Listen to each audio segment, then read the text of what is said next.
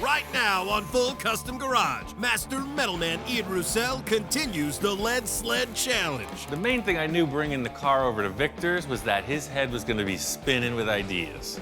He looked at me and said, oh, that's a good idea, but I could see in his mind, I thought I was done. I'm feeling like the world-class mountain climber that just summited Everest, and Victor's in the back of the car with like a whole new battle plan.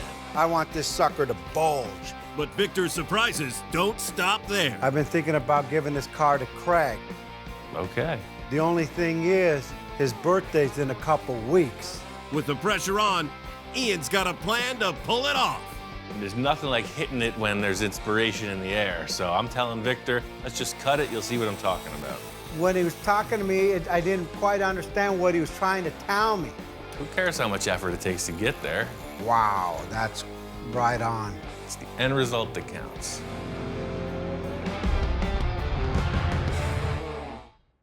A while back, I had this crazy idea. I wanted to take this old Packard and convert it into a lead sled for my friend Tom. Oh, man. Came out pretty cool, and then Victor saw it. I said, hey, Ian, you think Tom will ever sell the car? And he said, you kidding? Victor wanted me to come over, some kind of consultation. I'm walking down the driveway, and the Packard's already there. Surprise, I got the Packard. I don't want to change that much, but I want to change everything. Victor comes in and just wipes the slate clean. Check it out, I got your clip. They said, that's not gonna work. I said, I know it's not, but Ian will make it work. Took a bit of doing, but I got the body on. That's it, man. I brought you surprise, so come on out and I'll show you what my idea is. Victor says he's got something out in the driveway. 1950 Mercury, it was another project. This nose piece is a game changer, but it's gonna take a little bit of doing though. The modification isn't over yet. Okay. I really want to get this thing to my house. The whole thing with taking the car over to Victor's house is now it's in his ballpark. And I still got some tricks up my sleeve. This thing has the potential to go totally off the rails. This Packard's come a long way. I got it over here to Victor's. He was saying he needs to check it out in person, kind of ruminate on it. There's one or two things left for me to do sheet metal-wise, and this thing's almost a wrap. All right, so this is pretty much all the fab in the hood, aside from the scoops. I'm gonna finish these two scoops by the time he gets here, and we're good to go. I don't know where the idea first came from for these scoops in the side of the Merc hood, but you see it all the time. It's a really cool thing. It breaks up the side profile of the hood a little bit. My original idea was putting them more towards the middle of the hood, but Victor wants them further back. I'm a little unsure if this far back is really gonna work or not. The only way to figure it out is to mock it up and see what it looks like. The whole thing about this vent is it's all about placement and the shape of it. The reason this idea works on the Merc hood is because there's a huge indent that people cover over. The Packard just doesn't have that. The whole thing is just trying to get this thing to work. The process here is pretty simple. Just make this piece of sheet metal fit the hood and put a curve in it. The whole thing about this location change is I don't have the shop set up the way I typically would, so it's all about improvisation. The thing about this is it's a section of a cone, so I'll try to just push it. So I got a piece of pipe I found. Victor has a sheet metal brake. It's pretty basic, but I think I could pull it off. If you ask Gene Winfield, for instance, how they did it back in the 50s, he might say this was the same technique. It's as old as history. I got both these pieces formed. They look good. Tacking this thing on, and Victor comes in. Ian, how you doing? Hey, man. All right, you got the scoop, huh? Yeah, I did all the detailing on the hood, and I just wanted you to check out the scoop before we finalize it. They're kind of mocked up. I really can't tell. Can we drop the car on the ground? Yeah, I just jacked it up. Yeah, we'll be able to see how it looks in proportion to the size of the hood. I walked in and Ian finished the scoops. I wasn't really sure how they were gonna come out because I had placed them more towards the back, and then they look kind of funky. For sure, it doesn't need to go back. A little forward, just to see. I just wasn't feeling this first vent and its location, so I was telling Victor, stand back, let me move it around, tell me what you think. 4 eyes are better than 2. Yeah, that looks more in proportion. Yeah, I think about right there, that's it. By moving this vent around, you know, you hit a sweet spot. I tacked it in place and then stood back, and I concur. This thing is looking good. That's it right there. Actually makes it look meaner. Yeah, it just breaks that up. Now, the hood, instead of being 20 foot long, now it's only 10 foot long. Right. Well, if you're cool with the placement of those scoops, I'll just finish welding them in. That's a no-brainer. There's a lot to do on this front grille, so I don't know where you're going with that.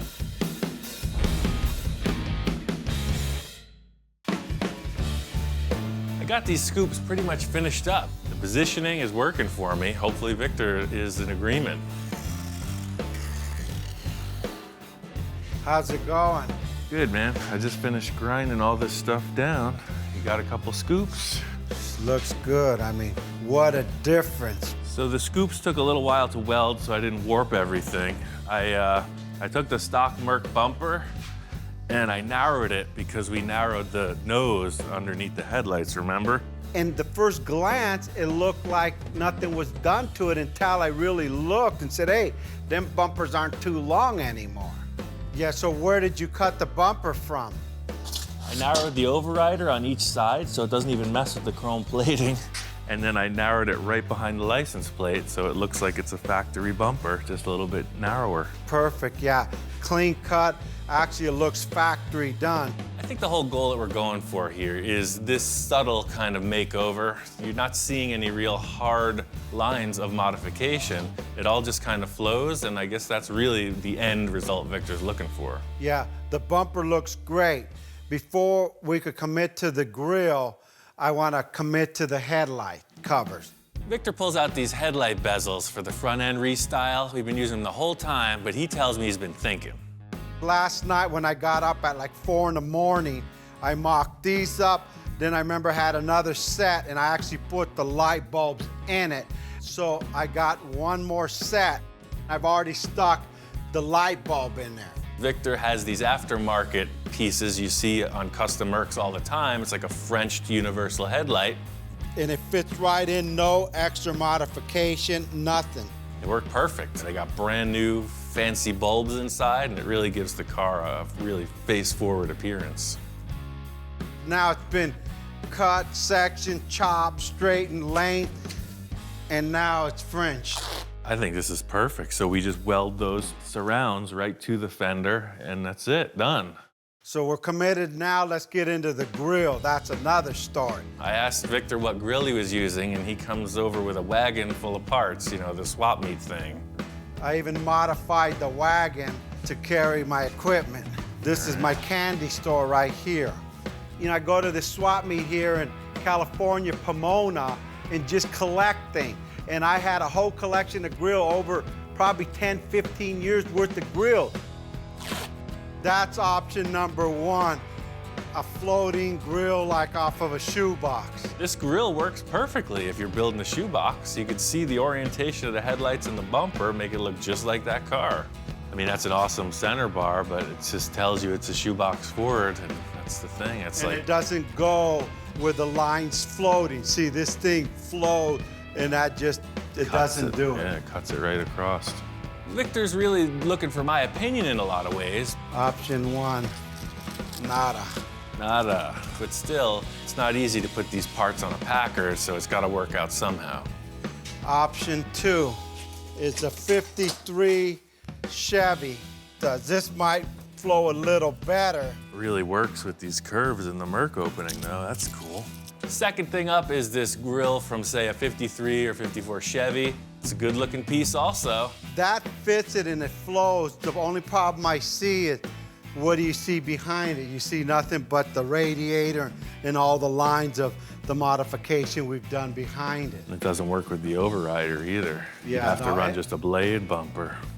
It fits, but it doesn't work. The grill to me is like a nose on a person. It has to fit right between the two headlights, which are your eye, and your mouth is the bumper. Well, I don't think any of our choices so far are that good, man. It just doesn't flow. So now I guess we'll go with option 3, which is the regular stock Mercury grill. I think both Victor and I were just looking for that other thing, you know? We were both leaning towards the Merc grill because it's a classy look. We're just trying out other options because you never know. Wow, this works. Even being narrowed, it still doesn't hit it. And it fits perfect because it covers everything up. everything, that whole big opening of this radiator. It's like the car was made for it. The bumper fits, the grill opening fits. It's pretty much a keeper. The thing is so crazy modified, maybe just a little element of stock is what's gonna really make people wonder what went on here. It looks like a stock Merc from the front. Once this car passes, they're gonna go, what the heck? I thought that was a Merc. Hey, everybody's got their thing, right? Victor loves Mercs, and I think that's what we're doing here. We're building another Mercury out of a Packard. If we're using the stock grill, then it's a pretty simple fix to the side of this fender then. I'll cut off all this ridge here where the old turn signal action used to happen, and I'll just follow it around right into the wheel arch or the piece of sheet metal. You can see how far out this is sticking. But now we have this curve here dictating the curve of the fender. So the sheet metal, you can see, will just turn the corner. It'll go right around, and then the pan will connect through there. See, so this, I mean, obviously I'm covering up the wheel, but you see that's gonna follow this bumper right through. Pull that cardboard back for me. I want to see something. I'm just thinking about, let's finish this whole problem. Let's just get the fender put back together and move forward. Victor's like, hold on, I got a whole new idea. Can we turn the cardboard on the other side? Let's see, I want to see something. So if it's coming in. Yeah, right there. So it's gonna kind of end there, right? Can we open up that whole wheel well with a radius there? Oh yeah, for sure. That way it'll steer when it's low, because it's not gonna steer now. Victor's idea here is to radius the wheel opening. He wants to see the tire, because the car sits so low, the tire totally disappears. He loves the look of the white wall, but more importantly, for me, the idea is that it gives the tires the opportunity to steer. It looks awesome, sure, but to create this very complex shape, as well as filling in a hole, it's a pretty big deal. The problem with these custom cars, and with Victor, is, you know, sky's the limit. There is unlimited potential here. Every time we solve one problem, he's got more ideas to create problems with.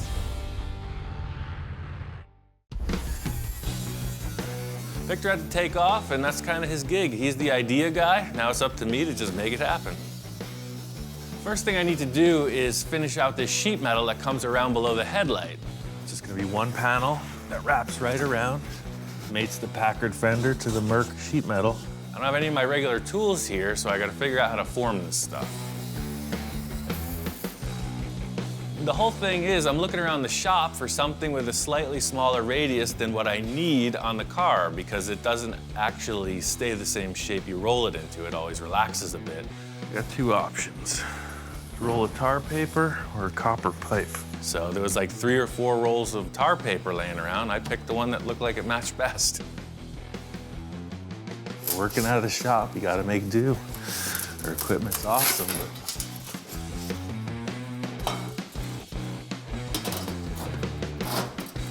there it is. Getting this sheet metal panel in place around the front of the fender, I know it's not right, it looks a little flat. I'm gonna build out the wheel arch and then take a look at it. I don't have a bender, so I'm gonna do the old tire trick. I've used this trick a whole bunch of times before I got my fancy equipment, and first thing I can think of is a Volkswagen rim, because you always need some of that, and I know it's gonna be the right radius. Back before all those fancy tools were around, that's how they used to do it. They would take the spare tire off their Model T, and they would curl it up. Takes a little muscle, but I got some to spare.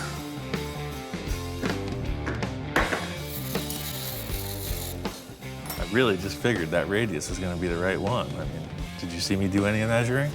Look at the outtakes. I did that to that. It's when you know you're on the right life path. Things just fall into place.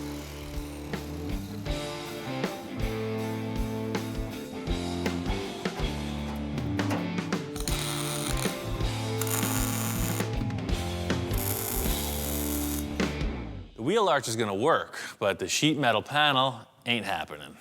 It's starting to look like a cartoon car, you know? The whole thing with this simple forming is that all it yields is a very flat shape. I'm gonna go look around. I know Victor's got a ton of parts around here. We gotta make the fender look right, and I'm just looking for other options. Back here in Victor's storage yard, I know he's had this Merc back here for a while that we've been using as the donor parts car. And yeah, now that it's revealed, I think we all understand exactly why this is a parts car. Somebody really screwed it up. Looking over the car, I could see why it was abandoned. I mean, whoever started the chop, they cut it apart pretty good. They just didn't know how to put it back together again, and that's what ruined it. I've seen some pretty rough work, but nothing quite compares to this chop top. So the parts I came over looking for aren't on it. So what I was thinking is I could maybe use this section of the fender, take this and flip it around backwards to the other side. They're both very strong, and the curvature matches the part of the Merc fender we're using. I think maybe these fenders are enough for me.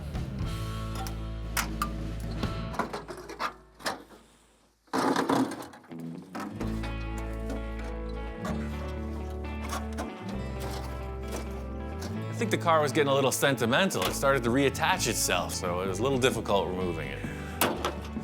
There it is. We really don't have much to work with, so there's only one way to find out, and that's to take them back to the shack and see if it fits. I got the Merc fenders back in the shop. I'll do a little slicing and dicing, see if I can make them work. The whole thing with these leftover parts is that it does have a really nice radius. The fender well opening is represented, and it's, you know, it's original Merc sheet metal. You can see clearly it's curved, but it also has a slight curvature this way. See, you got this nice undercurved section. It's nice and round. There's plenty of material to come up. So that's it. A little duct tape. This thing's done, ready for paint. The whole thing here is we're missing what we need. That's why I tried to make it. So now I'm gonna try to make it once more, and maybe this time it'll stick. The whole reasoning behind doing it this way is that you've got these awesome pieces of sheet metal that already exist. What's better than an original Mercury part, right? It looks great. It's just taking the other leftover stuff and making it work on the new part.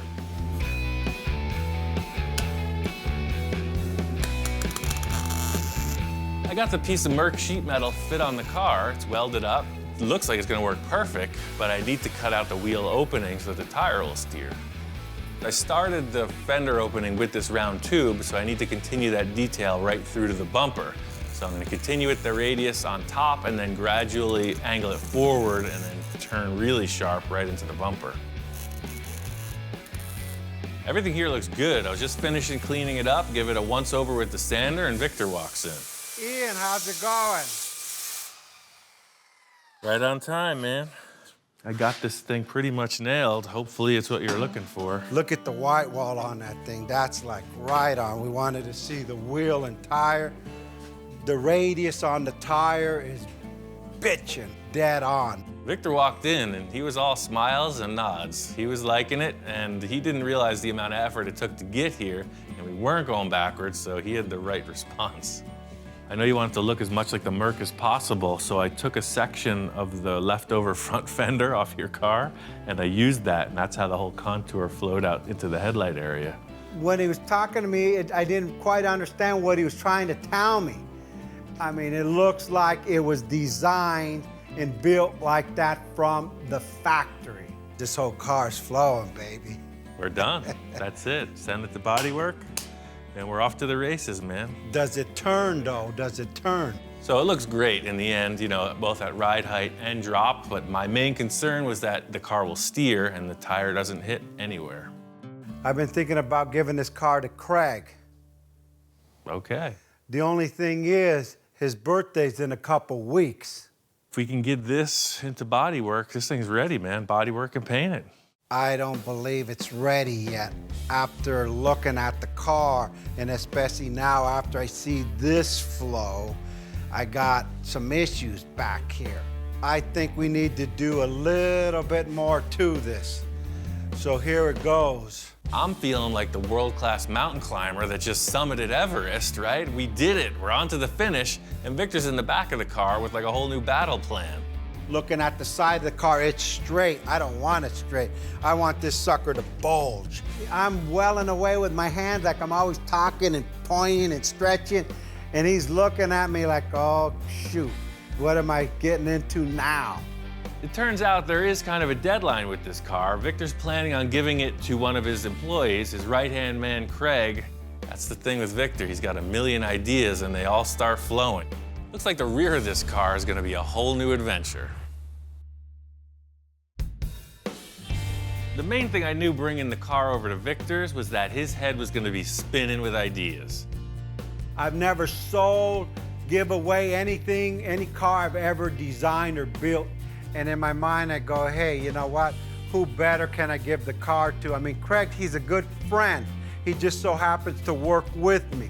Craig has also been on the sideline through all the projects Victor and I have ever accomplished, so he's always been in the mix. I think he's gonna be really surprised. First thing I want to do is let's make this a two-door. The main idea that I brought up to Ian, number one, this is a four-door. That's unacceptable. We're gonna make this thing a two-door. But the front door's long enough so we don't have to extend it. Well, that's certainly a lot easier. The thing with that is if we do weld up the back doors, look how massive the B-pillar is gonna be. Typically you would lengthen the front doors if that was the look you're going for. It's Victor's idea to seal up the rear doors, and I'm all good with that. That makes perfect sense, but what happens is when you're looking at the B-pillar, it becomes this massive panel. You know, what if we just made it a hardtop? What if we just came and this was your window opening? I agree, and that'll go with the whole flow of this car. Long hood, long side window, almost like looking at a limousine. I mean, if you want to just commit to it, I can cut that off and we can get the look right now. But then it'll take me a couple of days to weld it all up. I'm anxious now. Let's start cutting that sucker. There's nothing like hitting it when there's inspiration in the air. So I'm telling Victor, this car is super strong. I got braces underneath. Let's just cut it. You'll see what I'm talking about. I've done this on a few cars in the past, and I know what this is gonna do. It's gonna give it this immense open air feeling. The side of this car is really closed off by the B-pillar and the window frames. As soon as I cut it, watch. Surgical precision. I kind of knew what this was going to accomplish, but it was really good to see that Victor was on board with it. He left it up to me to make it happen. Much like when I'm chopping a top, I'm thinking about the contour of the sheet metal and how I can reuse it to make it look perfectly factory. Just like when you do a chop top, you want to save all the contours because they're factory stampings. So this deal matches. I'm just gonna put it down there. You'll see, I'm gonna repurpose these old junk and make a custom car out of it.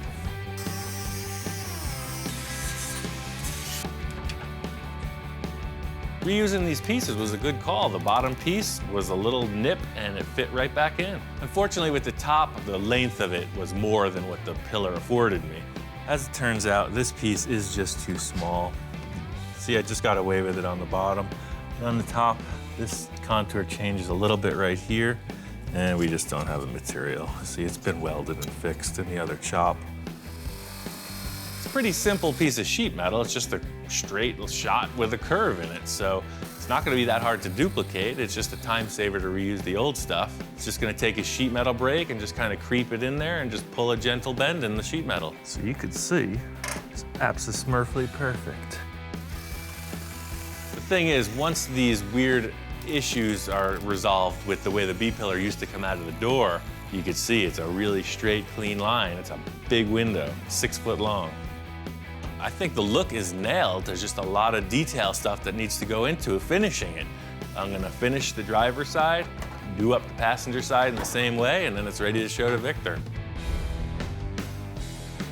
Two-door conversion looks great. I'm just kind of messing around, putting the tires back on. Victor comes in. Ian. Hey, man. Hey, what's going on? I got these, all the windows and everything wrapped up. The two-door swap. Yeah, that's wow. That's right on. Victor walks in and he's all about it. I could see he's doing the pace, you know, he's walking around, doing the manager stare. He's got nothing but good stuff to say. I guess it's good. Day and night, I mean, with the pillars gone, it makes this thing just flow. I mean, the hood, the back, it's like, wow. Two-door conversion, hey, that was a natural, but to take the post off and make it, you know, a hard top, changed the whole look of this car. I mean, it's like the hood, this thing goes on for days. I got this two-door conversion nailed. In looking over the rest of the project, I think we got a bigger issue in the rear fender wells. The front we've been working on so diligently, everything's worked out good. The airbag suspension, everything worked out fine, but what it added up to was the rear fender well. I can't get that tire back on. Victor's guys have done a considerable upgrade on the air suspension under here. It made the car incredibly low, but as I'm looking at it, there's no way this tire is gonna go back on. There's just no room for it. The whole deal is, you know, when this skirt used to be on here, you take it off to be able to change the tire, but the axle will be down here somewhere. But now, even with this tire, I deflated it. There's no way I can get it through here. It's just... So the tire's deflated now? That's what I'm saying. Why would you change a flat with a flat? We didn't really notice there was a problem with the tires till we put the air suspension on it. You know, there's a solution out there somewhere. It's just up to you what you want to do. That's good because I got some other ideas anyway. I want to put some bigger skirts on this. Remember, it's supposed to be a Merc eater? Right. Well, we need to get some Merc skirts on it or something that looks like that. And I got some in my other yard. So let's go see what I got and see what fits. Victor is a collector of numerous car parts. His process is just seeing something cool and storing it for a later date. So I'm excited to see what he's got. It's gonna be a little field trip. This is my junkyard. Here's, I got some stuff back here. I forgot what I had. I haven't been back here. You say your junkyard years. like there's only one. I haven't been to this part before. Yeah, this is one I forgot about. Walking over to Victor's yard, I'm seeing some pretty cool stuff that he wasn't telling me about. I recognize one of them, but there's three that I never seen before. It's like a 65 Lincoln, some kind of cool little Nash Metropolitan, and then some oldie 40-ish Chevrolet. Oh, wow, this is cool. What's this, oldie Chevy? Yeah, something in 40? 30. Yeah, here they are right here. See if this thing even opens. Yeah, here we go. Check cool. that out. Victor's in the back seat of this car, dusting stuff off. He pulls the first set of skirts out. Oh, what did that say there? 51 Merc. And there's a label on it that says 51 Merc. These are pretty raw, man. Somebody's just making these out of fiberglass. Yeah, someone out of Pomona. You know me in Pomona. Here's one that's more completed, I guess. That's what it's supposed to look like. Second, he pulls out this weird-looking pink thing. He's telling me it's a Fender skirt, but it looks more like an old surfboard or something. It's something you can modify, right? Sure, and you got a pair of these too. We'll definitely modify the paint first, but... Yeah, no, maybe we'll paint the car that color, who knows? He's pulling out a whole bunch of different shapes. He's got these other ones, kind of like a round teardrop sort of shape. Definitely for a car like the Chevy we're taking them out of. So there's a whole bunch of different ones to choose from, but nothing tells it like putting it on the actual car. The three options you have here look like they'll fit. We just put them on the car and see which one looks best, and I think we're good to go. All right, cool, let's go put them in my truck. I'm hoping that we could use one of these just to bolt on to save some time, and hopefully it looks cool and we could get on with other parts of this project. What's up with these freaking kiddie rides, man? Yeah, no, I was in the helicopter business like your buddy. Oh, right, yeah, right. You're doing a little helicopter I figure if he work. could build a helicopter, repair it, I could do one too. We got to put a chassis under this and cut this thing out. We're ready to ride, man. I'm always a sucker for the interesting stuff. You know, I've seen a million cars, but he's got these little, you know, coin-operated toys you see in front of the supermarket. He's got a helicopter and an airplane. Like you're 5 years old all over again. Whoa, it's a bucking Bronco.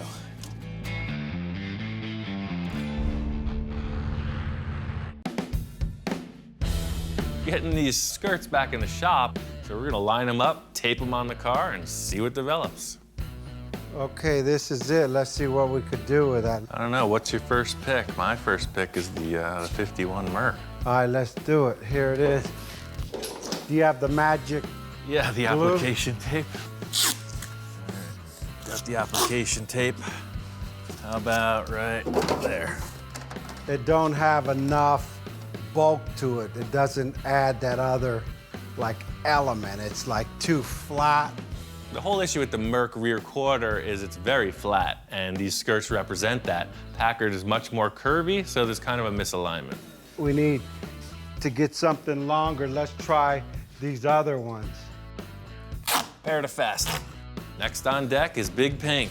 Proportion-wise, it's there. The shape is just another shape. It's the wrong, see the curves on the car? That doesn't got it, but I love the length of it. It's just out of proportion. I like the way it steps off of the car, but that ain't the one. What I'm thinking about mainly with the second choice is that it's just way too square, you know? Victor's telling me he likes the fact that it's longer, but it's not the right shape. That's it, man. That's strike two. We only got one more. Our third choice was these kind of manufactured-looking skirts. They had no label on them. These are off of a Merc 2. The contour of this one fits to the body better than all of them, so this just might be the one. Taping them up on the car, it looked pretty darn close. Look at that, it's great. The size is there, but it doesn't flow. It doesn't match the body. It's still too small. I like the way it bulges here only. From here to here, it's done. You're done here. But this I don't like. I have my Envisioning tape? envisioning tape. Aha. In typical Victor form, simply taping this skirt on the car is not going to be enough. He's got his other roll of tape, his envisioning tape, and he's starting to draw lines on the car. So what you're looking to do here is bring that 2/3, 1/3 proportion to the skirt. You want that to come right up to where the old trim line used to be. That's why they put it there, because that line looks best. I get it. That's cool. While Victor's here, I want to mock up the shape of the Fender skirts. Once we figured out the outside line of the skirt, it's just a matter of trimming the metal to fit and fastening it to the fiberglass. Victor's whole plan here is just completely covering up the old rear door. By having the skirt match up with the front door jamb, it's going to give the illusion that the two-door was always that way. Yeah, that's it right there, man. That's it. I think you're onto something. Victor liked the look of the skirts. I'm just going to replicate that in steel and get the car ready for bodywork and paint. This car's getting very close. The last few things are wrapping up. Victor's got his interior guy Lino on it. Yeah, Lino, he's done a lot of interior work for me. He's done 4 or 5 cars for me. Lino, right now we're designing the seat. They're off of a 62 T-Bird, and we've already molded them into the back seat of the Packard, and they fit perfectly. On the interior, I wanted to keep with the theme of something in the 50s, right? We're going Merc Eater, right? Lino, show me how that's gonna look. Okay, you want to do some diamond tuck? Okay, good. Okay.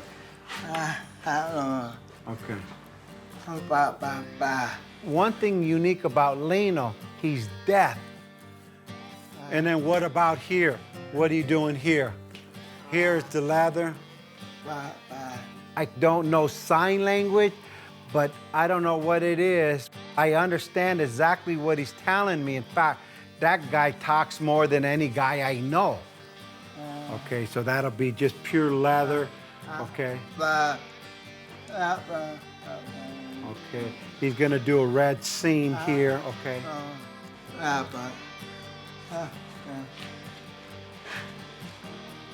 Okay, so it'll all match together, okay. Victor and Lino are kind of like the odd couple. I'm not sure how they communicate, but somehow they make it work. With Lino, he's the type of guys like Ian. The concept he was gonna do with my idea of the diamond tuck, and then he started showing me what he was gonna do on the outside and how he's gonna tuck it in, where the seams are gonna go. The guy goes to the next level. I said, you nailed it, go for it. Good, all right, that's good then, perfect. Now what are we gonna do with the front seats? The typical mode with Victor is use what you have, and he's got these seats. Okay, this seat is out of a 2004 Lexus Coupe. I've been through this before. When you convert a 4-door into a 2-door, you can't use the same seats. In a 2-door, they need to flip forward, otherwise nobody's going back there. This one, when you push the button, the backrest comes forward and the seat goes forward so people could get into the back seat because we closed up the back doors. Now, Lino, what are we gonna do here? Okay, first we're gonna cut off the old headrests because this doesn't go with the nostalgia of the old 50s car, so it's gonna be rounded off. Now, let me see what he's doing here. Okay, same thing in the middle. He's gonna do diamond tuck in the middle, and he made it proportionate to the seat. Most people would do big old diamond tucks. This guy put everything into proportion with the car. Look at how that's gonna look. The guy is good. He's just slow. When is this gonna be finished? I need this finished. We have such time constraints on this project just because it's Craig's birthday, and I wanted to give it to him for his birthday, not after. 1 day, 2 day. You hope? He hopes 2.5 days. I hope too, because if not, there won't be seats in the car. All right, good job. Hopefully, he could get this job on time. If not, Craig, he'll be sitting on a 5-gallon bucket.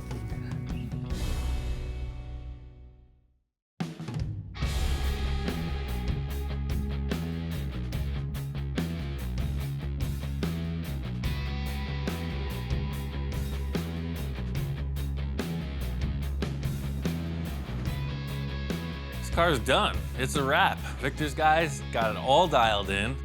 My favorite thing about this car is that it looks 100 miles long. It's like that cartoon you saw with the big giant gangster car. It's exactly what this thing is. It's really stretched out. It's low, it's lean, it's mean. That car looks great. I knew once I give it away, that's it, it's not my car. So I said, hey, I want to enjoy it while I can. We better take this thing for a test drive. And it drove so smooth. I said, hey, Ian, you want to drive this thing? And he looks over. And I'm like, of course. It's what I came here for. Chassis swap was an awesome call. This thing drives like a new car. The gloss paint job makes it very classy. We're driving. I said, pull over. I want to see this thing. When I stepped out and, I seen the car driving and looked at it in a wide open space, it was like, wow. I mean, this thing looks mean. I mean, like really, really mean. I could tell from Victor's response, his expression as I'm cruising by, it's exactly what he wanted to see. He's a happy camper. I looked, I said, hey, Ian, get out of the car and look at this thing. Let me drive by. I mean, look at it. I was always sold on the rear view of this. I did the chop to my preference. Victor kept that in place. The thing that really turned me on about the whole thing was the nose. The way that the Merc was modified, just a little bit, car coming straight at you looks good. I see him with his thumbs up and I seen the guy smile. I didn't think the guy could smile. He's like, whoa, I see teeth. After the test drive, we take it back to Victor's shop. We pull it in next to his Mercs. Let it down, parked it right next to my other 2 Mercs in the garage, and she fit right in. Lino finished up the interior. It looks great. Leather upholstery, totally pro. Victor was able to get an original Packard steering wheel, and Lino modified the wheel to fit and the dashboard to cover all the existing late model stuff. It looks old, acts like new. I'm so charged up right now. I can't believe Craig is gonna get this thing. He's gonna flip out. Yeah, I called him, he's due any minute, and I told him, hey, come down, check out my new car. I just completed it. Yeah, he has no idea what's gonna happen here. It's a heck of a bonus. I don't know how Craig's gonna respond. He's a pretty cool character. It's all business. Let's see how this works out. Wow, this thing came out beautiful. Didn't that come out really cool? Check it out, man. What do you think? Wow, you guys did a great job on this. I brought you here, and I know today's your birthday, and all the effort and everything you've done, man, dude, happy birthday. That's your car we built. So this whole time, we've been building your car. I just paid you back all the effort you did for me, and that's your car. No way. Happy birthday, Really? man. Yeah. Thank you. For somebody to go ahead and do that for you, it's totally awesome. Sit in it, turn your car on, drive it. It took some time to go ahead and sink in that the car actually belongs to me, you know. Still as I'm talking right now, I'm not believing it. Craig, man, you look good in that thing. Let me see, close the door. Are you sure this is mine? It's yours, I already told you, man. You just need the shades and you got it, man. Look at that face. A face only a mother could love. This car is totally awesome. And to even own something that Victor and Ian had built together, it just, there's no words that could describe it. It's priceless. I'm glad. The only car that I've ever given away goes to this man. And this just continues to inspire me for the next vision. And with Ian, anything's possible. Victor redoing this Packard is proof positive that nothing's ever finished unless you want it to be. He's got me thinking about a bunch of projects of my own that just might need a little refreshing.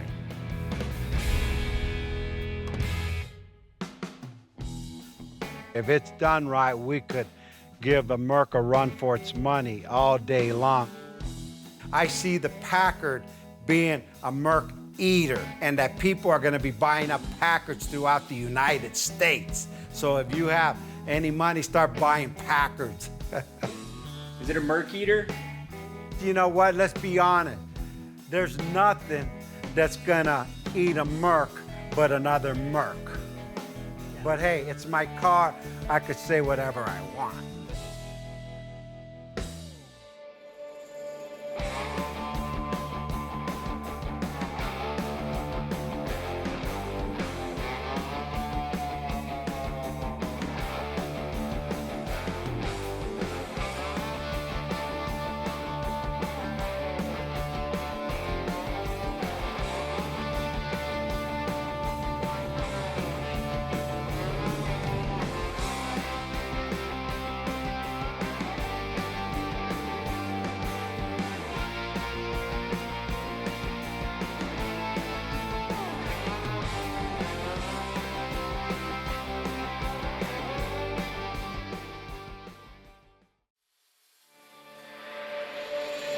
Right now on Full Custom Garage, Master Metalman Ian Roussel does the unthinkable. I got a show car, and it's just not up to par. Ian's got a plan and brings together the A-team to make it happen. I think this is gonna really get taken to the next level.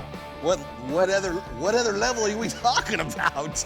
You don't get this at your local auto parts store. Yes! Everything inside me just freaks out. A bubble top. Are you kidding me? This is really how I want to work, working with an artist, trying to translate his drawing into three-dimensional reality. That's what we're building. Awesome. It's way more challenging than just restoring a car. And then another heavy hitter joins the team. There's a new kid on the block. Dude. I called in Eric for a reason. This is the zone. This is the Super Bowl right here. He likes the crazy, so he's come to the right place. But as the guys get into it, things don't go as planned. I'm looking at it and I'm like, that's gonna be hard to make. And now I see this little bit of fear in his eyes, and I'm like, oh man, now what did we get ourselves into? I am here. This is my car. We are going forward. You'll hear all this banging and clanging and bending and like, and then he comes back over. All right, we're good. We got it. We're raising the bar now. I'm seeing this as probably the biggest challenge in my career.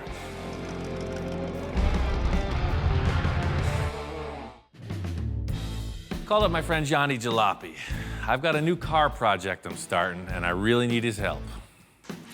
Hey, what's up, man? You returned. I returned. Howdy.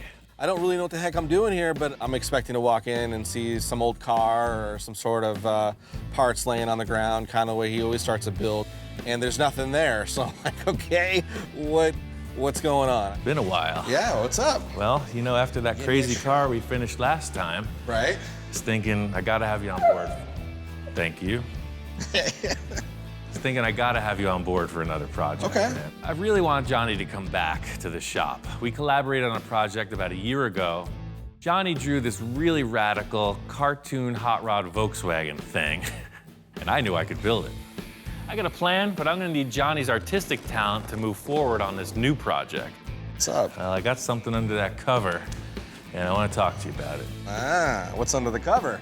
This car's been sitting here in the corner of the shop for a while now. So as he starts to slowly pull the tarp off, there sits the Space Junkie. this iconic, badass car that Ian has created. I've seen it in pictures. So, exactly. Holy cow, man. So it's kind of in deep, cold storage. It hasn't gone anywhere in years. And you want to change it. What could you possibly want to do to it? Well, let's pull it out and give it the once-over. This car is a 1931 Chevy. It's a radical departure from your restoration and even more from your typical show car. This was a really intense build for me. It was really a workout on my skill level regarding bodywork and fabrication, and I'm ready to change it up. Like anything else, you get used to looking at it, and that's why I wanted some fresh inspiration, because I think you got what it takes to bring it to the next level. You're talking, obviously you can't, it's definitely chopped as much as you could chop something, and it's stretched as much as I could think you'd want to stretch something. So what are you thinking, like new wheels or another paint job on it? Or? I want it to be completely revamped, not just a simple paint job. I mean, all the way. You're not satisfied with I'm not satisfied. It's got to be different. That's exactly it. And he's like, yeah, no, I'm done with the whole thing. There's some cool things about it I like, but for the most part, I'm kind of over it. And I'm still like, how can you be over? I'm not over it. I'm still kind of in shock, like, I don't know where we're going with this. I can't imagine what we could do to make it cooler than it already is, but I'm in. I've got Johnny here, and I'm slowly easing him into the idea of redoing Space Junkie. My background is in VWs, and the way that car is put together is it's like a rolling chassis with a body capped on it. So I built this car in that same vein.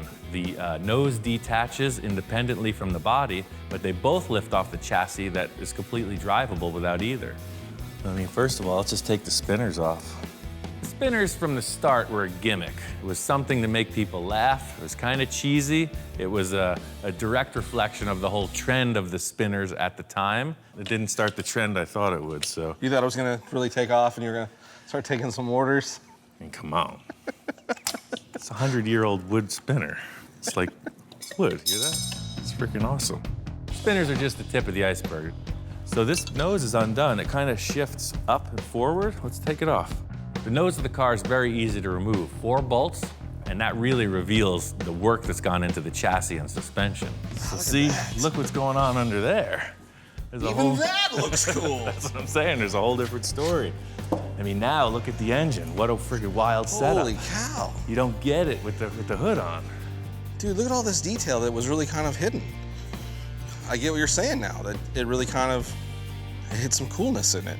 He spent time and made these really cool body panels for this car, but the true talent of Ian is all the stuff that was covered, the whole chassis work and the way the front suspension's set up and all these really cool, intricate details that he had done were all hidden underneath his body. You know, I'm thinking, and he obviously was thinking when he built it, is here's the cool part of the car. So how much time do you have in this, Ian? I mean, I've worked on this car for over 5 years. Not full time, but every minute I could give it. So that's why it's so developed. It's a pretty good accomplishment. I can't wait to take it apart. So it makes all the sense. 5 years of your labor of love. Let's just toss it. Toss it, man.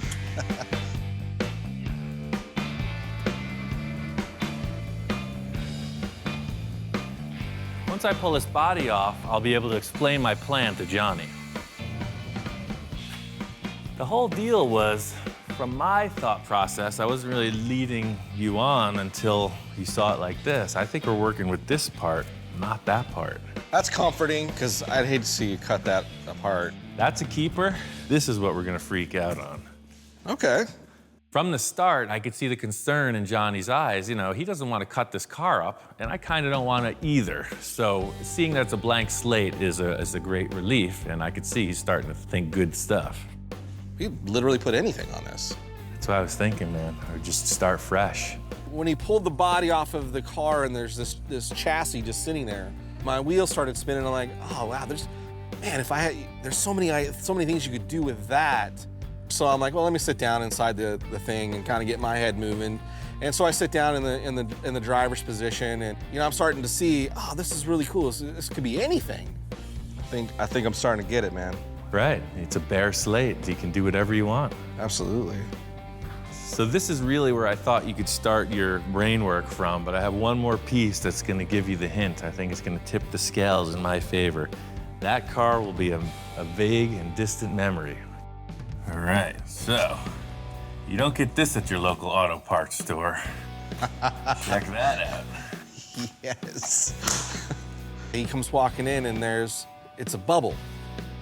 And everything inside me just freaks out. I'm like, oh man, a bubble top.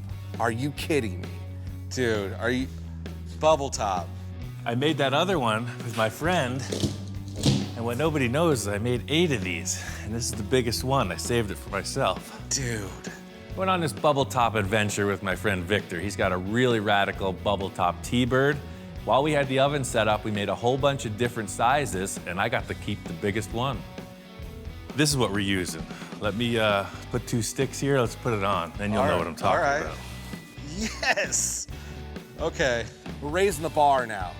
Some of the most iconic hot rods, the Ed Roth built were bubble top cars. This is amazing. I'm gonna get to be a part of something that could be crazy. I got this bubble stored away for about a year. I've never seen it on the car, and now it's the time to check it out. Look at that. Dude. That's pretty ridiculous, huh? Right off the bat, we set it in place, and I knew these two were meant to be together. So, you have a chassis, you have your bubble, but wait, there's more. What? I got one more piece to this pie, one more slice to the puzzle, and that's these quarter panels from a Ford station wagon. It looks kind of loose now, but you see you got a pretty cool body line, and then the details of where the lights come in the back I thought was pretty neat. Yeah. So, and it's got those cool iconic little pod things in it. Exactly. Again, that goes on with the pods and the circles. Right. My concept as far as this project goes has ended at this. That's why I wanted you to come by here. Okay. It's like you got your bare essentials and just roll with it, man, whatever you think. I'm up for the challenge of building whatever you can dream. And bubble tops are my favorite. Yeah, and that's a pretty substantial yes. dome. The challenge is now we take all these 3 elements together and we come up with a cool design. I could probably pretty much put anything on paper, and the dude's capable of doing it. I'm seeing this as probably the biggest challenge in my career. I'm like a prize fighter without the prize, waiting for his match. As soon as he lays down the drawing, it's on. Ever since we mocked this thing up yesterday, I can't stop thinking about the car. I'm hoping Johnny is as enthusiastic as I am. I really hope he did his homework. You've got pictures. Aha. Actually, I didn't get a ton of sleep, and the car had been on my mind all night, so I had to get stuff down on paper. So the first drawing was like a real basic, not really adding a bunch of elements to make it drastically different, but taking all the pieces that Ian had said were the must-haves and putting them in there. But again, I added one crazy element because I couldn't help myself. It just wasn't as much me. So I popped out another rendering that was a little more radical. So I hope Ian likes them. What's up, man? I couldn't sleep. Me neither. We made a mistake by putting this together so quick. I can't stop thinking about this thing, man. It's like I want to get to work right away, but I wanted to see what you got going on. Okay. The first drawing he shows me is very representative of the parts we have, except there's some kind of a weird fin on top.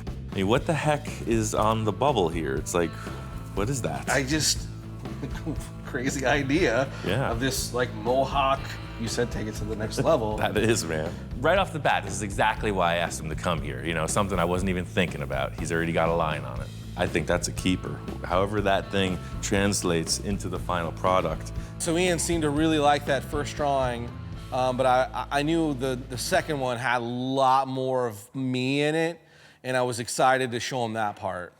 And then that kind of popped in my head. Oh, dude, that's the move right there. Johnny's second drawing really nailed it. 3/4 front view, absolute proportion-wise, what I would consider, yes, that's exactly what I want.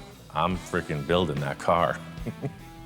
This is the keeper, dude. I think if you can put that Mohawk on that car, that's what we're building. From the start, this car was like inspired by a lakes racer, a very long wheelbase and low profile. And that was the difference in his second drawing. The first one was very tall and cartoony, and the second one just nailed it. It looked fast right off the page. So the whole thing with your drawing is, you know, this height here is showing almost equal with the top of the dome. You know, I'd say that the car would be no taller than this by the proportion of the drawing, wouldn't you think? The roof of the Space Junkie was no higher than that, right? Even lower, right? There was just enough room for the sunroof to coil up above this element, so it was probably about this tall. So that is kind of proportion to kind of what I drew. Ideally, yeah. We mocked up this bubble yesterday. It looked great because we had nothing to compare it to. As soon as I'm comparing it to Johnny's drawing, I could tell it's way too high profile. We got to remedy that. So I think we got to cut this bubble, man. That's the most aggressive way to look to it. As awesome as it is, we got to cut this thing. A quick reaction to as soon as I showed him the drawing and the low cut bubble, he was like, we got to cut the bubble and see if that's going to work. It's almost 10 inches. It looks like if you're coming up with a hard measurement of 9, we could trim 8 inches off this safely and just take another look at it. Which freaked me out. Are you cool with cutting your big giant bubble? Well, that's what we're here for, man. That's why I asked you to come here and do these concepts, because I'm open for the adventure. Let's cut this thing and see what we can do with it. I just cut apart my prize show car. A freaking piece of acrylic ain't no threat. To remedy this bubble, we're gonna cut it. Johnny and I settled on taking 8 inches out of this bubble. It's not really something I'm looking forward to doing, but it's gotta be done. You just can't go down to the local auto parts store and grab another bubble. So now here he's talking about, you know, cutting this thing down and making it smaller, which makes sense, but still I was super apprehensive and I don't know how we're gonna do this. So, I got a delivery of all these sanding discs, and they measure 8-inch on the box. No way. Let's set them up. Typical like machinist layout thing would say you have a base plate, you're gonna measure vertical, and then across to whatever it is you're gonna scribe on. And that's really what we're doing with the floor. We got a base plate, we got a couple risers, and a couple cross beams, and we're gonna trace off of that. This is high-tech stuff, baby. So the idea is, see, you have a bar, and it's always gonna be 8 inches all the way around. So it's always at the same height. Exactamento. For me, I've drawn lots of stuff with straight lines, freehand, and I can pull a pretty straight line, but I'm going, man, thinking about trying to draw a straight line completely around that bubble and make it symmetrical was crazy in itself, but he was like, yeah, no problem. This is what we'll do. It's pretty precise. Yeah, that's what I'm saying. It's freaking rocket science, baby. That's awesome. So that's a very big trim. Look how much less of a dome it is. The main reason I like this bubble because of its massive proportions, and just raising the bottom perimeter 8 inches shrunk it down almost in half, it seemed. You see how much plastic we're losing, you know? It's a very small bubble now. Right. I don't want to say a quarter's been taken off, but maybe it's a fifth of it taken off. It definitely doesn't look as dramatic back here, but this is a lot of real estate. Yeah. There's two things we're trying to accomplish, and that is fit it between the rear tires so we can have some body work in there, some steel, and make it as long as the chassis is from the firewall to the rear edge of the frame. By cutting the bubble as small as we did, we had taken out the length of the bubble to ensure that real extended, long, dragster look. We needed to keep the length. So what if we took this and raised and it. did this? Then it's a very long, narrow bubble now. I see, so you're almost changing the rake of the Changing the cut. rake of the bubble, yeah. Let me draw a line on there. Let's see what we got. Wow. Yeah, it's totally different, Look at totally that. different dome. Well, once we got it marked, that's it. It's okay, we've made a decision. Now what do we do? Are we gonna stick it or are we gonna decide again? Give it one eyeball approval.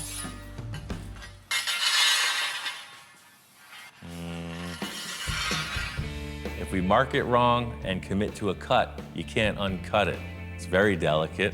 It's a one-time deal. And now I see this little bit of fear in his eyes, and I'm like, oh man, now what did we get ourselves into? The only way to figure it out is if we do it, right? So Yeah, it's like getting I'm in. married. Let's do it. You can't fake it. At that point, I was like, you know what? I could either sit back and be afraid of it, or I'll follow along. You know, put all my faith in Ian. He knows what the heck he's doing. And I was like, yeah, I'm in. Let's do this. Let's cut it. I got your back. So he starts going right into the bubble, and those first couple noises into the bubble, I'm like cringing. Oh man. I was super focused on my work. A lot could go wrong, but I could feel there was tension in the air. It's nice to let your teammates know that you got this, that it's a sure thing, but that's not the case here. I told them we're gonna cut this thing, and I really have not done it this way, so hopefully it works. He just kind of proceeds to pierce his way every couple inches. I was surprised to see how easily this thing cut. I was all the way around, and it's like, hey, it's showtime. The clincher. I felt a disturbance in the force. So let's try this. Grab under. A raise up. That's it, we're up. Lift up. Are you still attached there? And we can't put any torsional twist. Boom. That's perfect. Sure enough, he grabs one side, I grab the other side, and it pops right off. Super clean cut. It was crazy. There it is, a smaller, better bubble. It was a relief to have that thing cut through without any issue, but the other point is moving it. We're gonna have to make a base plate for this to support it before we can put it on the car. I want to see it, Ian. So let's not. Yeah, I let's don't want to put it break it, my man. I hear you. That's what it's about. Come on, let's do it. My first thought was we have to reinforce this because we got through the first challenge. It could crack at any time. Johnny's so amped, he's saying he needs to see it now. I'm like, forget that, let's just put it on there. Ready? If it breaks, it's your fault. If he dies, he dies. I'm jonesing at this point. You know, we've gone this far, he's cut the bubble. I just want to see it on top of that chassis and see if we've made the right decision. It's gonna be okay. Look at that, it's still too tall. We're getting there. We put it on and it was good, but I'm looking for great or even greaterer. So, looks good. We're gonna try one more thing. So I think the front of that bubble needs to come down right to the bell housing. That's just a simple little firewall I made. It's just sheet metal. It doesn't do anything structurally. This deal here. Okay. I think we can just cut this right off and we'll lay the bubble on the bell housing for now just to take a look at it. So, cutting some more of the Space Junkie. See, that's Get it out of here, it's old. That's part of what I was leading you into too. We're actually never going back, Johnny. I gotta tell you, that car will never see this frame again. That's been the Grandmaster plan from the start. Well, Johnny's thinking we're still trying to salvage the opportunity to put that other body back on here. And I'm only thinking it's going forwards. And I'm like, okay, now we're cutting up more of this iconic car, and he's got no problem with it. All right. It's my car, and I can do that if I want to. That's pretty ridiculous. Yeah, look at that now. Yeah. Dude. That's pretty Sets it all silly. backwards, too. Oh, my goodness. I think those are our proportions. Getting this thing on the chassis, you can see it fits now. It doesn't look like a big high bubble top thing. It's very slick. Even better than I thought it was gonna be. It's all about the feel of the ride, right? And that's the thing, I gotta get back in here and see if it's working. If your head's banging against the bubble, it ain't gonna be okay. If it's too close, if it feels claustrophobic, it ain't gonna work. Oh, yeah. No less room than the other ones. It's a yes or no thing. I am here, this is my car, we are going forward. I think I finally arrived, Johnny. We're in a good position. That's pretty sick. I don't even look at that car anymore. That car's nothing to me. Put a cover on it. Since we cut that ring off the bottom of the acrylic dome, it's very flimsy. So I just want to be sure it doesn't flex out of shape and crack. I got this wooden backboard that'll support it while it's on the car. So according to the schematics, I think we nailed this bubble thing. Yeah, I agree. I even think the height that we have up on the bubble area, too, It works. compared to that it's damn close. You know, the real world parameters of the arch on the top of this bubble are obviously taller than your drawing. Right. But the attitude line of that rake coming Definitely in, there. it's aiming right at the front spindle, and that's the attitude of the car. Yep. I think we nailed it. Let's do some metal work.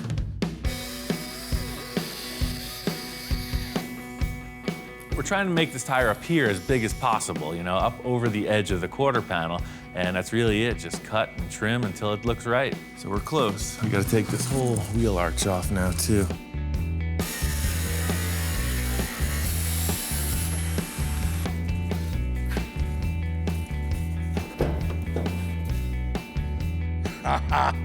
Yeah. Yeah, I think that's a good starting point. Immediately putting it on the body, it really started to define that flying arrow that we were looking for. But the body panel only goes up to about half of the chassis, and there's this whole other part that needs to be filled in. But E&C is pretty confident that that's not that big of a deal. So this is pretty much drawing in space. You do the thing with your magic markers on the paper. I do the same thing with steel bars and aluminum bars on the cars. The whole deal here is kind of giving the nod to Johnny's design. So I asked him to get down and figure it out with the tape, you know, what lines are you seeing here? I do this all the time, so Johnny's first try at this worked out pretty well. As we put up the tape lines, we could really see that the stretch of the car is super exaggerated, way more than I even envisioned in the first drawing. This is really the point I knew we were going to be challenged because, you know, in a perfect world, everything would be art, right? So, yeah, I just draw it and it's done. Just there. So I think that's being the cue, style-wise, of how we're going to take this thing and represent that feeling. It's obviously going to be like that drawing was pulled and stretched. Right. So I think we're going to have to stretch all those lines to kind of give it the same vibe. I'm digging where it's going. Yeah, It's really starting to evolve. Yeah, for sure. That's the thing. I wasn't thinking dragster at all until we took this body off, and now all of a sudden you could see it is. It's like a slingshot dragster show car bubble thing. And the next thing I know, he whips out a picture. See, the whole thing I was thinking about now and looking at this, it's starting to represent more like the dragster feel, you know? This is like a hot rod, but stretched out, and that's exactly what's happening here. So somehow, you know, the proportion has to mimic. Kind of the way this is wedging. Yeah, right. It's a total wedge, you can see. I'm digging it. And then we really start comparing that photo with my drawing, and then here comes the next challenge. Anything goes at this point. If you can come up with a concept for that missing piece of the body. Well, I got my stuff here. I could... Yeah, I mean, whatever you can think. I'm gonna cut that other corner panel and get it mocked in place. Let that'll be a little flavor in the stew. I got the artist in the house. I might as well just keep him working.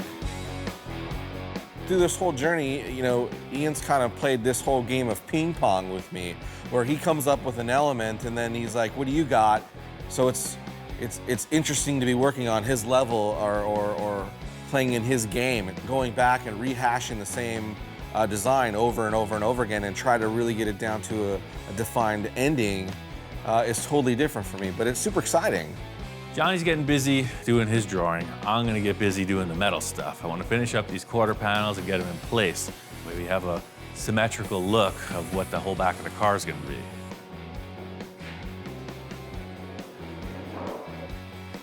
Nice. Hey, here it is, baby. Oh, man. Yeah, so the back has got a pretty freaking cool look, man. Check that out. That is badass.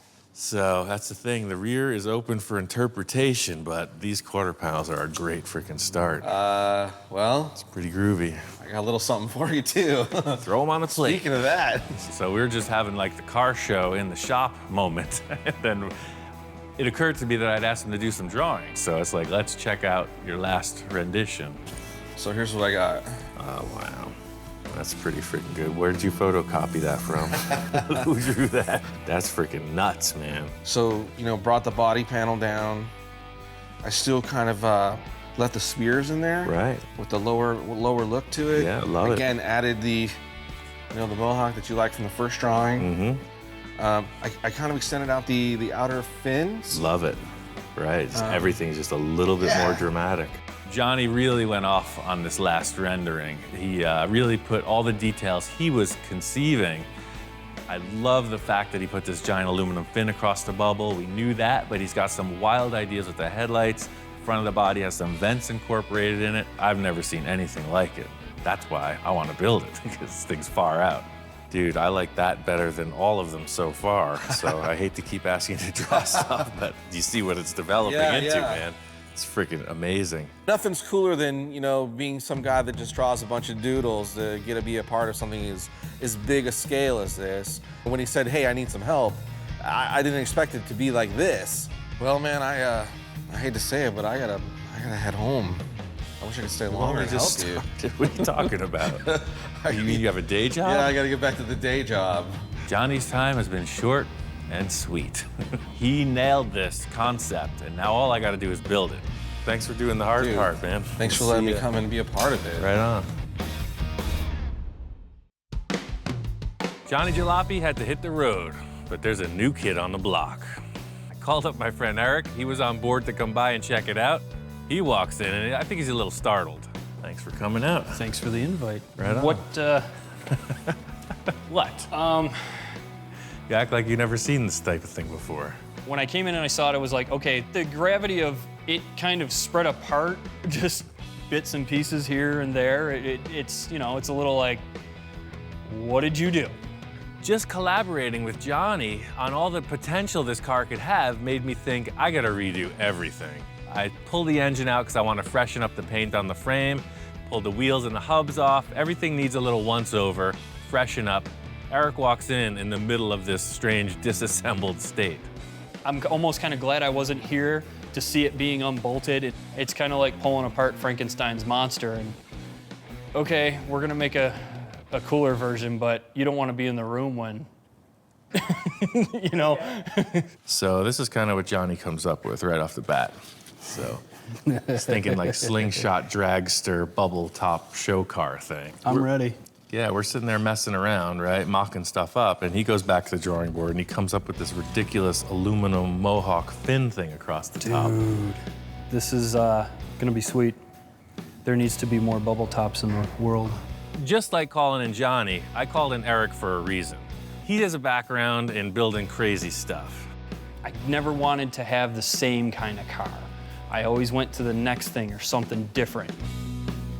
I cut up a perfectly good 65 Thunderbird and built my own version of the baddest bubble top I could possibly think of at the time. It's the iron lung bubble top. It's pretty freaking far out. I'm not that easy to impress, and that guy impressed me. It took me about 4.5 years to build.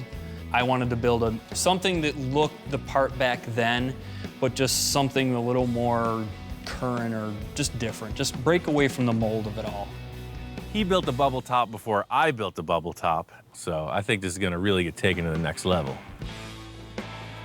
As soon as Eric got here, we got right to work. First, I wanted to frame out the structure for the body panels. Basically, you need to have a squared structure and figure out, you know, how you place these, because if one's off by an inch, when you go start tying things together, you're gonna be off by a mile. I wanted to get this set up so we could focus on creating the rest of the body.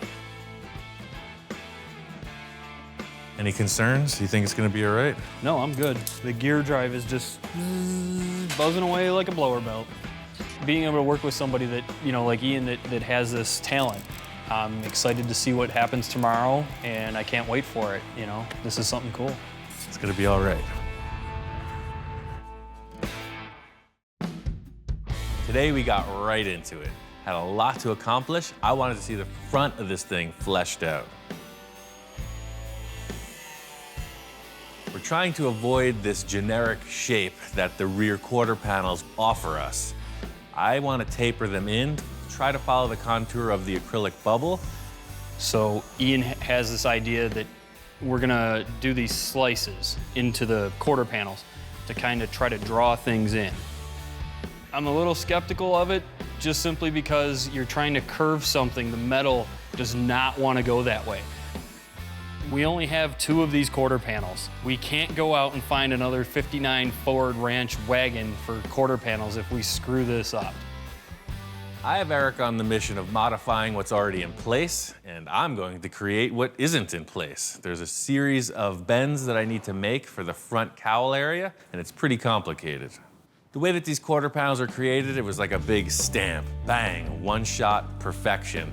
I don't have that capacity, so I'm gonna have to make these in a number of different shapes. So I'm comparing each contour to different parts on the original Fender, and I know how I'm gonna piece them together somehow. So I get all the slices done on both sides. We start to pull it in, and it works. It's funny, it's just a big piece, so you're looking at it and you're like, yeah, after we slice this, cut here, bend this, twist that, it will be perfect. This is an important piece simply because if it's off, the front of the body will not match. Once this is set up, there's other pieces that go into the cowl that everything has to be cut in a certain way that it has to match. So this again is another piece where if the foundation is not square on both sides, you can't get the perfection that you're looking for. It's big trouble. The easy thing is making one side. The more challenging part is duplicating it in a mirror image for the other. So Ian comes in and he's like bending metal and panels and cutting this and cutting that. And as I'm doing my thing, he just keeps kind of coming over my shoulder and like, think, yep, no, here, hold that, wait a minute, mark that.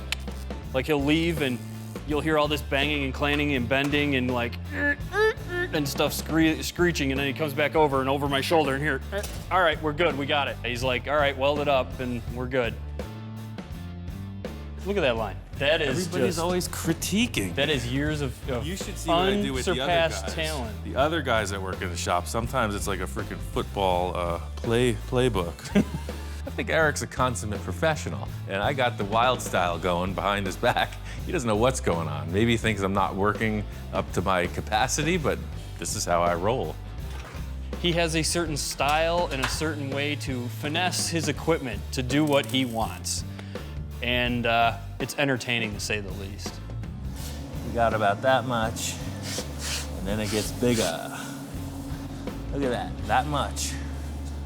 Then it gets bigger. Holy moly, we're getting good at this. We're both standing back and looking at it, and it occurs to me that Eric hasn't seen this thing mocked up. Johnny and I set up with the fenders and the bubble on, and I think it's time to show him what's happening. Totally fits. That's pretty ridiculous. I can't say that I've ever seen one like this. That's pretty weird. I want to see the holy mohawk on it. With the bubble on it and the body panels going, it's starting to really take shape, and it's amazing. The front is looking perfect, man. I couldn't have imagined it better, but now we have to imagine a better rear section. The rear portion of the car is a blank slate. Eric's got a couple ideas. He's not talking, so I guess we'll see what develops. Eric was holding out on his concept for the rear, so I finally asked him what he's been thinking. All right, while you're in a good mood, Yes. open to ideas, I have an idea for this. What if we were to maybe dish this in Right. and do a radiator, since I like doing the pod things with the headlights and the grills kind of thing. What if we did a pod for the radiator and had it separate and exposed, like show the mechanicals of it, but do like a case for it? I like that idea. So it's almost like the engine is like a piece of jewelry in the front. Yes. And the radiator is another Is the one piece in the back. hanging out of the back. Yeah. I'm totally down for that. All right. This is a complete blank slate at this point. I am open to suggestion, and the more outrageous it gets, the better. It's not something I would have thought of, but I like the idea a lot.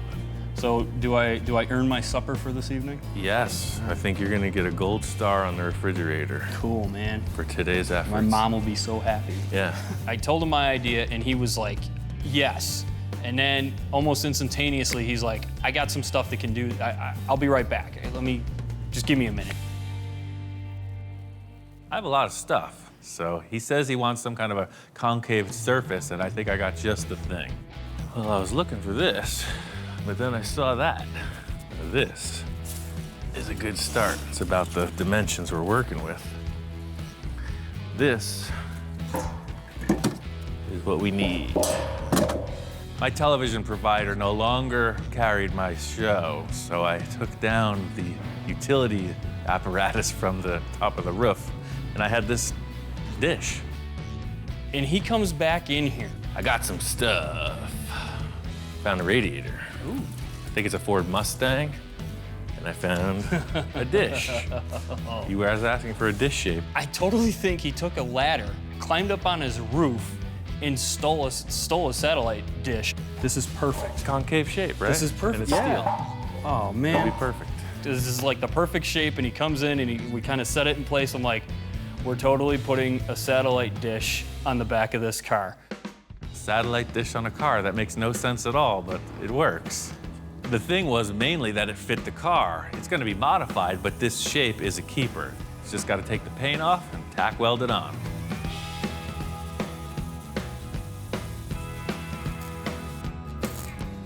So we get it on the car, and we got it where we want it. And now the trick is to make it not look like a dish welded to the back of a car. I'm thinking we just need to put something in place, start to get a feel for the dimensions of this, and I'm gonna make a simple roll pan for the back of the car. Just throw it in the sheet metal brake and roll it.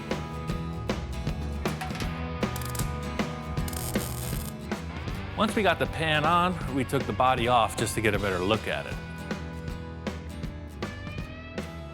So the big question is, how does this transition from our fabricated part into the satellite dish? That's what I'm wondering. You know what, maybe let's make the top first, because you could see the old line right here. The way these things here from the factory, I'm digging them. So, this is just a line. I was thinking a tube shape with a nice round edge, not just coming only straight across, but coming back and down. Yeah. The whole thing was just to get some line in place. You use this round tube, and I just create kind of a shape, but I'm thinking like a V shape. It kind of tapers down. Something that'll just give a landing point to whatever sheet metal we put in place. I'm building out the back of this car with these strips just because we're trying to move fast. This car's gonna have a lot of fiberglass, a lot of filler on it, so I'm just creating a surface.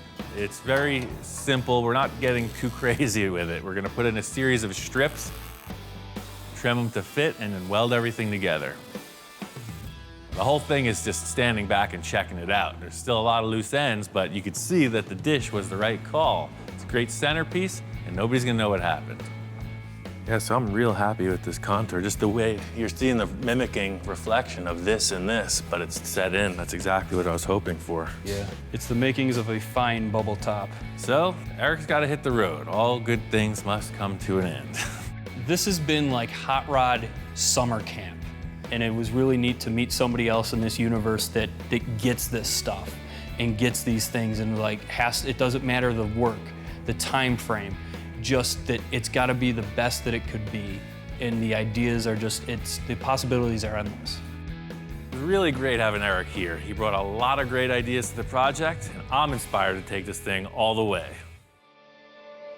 Next time on Full Custom Garage, Master Metalman Ian Roussel continues the transformation of his wild show car. I had a t-shirt when I was like 15. It said, "Normal is boring." This car, it's got to follow suit. Sky's the limit. Ian gets some help from an old friend, and the ideas keep flowing. It started with Johnny Jalopy, continued with Eric, and now Mark's here. So it is all about the collaboration. I brought you some stuff. Cool. Is he gonna like it? Is he not gonna like it? Whoa, that thing is nuts. With the car taking shape, Ian heads out on the hunt for parts. I'm building a Roth-style bubble top. Now that you mentioned that bubble top, let me show you something. He's like, you got to come inside. This thing is like a snapshot of heaven. Back in the shop, things don't go as planned. Stepping back and looking at the car, it's just not good. There's something terribly wrong. He's got his vision, he's got the drawing to consider, but if it's not aesthetically the way he wants, then it's not gonna happen. There's one final element that's gonna seal the deal. People start to wonder, how the heck did that happen?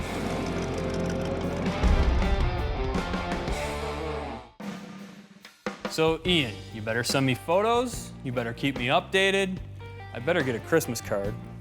And other than that, man, keep trucking on now.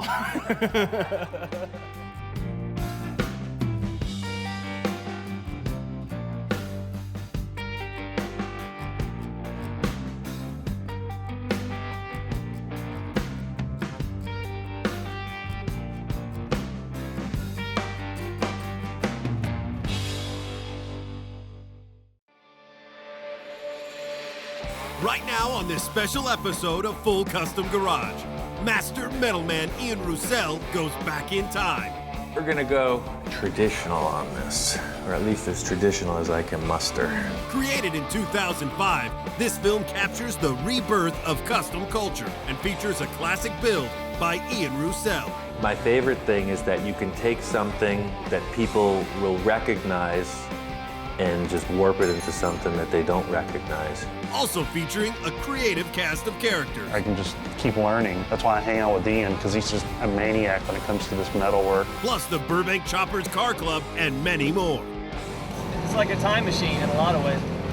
Full Custom Garage presents Back from the Dead.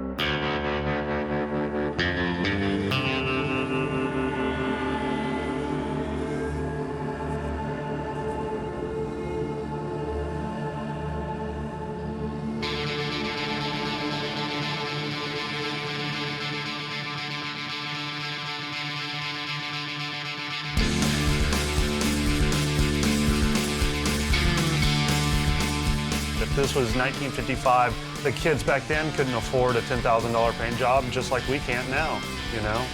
We just primer it and we want to drive it, man. We just want to go out there and burn up the streets and hang out with our friends and pick up some girls or whatever, you know? It's hot rodding.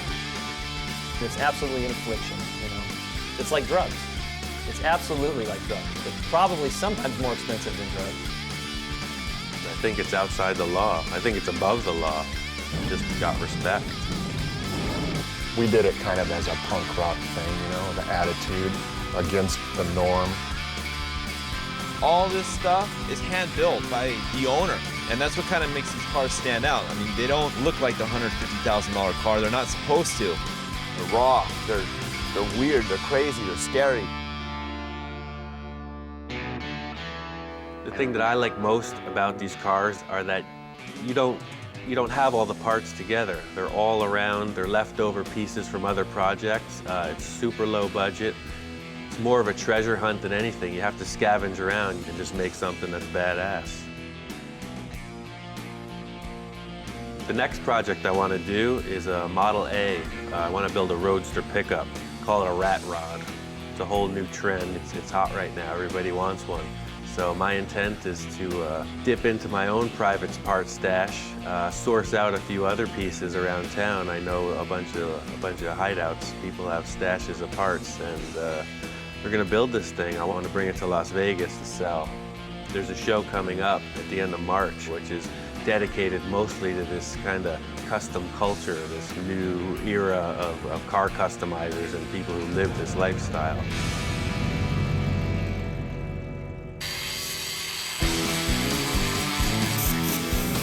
The most important thing for me was to lay down the line of the car, and I want it to be utterly low. I want it to be so low it was almost undrivable, because I think that looks the best.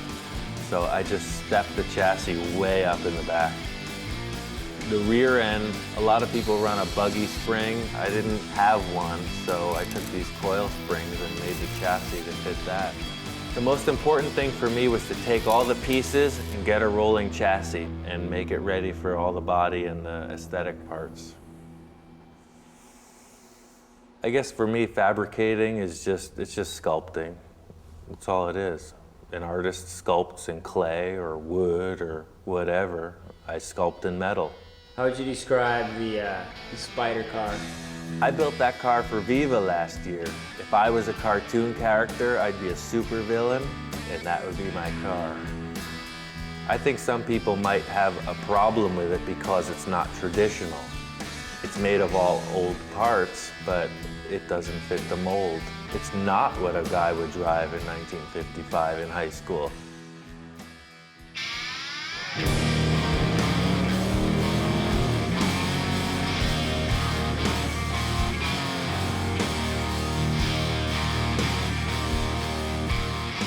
My name is Bill Wishart. I'm an auto tech teacher here at Fremont High School in Sunnyvale, California. So take a look, guys.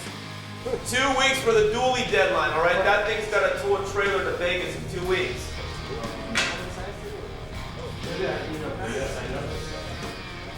Okay. There.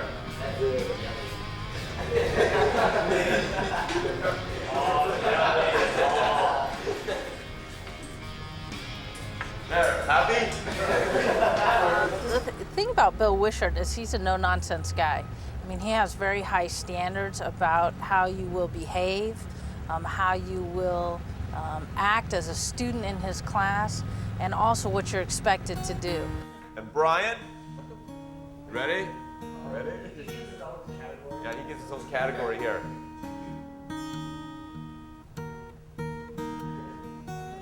Okay, so you get to wire the whole front of the truck. You guys ready? Yeah. All right, let's do it. Got in an accident over the summer and the work truck got smashed, so I've been out of a truck. So the kids, you know, have been able to put this whole truck back together, and it's going to Las Vegas in a couple weeks. We're having a big car show and band event called Viva Las Vegas.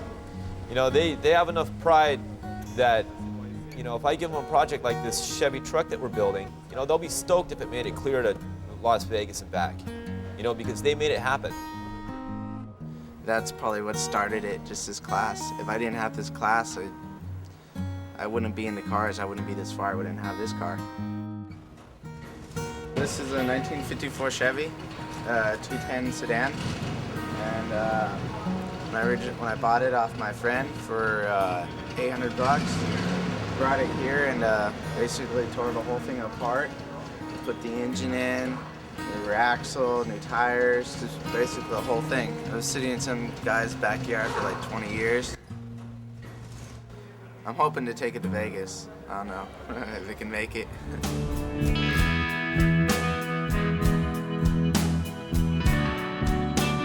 A lot of the guys you see striped, they draw it out, then they stripe it, you know? So I'm not really into doing anything twice. I want to do it once and I want to get paid for it. If I do it twice, I want to get paid for it twice. I'm really into being fast and symmetrical.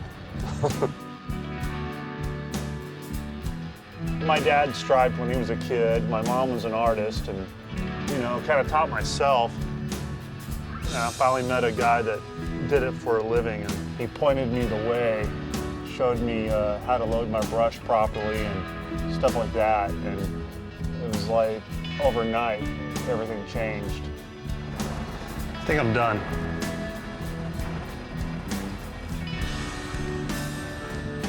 I'm just, you know, I've got to meet all these other people that know how to do everything else that, you know, so I can just keep learning, you know. That's why I hang out with Ian, because he sees stuff that I don't see, because he's an artist like no other. I mean, he's just a maniac when it comes to this metal work.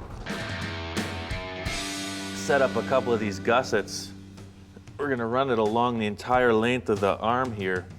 The most important thing to me right now is to make sure that these things don't break.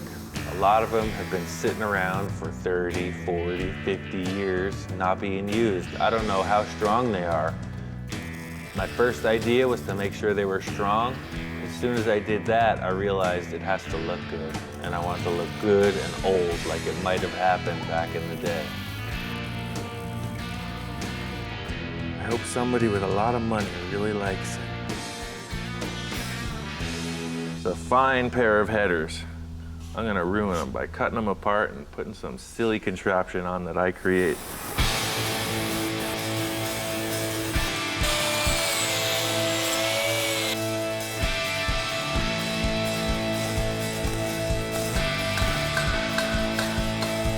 I'm gonna keep these till I'm dead. I'm gonna keep these till I'm all done. So maybe I'll put a little bit of me into this and hopefully it'll stay there. Whoever wants the car can just unbolt them, but I don't think anyone that's traditional would really love what's going on here right now. I think they'd be a little bit upset. friend Scratch came over and painted my bus. I want to check out what he did. I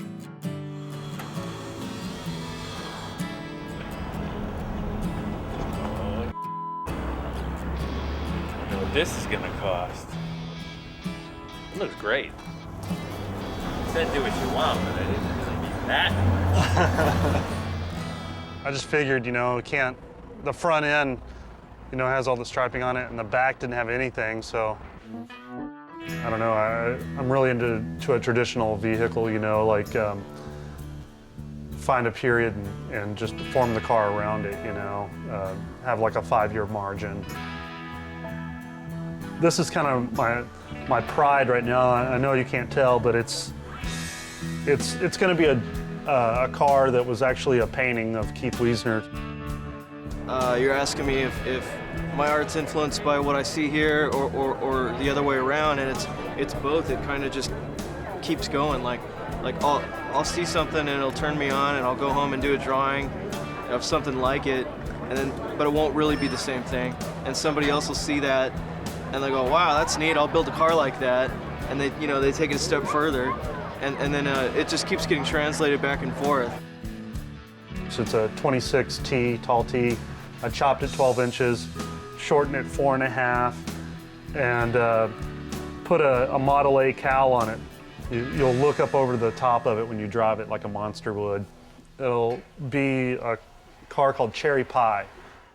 This is my booth of wares here, and I got all my posters and shirts and stuff that we sell. Well, when I was a little kid, my dad had all these old Rod and Customs and different magazines, and that's what I used to look at when I was a little kid. Even though it was the 70s, you know, I wasn't that into all the stuff that was going on in the 70s because I was at home looking at all these 50s Rod and Customs and stuff. This is my 50 Ford. It's a sedan and it's chopped. It looks a little more like a coupe now. Roof was shortened up a little. It has a 50 Mercury style grill opening. Grill bar made from 51 Ford grill components. I've had this since I was in high school. Just been working on it ever since. It's just kind of a long-term project. When I built my first custom car, I got the car going, it was pretty much done, and I didn't know what to expect. Drove it down to Paso Robles, and I was surprised to see that there were other people out there doing the same thing that I was. And that's how I found the Road Zombies, was, you know, I noticed their cars, they were, you know, very similarly built to mine, and, you know, just kind of started talking to them, and, you know, they were cool. They invited me to park with them at Paso. We've got about, I would say, 17 current club members with two prospects going on right now. One of the prospects right now is a fellow named Steve Caballero. It's a great lifestyle. It's a great hobby for me, and I'm stoked that I got into it, and I've met a lot of cool people, and it's actually the hot rod stuff has really got me more into art, so I'm starting to do a lot of more painting, and I just love the creative side of all these guys and what they've done.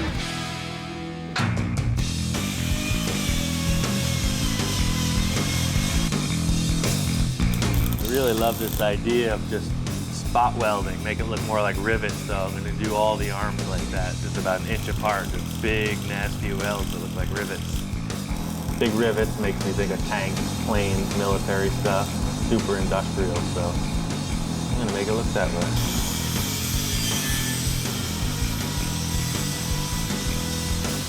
That wraps it up. I think it looks really cool. I want to see it on the ground at ride height.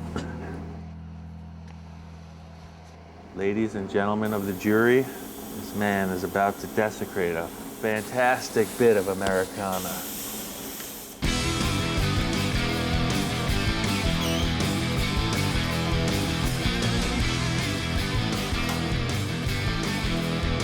Is that I tend to get carried away cartoony.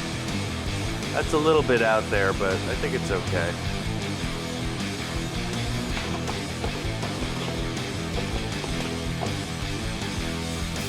Okay. It's a 302, it's a small block Ford motor. I don't know where it came from, but it's all rebuilt and new. Yeah, this should make the car go at least 700 miles an hour.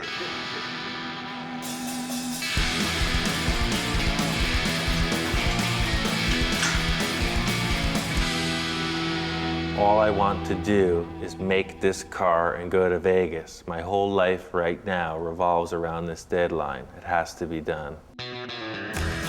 Our whole goal as a car club is all of our cars, you know, we just want them to be dead nuts on, you know, as far as they want to be, it wants to be a time machine. None of these cars are by accident, you know, and I think it's all by design. I immerse myself in it. I'm sitting reading catalogs from the 60s all day, you know, I'm just, and magazines, and you just fill your brain with it, you know, and then ultimately it's a no-brainer because you think, what am I going to do about valve covers on this? And you go, I've got this idea in my head, I've seen this, it's real neat, you know, drag guys were doing it.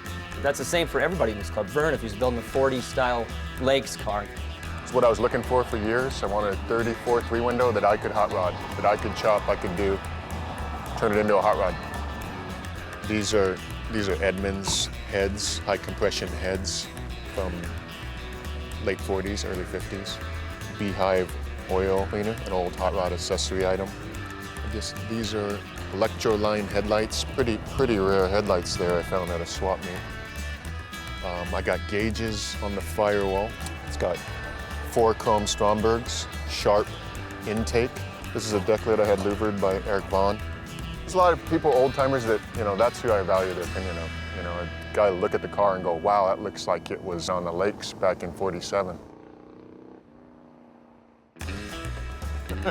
This is my 1932 Ford 5-window coupe. I've had it since 1988. I guess it was rebellious, but at the time I was just doing what I wanted to do. I chopped the car and it was all rough welds. The paint was all melted off of it. It didn't have any windshield or anything in it. And I drove it to Bob's, and I mean, I attracted more attention than any car there. But most of it was like, wow, you really wrecked this car. And a lot of people probably had never seen a car in the process of being chopped. And that, you know, it was, you know, sure, I did take a, you know, really pristine 32 Ford and chopped it, but I mean, you know, when I got the car, there was no question that's what I was going to do to it. It has a 54 Buick nailhead motor with a 37 Buick trans and a 39 Columbia rear end, a 2-speed rear end. It has a narrowed 44 dash, a 16-inch Ford wheels. It's chopped 4 inches. I guess what got me involved, you know, I started looking at old photos like from the 40s, late 40s and early 50s. You know, even though it probably wasn't back then, it just seemed so mysterious and romantic and, you know, so cool. Look at these boots, man. These are some working ass toes. And I think they're about ready to retire. So we're gonna do the ritual toe extraction. Everybody thinks that that's part of the boot, but really, if you just grip it just right, it's kind of like pulling a tooth. Look at that thing. It's ripe and ready to go. Just clip that on there. There it is. Look at that thing, man. We can use that in the car somewhere. It's a good piece of metal.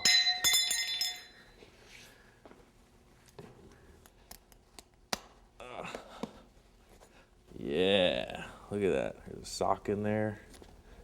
Oh, there they are. Now I'm gonna put myself in harm's way for the rest of the day. I'm gonna have to be very careful.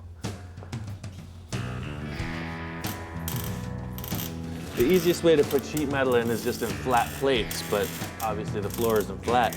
So what I'm doing is establishing a whole series of triangles. So it's kind of not origami, but it's something like that.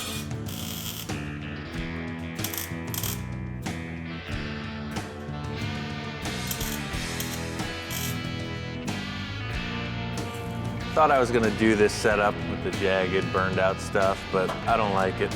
I'm gonna put it something a little bit more conservative. So I'm gonna start by making a square tube frame that surrounds this license plate.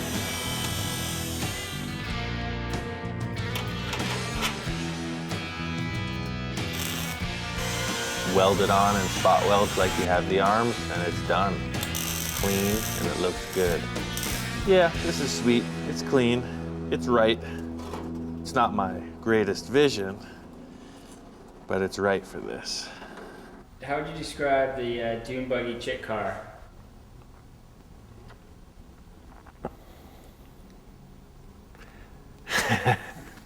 That car is just, that car means so much to me, dude. It's,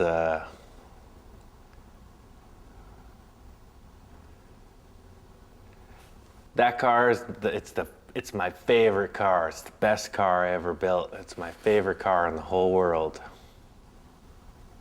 I didn't expect that question. My ex-best friend, ex-girlfriend, she was a super rad artist, painter, sculptor. She said, well, why don't we make a flying dune buggy? I said, what? Yeah, like if Amelia Earhart met Tank Girl, and they got together and made a dune buggy, this is what it would be. A lot of workmanship, a lot of skill, but you know, it ain't cool. It just isn't. My father was working in this building doing construction. He got friendly with the janitor, and the janitor would give him cases of toilet paper and tampons, because that's, you know, all he could hook him up with. He was a janitor.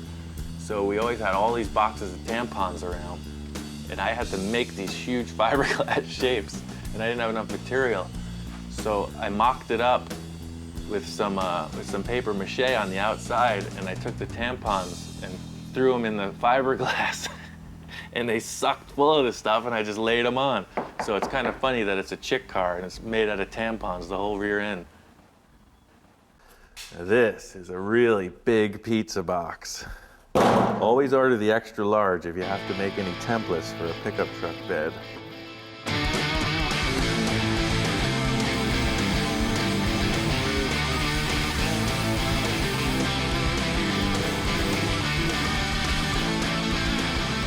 All in all, I think this is good for now. We'll trim it up later after we get all the folds put in it. This type of forming with the metal, it strengthens it. I'm designing so that it looks cool too, but it's mainly for strength because I want this lid to be able to hinge up and support itself. So these will really put a lot of strength in it. I guess again, back to the my car, their car thing. My car would have this.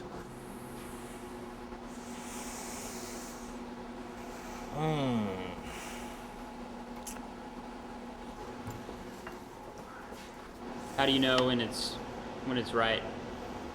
I don't know that it's right. Call me in an hour. Maybe I'll just rip this thing and throw it in the garbage. This window frame, I made it from an original '39 Auburn windshield. I modified it to fit this car. I want to use these two cool old gauges. I don't know where they came from, but got oil pressure and water temperature. I don't know what this ashtray is from, but it's pretty cool looking.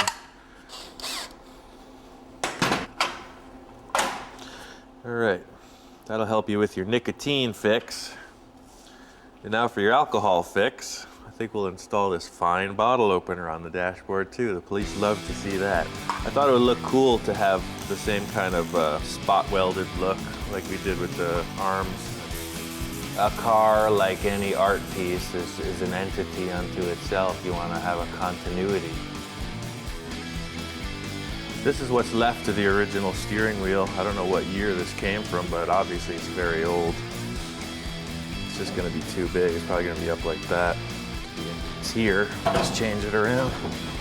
I guess my favorite thing about the old tools is that it's not with mass production in mind. It's all about the handcrafting. So you get a lot of tools left over from industry that don't make money for people, so you can pick them up cheap.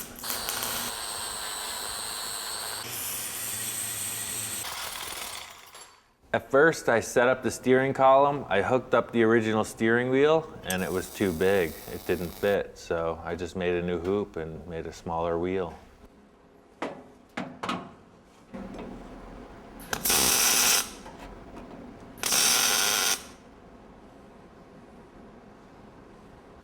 I mean, now that it's starting to look more like a car, I'm thinking about the paint, and of course I was originally going to go with like flat black with red accents, but after seeing the dashboard and how cool it looks, I think I want to see what this will look like when I shine it up.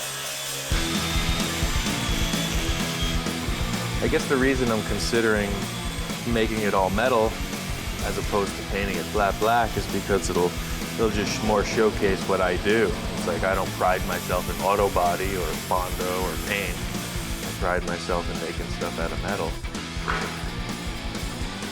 Makes me think of like a sardine can or something. It's like it's cool, I think the rusty frame is enough. Paint the rest black. I can't decide where to put the shifter. I mean, originally I was gonna put it in the middle, big tall shifter. My other car has that. I've seen a lot of other people do it, but there's just no room in here. So I remembered I had this, this is an emergency brake for a Chevy truck, like a 66 or something. I think I wanna make a jockey shift, a suicide shift for this car. So when you're driving, you're out of the car, you're like, it's really tough. Come on!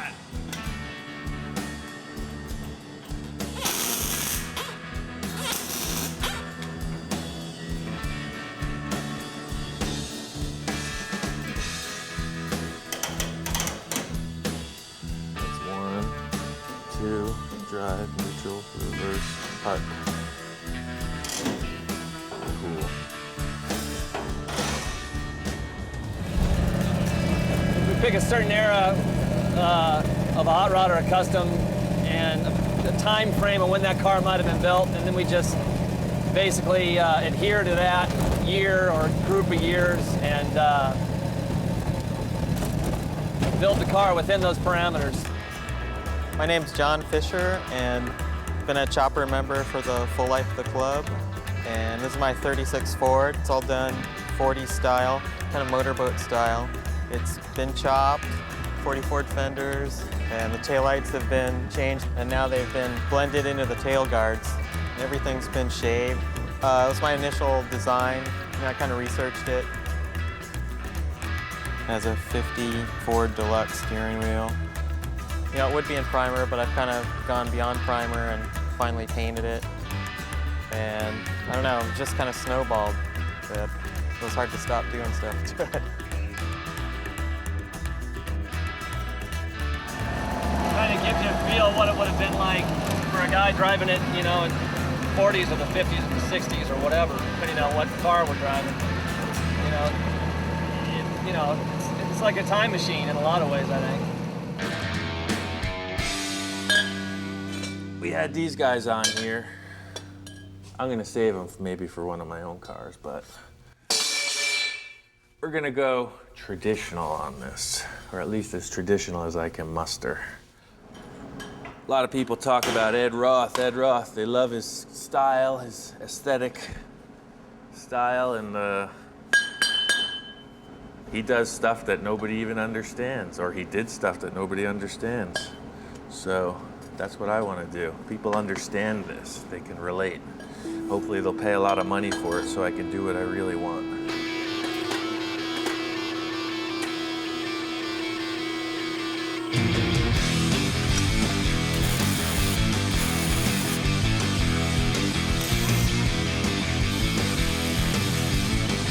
I've seen this car before somewhere. That's all I can say.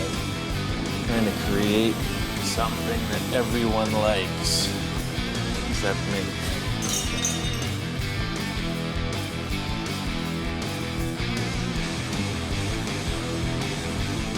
I think it's so done, just like that. Yeah, I decided that these things suck. Change it.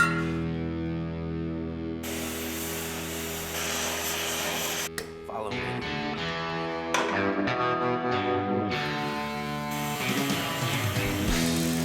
I think aspiring to a traditional build absolutely holds me back. I like the look of it, but I'm not concerned with the year, make, manufacturer. I'm just looking for an aesthetic.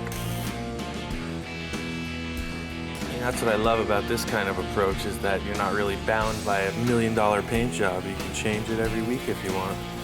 And it still looks rad. I'm just gonna start painting it. It's gonna evolve into something fantastic. I thought it would look really cool if we left rust in a lot of spots and just put the only gloss paint on the whole car, which is high gloss clear, to just showcase all the old metal. I think that'll look really badass.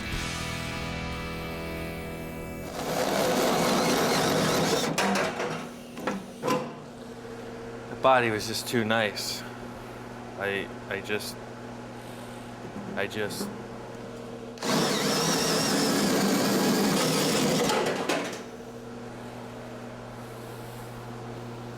You thought I forgot about those steel toes, didn't you?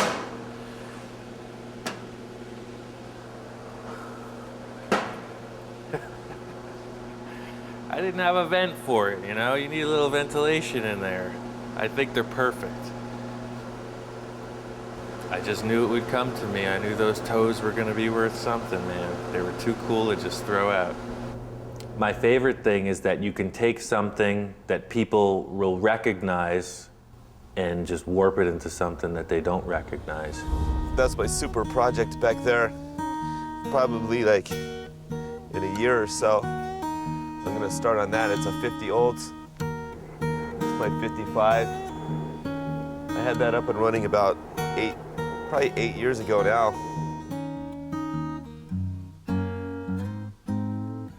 One of my crazy buddies, Nacho, he had some wild idea to build a tiki head for some reason. He didn't know what to do with it, so we brought it over here.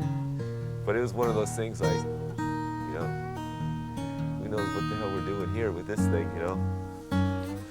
So this is the workshop. This is where all the cars get built out of here. Maybe 6 to 10 cars within the last 3 years.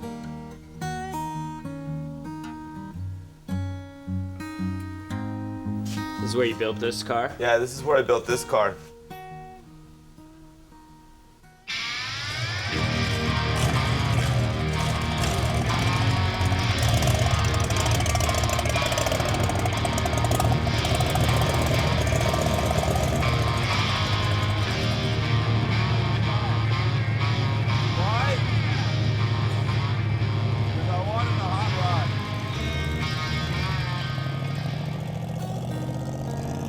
The engine's a 57 392.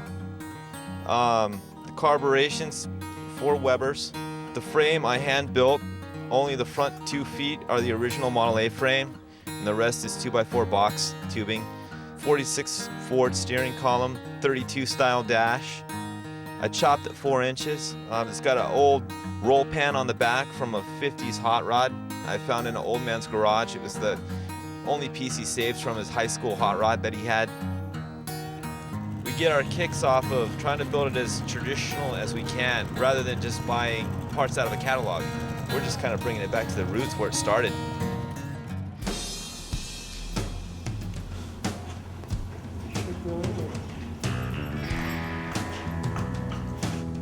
Like an expectant father.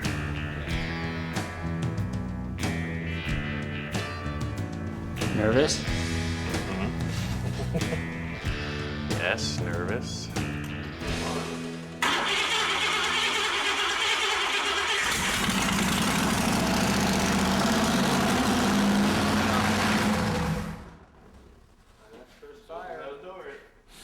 Somebody squirted oil down the cylinder wall. Oh yeah, I filled it with oil. It's the sweet smell of success. I think the artist's struggle is finding out how he wants to express himself, so one day it was black, the next day it was silver. That's all I can say. I was moved to sand the entire car just to see, and I think I like this. I finished off the tailgate here. Just took the remaining piece from this after I cut it, welded it across here, and just put a little bar on the back for a handle. I got some hinges that were just laying around and put them in there.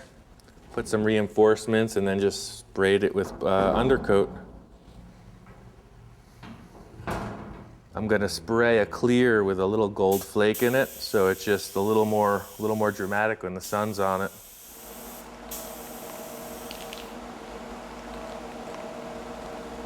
Oh, he's the guy with the gold car.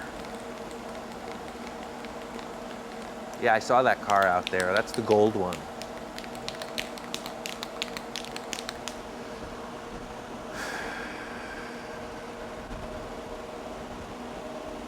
We gotta go. It's almost time. We gotta go.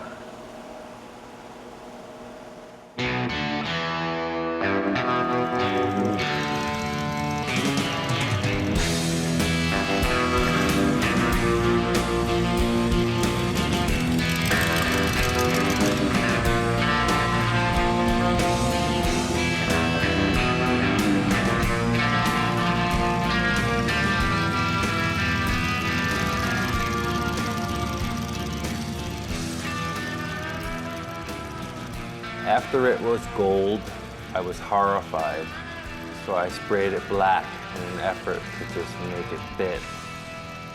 It looked like Liberace. It was so wrong.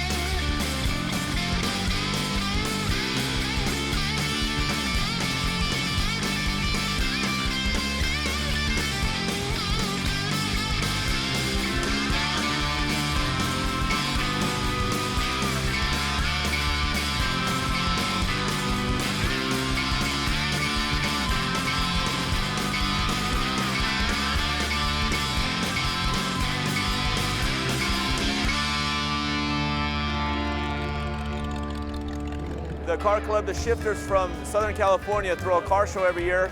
Their whole deal is a pre-63 car show, all traditional built rods and customs. There's thousands of people up here, hundreds of cars.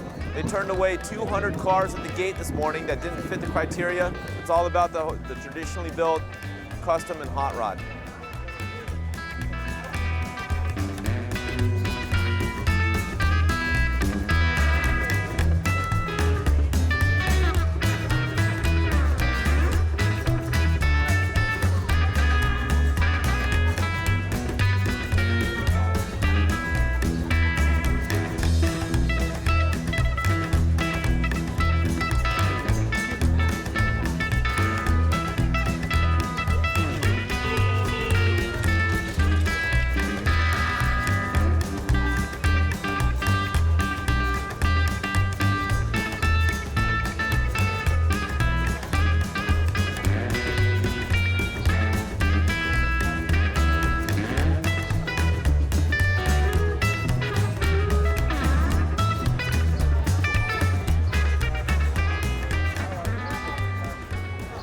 Well, we made it.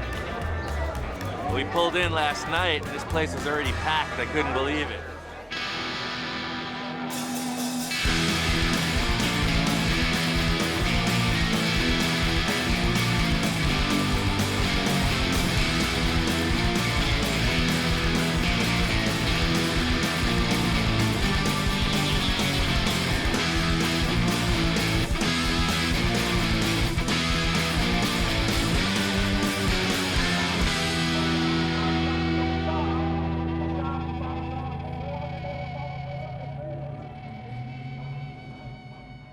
Met the road zombies from up north and saw the giant tiki, and these dudes saved us a spot to park as well. And I guess they dug the car. I guess I was really concerned with that and the whole build, making sure that the people who were into the traditional stuff respected what I did. I think Ian's car is real awesome. You know, personally, I'm into the more traditional style cars, and his car is definitely along the lines of very traditional, the way it looks. Very artsy. He's done a lot of classy artwork with it as far as his welding and stuff like that, which is cool. You know, he's personalized it. I was noticing the tie rod ends, how all the welds and stuff, all this like kind of little spot welds. It's cool. It looks like it came out pretty awesome. And there's just thousands of people here right now that want to be involved. If every car looked the same here, I guess it would be pretty boring. So there's a smattering of all different types of cars. Painted cars, primer cars, rusted cars. I'm not going to pick apart someone's car. I'm just going to build my car the way I want to build it. There's people here that don't have a car, but they're going to have a car next year because they go, that's looks fun to me. So I'm going to go search out and buy a car and start working on it. You know, it's all about fun. There's no attitude here. You know, with us or any of these other people, everyone's here for a good time. You kind of come here by yourself and you leave with 20 new friends. It's really cool.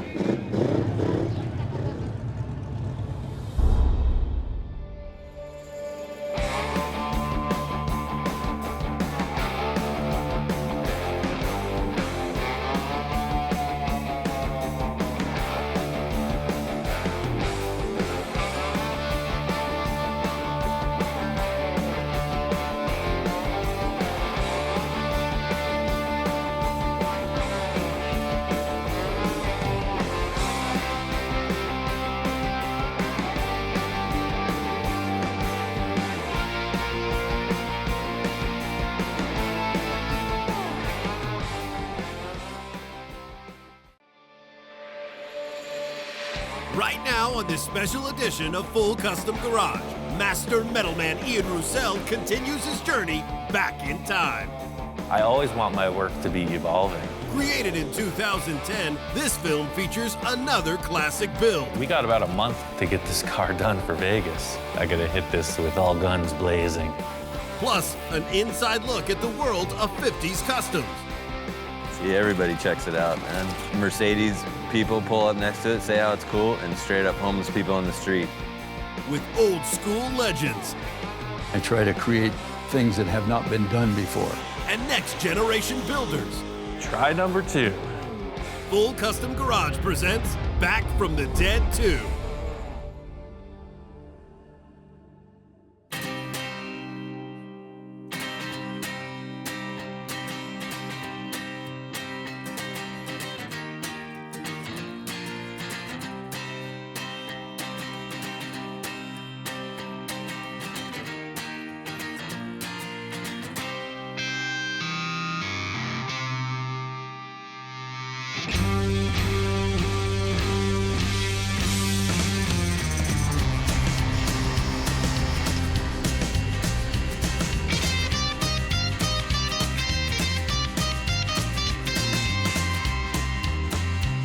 Some people might say, well, the engine is the most important, but to me that is not. It's more the look and the design.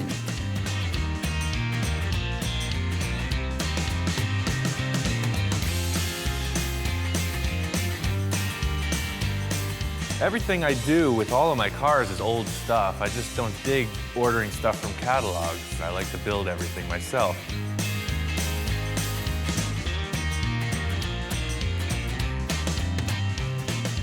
I'm not talking about a new car with a computer. I know nothing. I don't want to know nothing.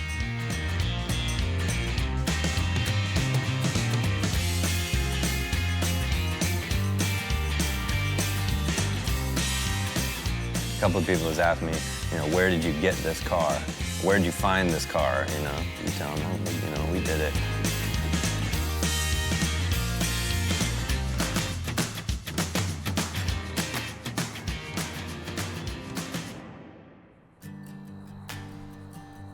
Doing a new project. I'm out here looking for a new car. I want to do a custom, something pre-1955, preferably a two-door. And we're trying to get it to Vegas in 2 months. There's a big show going on, so I really like to just kind of go out in the world and see what the heck's available. I mean, I don't have my sights set on anything specifically. Just kind of hunting around, looking for something to start on and try to strike a good deal.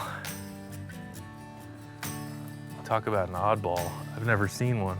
I mean, it's not really like a custom, but if you laid this thing on the ground and just made it a total driver, this thing would steal the show. This thing is huge.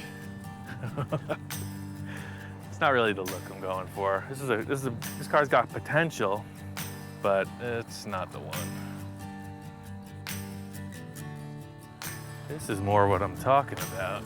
Another DeSoto, 40-something, 41, who knows? It's like cool features on all these different cars, but I don't know, I'm just not feeling it. I've been looking all around for a few days now. I've hit up like 5 different spots, and when I see it, I'm gonna know it. I'm just not finding it right here. My friend Roman, he's got a line on this 54 Chevy. It's over at his buddy's house, so I think we're gonna check it out.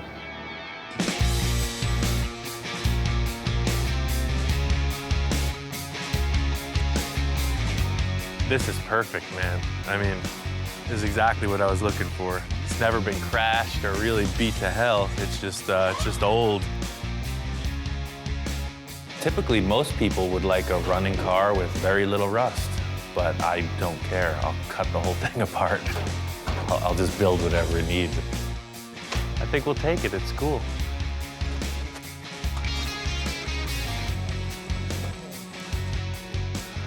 Thank you. On the 54, everything mechanically is junk, so I need to find a car that I can pull all the new stuff out. It's all the way in the back. Yeah, all the way by that dumpster. What I'm looking to do is update the drivetrain. This Skylark is a perfect example because it has late model 350 V8. It's got power steering, power brake. I can gut everything I need out of this thing and put it into the new car. Thank you, Gus. Okay, I appreciate it.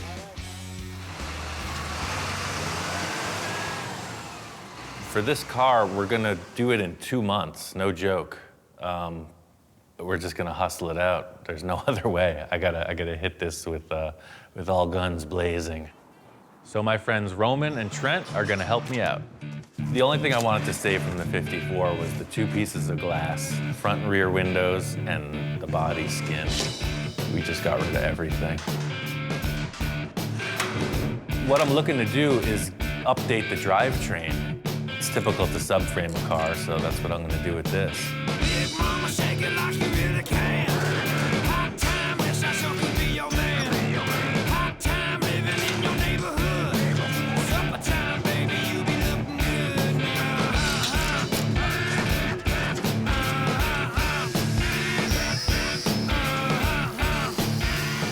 The reason that I'm subframing the car is 2 points. I'll have the opportunity to Z the frame and lower it, and it will update all the steering, the motor, everything. All the mechanical parts will be newer.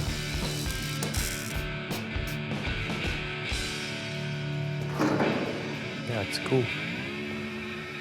Now all that's left to do is everything.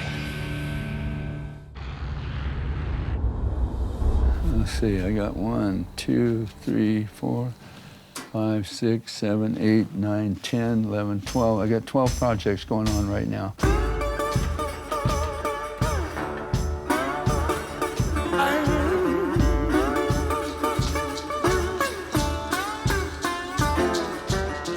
My first car was a 28 Model A coupe, and I didn't really know what to do with it. I put an antenna on it for a foxtail. You know, that was cool to run a foxtail on your antenna. Didn't have a radio, but I had to have that foxtail. This is my spray booth. I started the blending of paint. We call it fading or blending. This is one of my Gene Winfield blended paint jobs.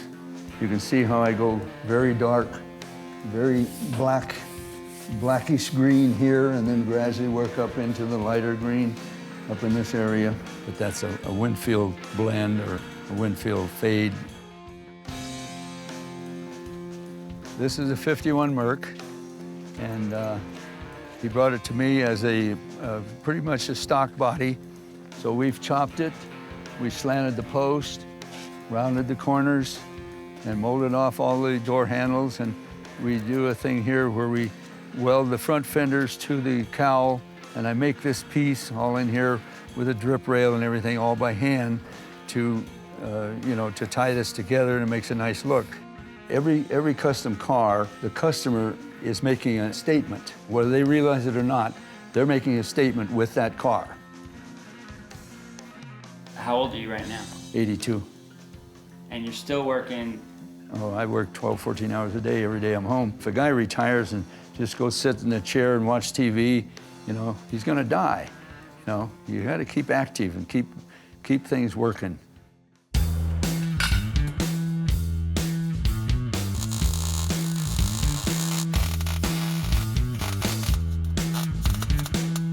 You can see here the old leaf spring used to mount right here. But what I'm doing with the ones from the Buick is I'm moving them inboard of the frame rail, and I'm putting it up into the floor of the car so you can see the difference. I mean, it's about 6 inches drop. I think that'll work out good. I had done a bunch of race car and street race car fabrication, and these guys were doing what they call a mini tub. Their idea was that it would give them more room for fatter tires. I saw it as a way to move the leaf springs inboard of the frame, effectively lowering it. I'm gonna have my 2 beautiful assistants prepare the axle for delivery, and I will shortly thereafter bolt it in.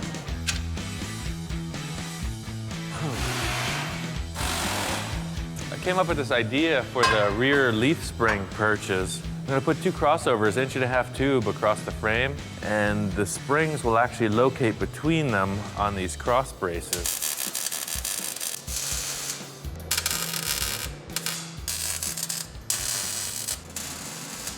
Now that I got this framework tacked in, the car will suspend itself I'm gonna stop right here and I'm gonna chop it. I just wanna see how the ride height looks with the chop top because they have to look good together. It's kind of like building a house. I really just wanted to just start with a solid foundation, get the front clip, the rear suspension all established, and then work up from there. In the early 50s, when customizing was probably not fully mainstream, George Barris was the one that promoted it and made it mainstream.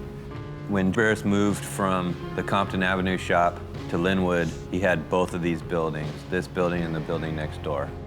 This was a note he sent when I called him and told him that I rented this building and what the whole plan was and stuff. This letter came in the mail like a couple days later. When I was in high school, there was a Rod and Custom magazine that came out that had an article on Barris, the early years. And I showed this to my friend and said, hey, you know, how cool would it be to work there?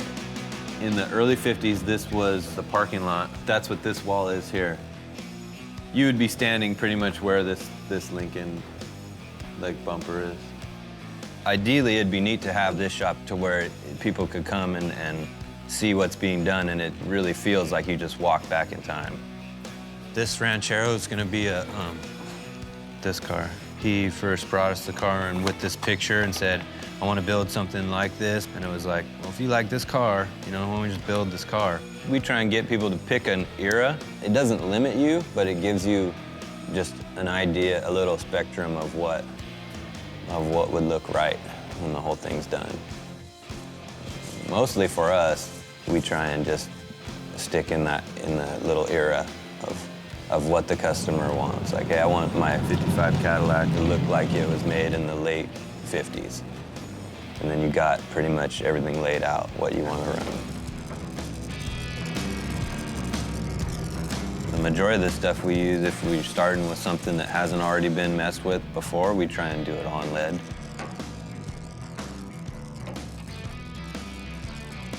We don't have a lot of modern tools and stuff. So we thought, well, there's kind of our niche right there.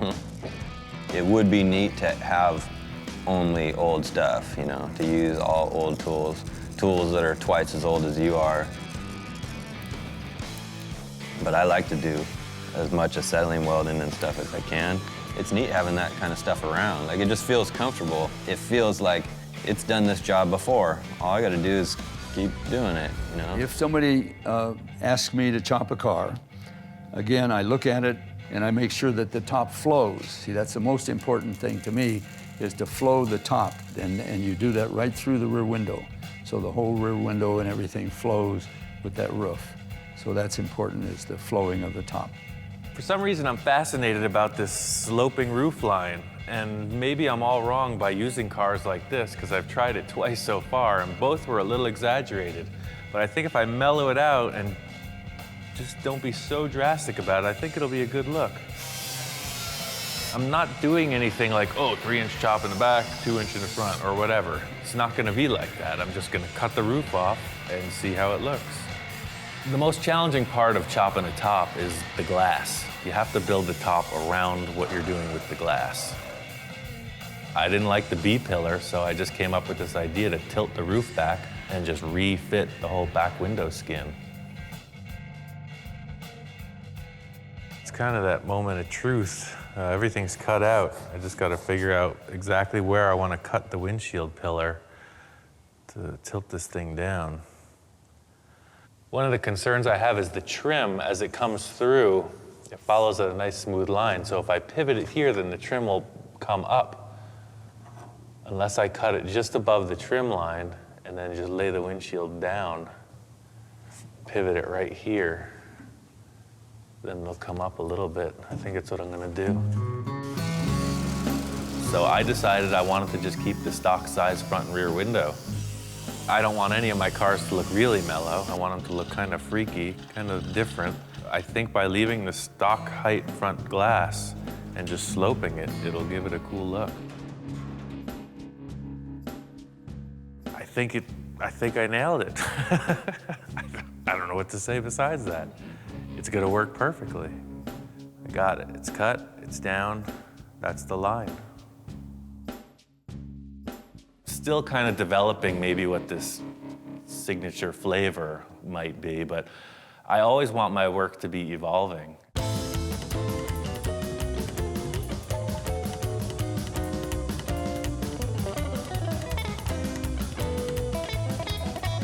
It's like Picasso, where you put a torch and a cutting wheel in Ian's hand, and this is what you get. You find a Picasso in the garage, I got a Ian Roussel in my garage. I'd say Victor's been my greatest supporter out of anyone since I've opened the shop. I couldn't find anybody that could bring my thoughts into reality till I met Ian.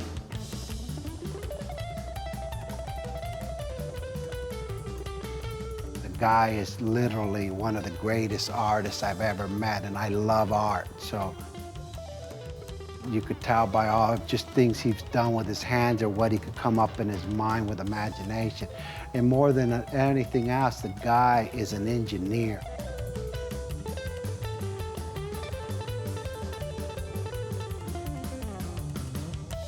Well, the best thing about the way we work together is it's his vision, and he just lets me run with it. He comes in and critiques it, and it's really just it's a great exchange. My main concern with this window is the way that the chrome strip is gonna fit. I'd love to reuse the stock chrome that comes around here, but because the windshield and the rear window are on different angles in relation to the body, the chrome just might not work out, I'm not sure. I keep using the word convincing in a lot of the stuff I've been building lately because that's what separates the guys who know what they're doing from the guys who don't. You see a little mismatch in the way the trim's gonna fit, and it's not convincing.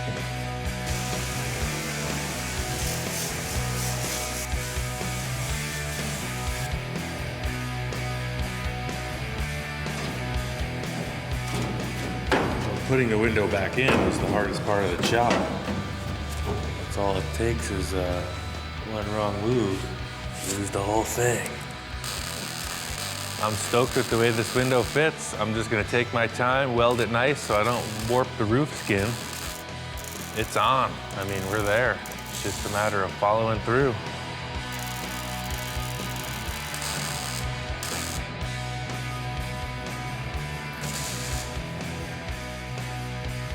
I wanna make sure that these guys fit before we get any further into this. Yeah, that's cool. Just trying to verify whether or not this roof skin distorted with the pillars, but it's cool, it's right on. We got about a month to get this car done for Vegas. I think we got it.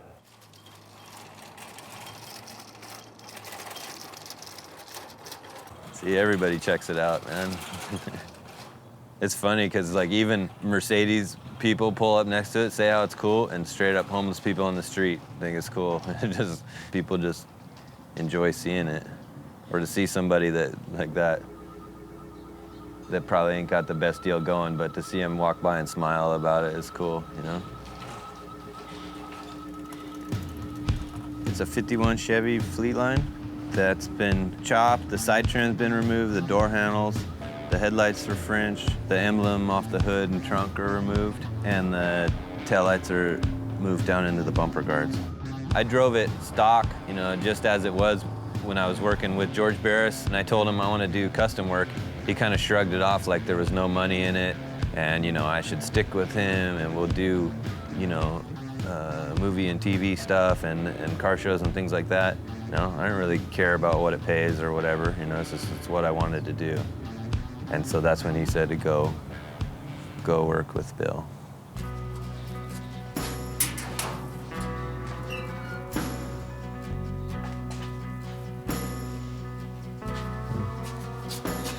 I don't know where he is.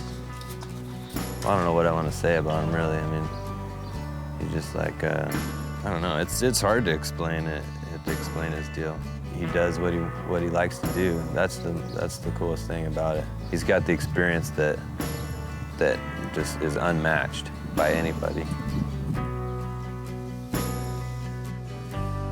I'm not a teacher. All I do is point out mistakes. Somebody makes a mistake, I know what to do with it. I had to figure out all my mistakes Nobody helped me with mine. It was like going to college in a way. You know, just the way he works with things, his patience, and he never once yelled at me or got frustrated at me. George would yell, you know, all the time. It was a totally different vibe. We did this car in the afternoons and maybe one day a week when I was working over there. Bill, he had it figured out. After I looked at it a little bit, I knew what to do. I just did it. With the experience and a lot of German pallets, it was easy to put together. I don't have a blueprint, I don't have a pencil mark. It all comes out of my head.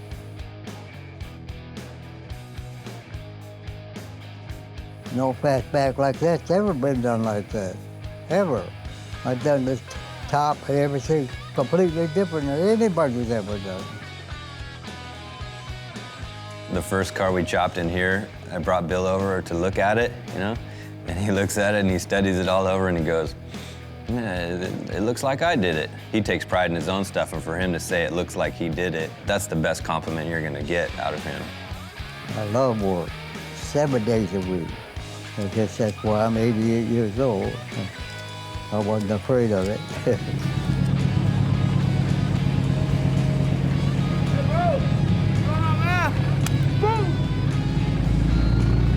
He likes this car. I always wanted a fastback, and plus the fact that me and Bill worked on it together, it's like, I wouldn't even want to get rid of it, really. I don't want to use the stock 54 tail lamps. They're just typical. When you look at the car, it identifies it right away. So I had this idea about cutting and rounding the back of the fender so it doesn't stick out. Something about the way the roof line flows, this is bugging me, how it just sticks out like a thing. I don't know. This is so rusty in the rear of it. I'm gonna change the bumper, and I gotta cut this whole portion out anyway. So I'm thinking I'll just hack it off and section this piece of tube in there and just join the fender to it. I think it'll work. And I think this matches it pretty good. I think I'll just splice in right about here.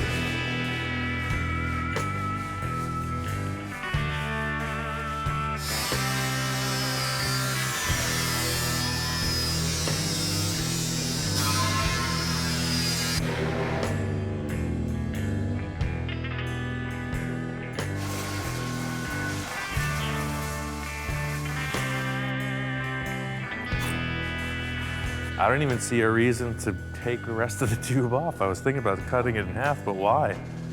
I'll just lap the sheet metal to it, and I mean, that's freaking strong.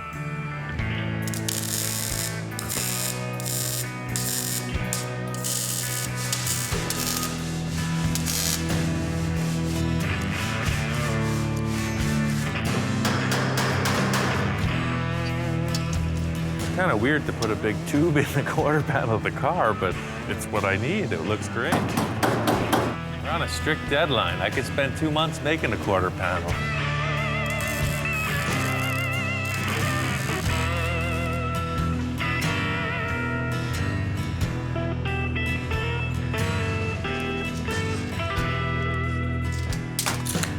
It's just going to be a piece of sheet metal. I'll form it to the contour of the body.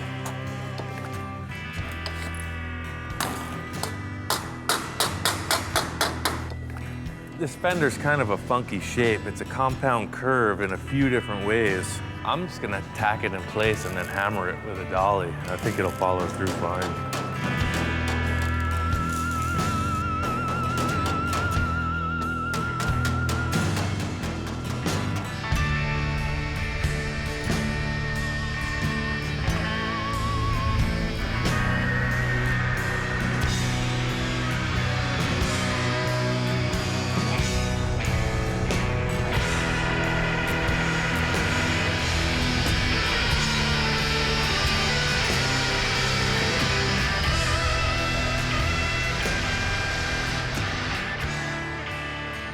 This is a really complex shape, and to form it freehand with the shrinker and hammering and all the other crap you got to get involved with, it would have been a lot of work, and by clamping it and welding it and hammering it as I went, it worked out good. Because this is more of a sculpture, it's just a shape that I have to look at the whole thing. So I want to just get this taillight fender area finished and then color the whole car gray so I can kind of get a concept of what it looks like. I mean, the whole idea is just to get what it looks like in one color. And I'll be damned if it doesn't look like a car. Yeah, it's cool.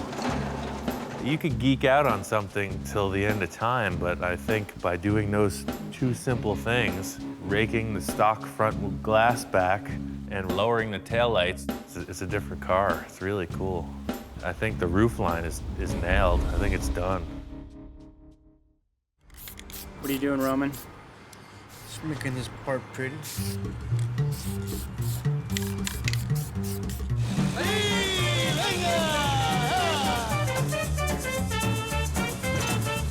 We're in San Fernando.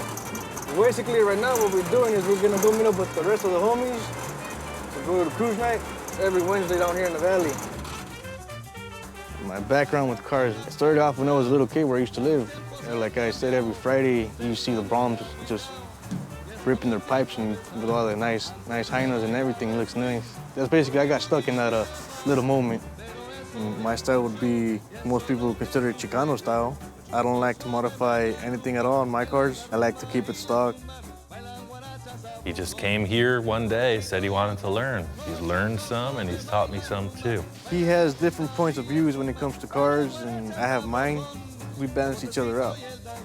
I'm starting to become bilingual, learning Spanglish. I know a couple things about low riding, and in his own respect, he's a badass. He knows what he's doing. I would consider myself a traditionalist, but I'm not stuck to that boundary like, oh, this is what I am, this is what I'm gonna do for the rest of my life. Nah, because if you do that, it gets boring. I like to see new things, try new things, and hear the feedback from people, what they say. If they don't like it, then that's too bad, it's my car. If they like it, well, it's for sale. You never know. The car's so low that it's gonna drag the bumper on stuff, so the closer the bumper is to the body, it'll help it out a little bit with clearance. But also, I just like the look of it being a little bit more tucked in.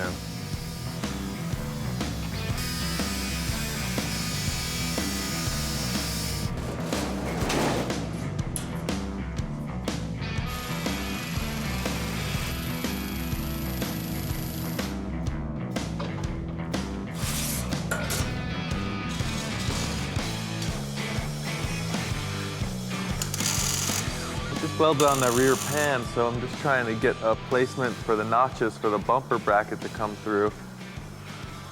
I made the pan lower than the brackets just for aesthetics, just so when you look at it, it looks a little bit cleaner.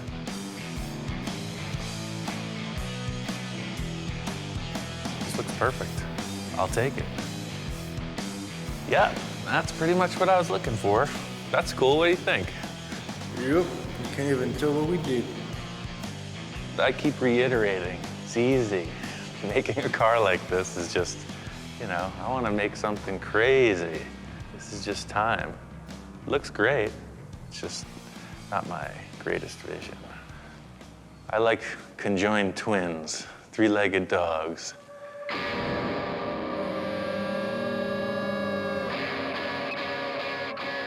Here it is, a Space Junkie. 5 years of toil. It's a 1931 Chevy. I call it the Space Junkie. We just won Best of Show at the show here at the Hard Rock. This is more artwork than it is standard car stuff. Something I always wanted to see. It was just a crazy Hot Wheels kind of freaky car and show car.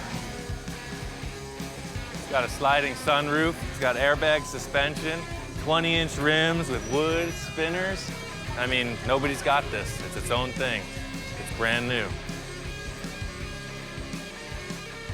I built the Space Junkie because I just wanted to go crazy. I wanted to make it a wild thing, that's all. It had no parameters. This dude's leg was fully ripped off. This whole f***ing leg was just hanging off. It was just a bone and like muscles.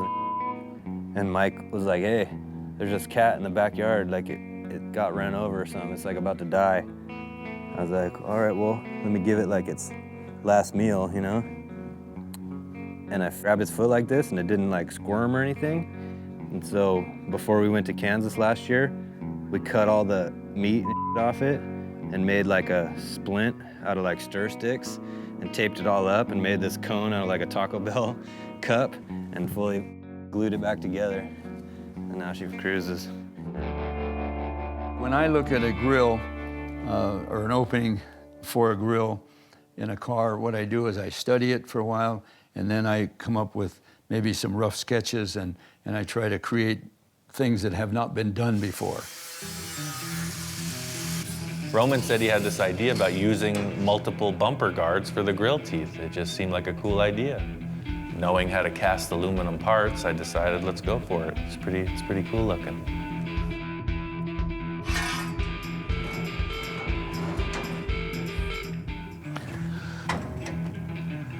That's one more.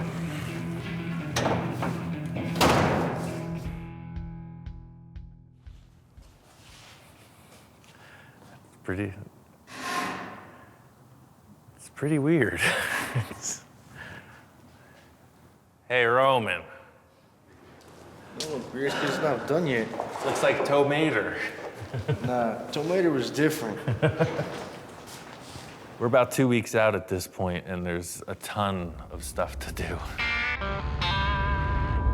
I took the rear taillights out, so I want to put them in the rear bumper guards. I found these cool little lenses at the trucker's mart. The problem I was having is they're just sitting there. They needed a way to be retained, held in place. What I came up with was I was thinking, what's super lightweight, aesthetically appropriate?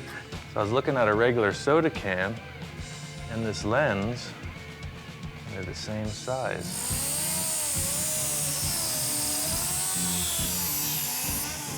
There's no catalog I found that has the part that I need for this. It's a very delicate aluminum stamped shape that would be very hard to recreate otherwise. It's just, why not? Some people have a real problem with it. As of late, in mainstream custom culture car building, those two things, using junk and building cars, are at complete opposite polarities.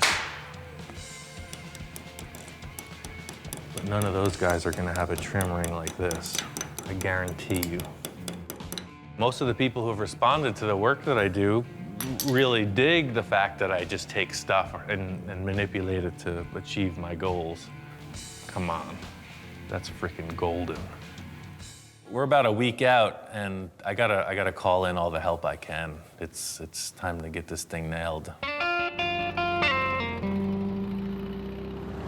We're on our way to Burbank Airport to pick up Big Bob Gore, or as someone has put it, hardcore Bob Gore.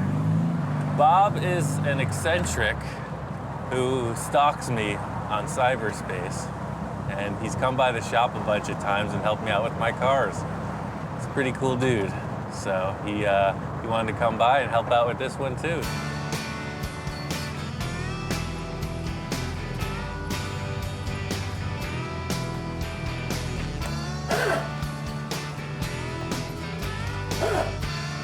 Hop on in.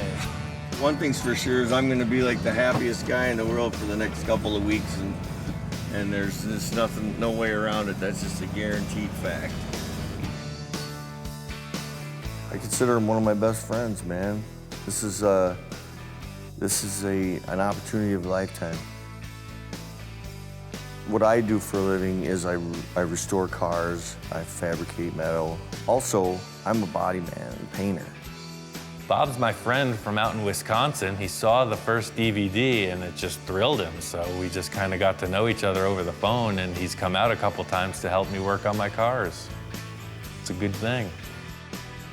My claim of being Ian's biggest fan is the fact that I drive my family crazy because pretty much just about every day, you know, at the end of the evening, I throw in the video. Sometimes you need something to inspire you. I asked Bob to come over and paint the car, because that's what he does. He's just down for the cause. It's awesome. I think you could say it's a lowrider-inspired car, no question. And what I saw with those cars was a lot of simple paint work done, but people just went crazy on the roofs. And I kind of dig it. It's like wearing a fancy hat or something. The idea of having a finished roof on a car that was in primer doesn't work for me. I think it's the wrong choice because it's almost like wearing one shoe on one foot and going barefoot on the other. Michelangelo painted the Sistine Chapel. The Pope was telling him how to paint it, when in all actuality he knew that Michelangelo knew that it should be this way. So that's me, man. I'm in that position. Yep, you're the Pope and I'm Michelangelo. I didn't see what he was seeing. I felt it was the wrong way to go. I'm used to painting a whole car at once, not just one section of it. And we'll get used to it, man. This isn't a dealership. We had a disagreement about how the car should be painted. The bottom line is we need to get through this paint job so we can finish the rest. So I just let him go with it. It was the first time he and I ever butted heads. It's frustrating in this time frame was psycho. I mean, it's crazy, especially if you want perfection. I walk in on the car and the first impression makes it, and the car just imploded. It just sucked all the light out of the shop. It was not palatable. I didn't like it at all.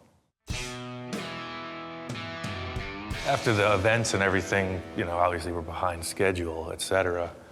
I honestly don't see the car going to Vegas.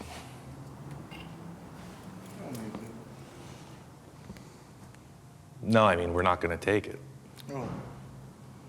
It's going to take a lot more time to finish everything.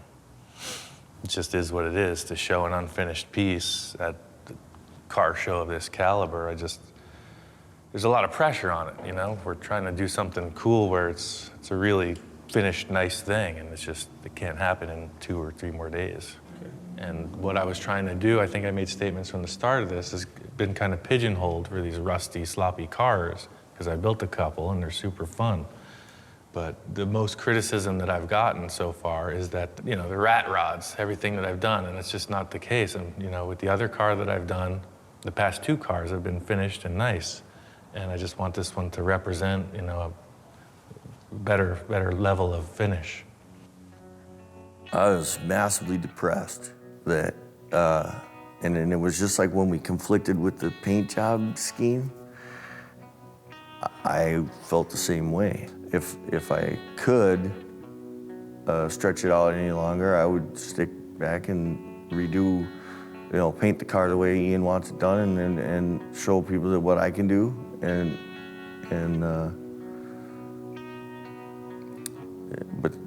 but we couldn't. I guess I'm just at a little loss for words. It's, you know, it's pretty much a bummer. I mean, it really freaking pains me to call it off. You know, everybody was hoping for it. Everybody was planning on it, you know. It's my call, and, you know, I gotta kind of bust these guys' bubble. I don't know, man, that's the stark reality of things. People like to make this out to be rock star stuff, but it's really not. Bottom line is, this is my mark. I'm not gonna do it halfway. It's gotta be right, and I don't care how much effort it takes. It ain't done till I say it's done.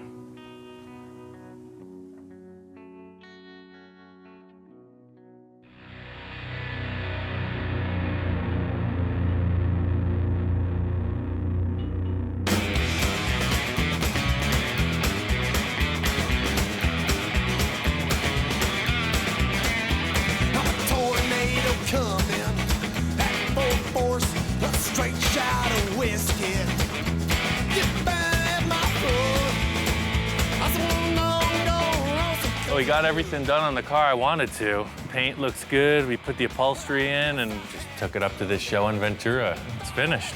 I'm your foe. When you bring me sorrow, you bring me pain. Baby, baby. We made it. We motored out on the freeway and it's all good. Made it here and the show's on. My busted heart breaks you. pretty cool. It's quite a nice ride, everything about it. It's pretty darn impressive and a lot of work. They just put so much thought into it and worked on it so hard. So each custom has a personality, which is your own. Your ideas, your thoughts, it all goes to your car. So that makes a custom right there.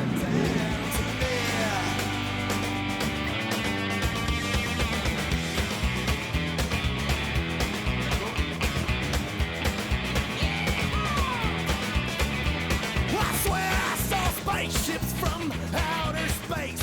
They told me they'd take me.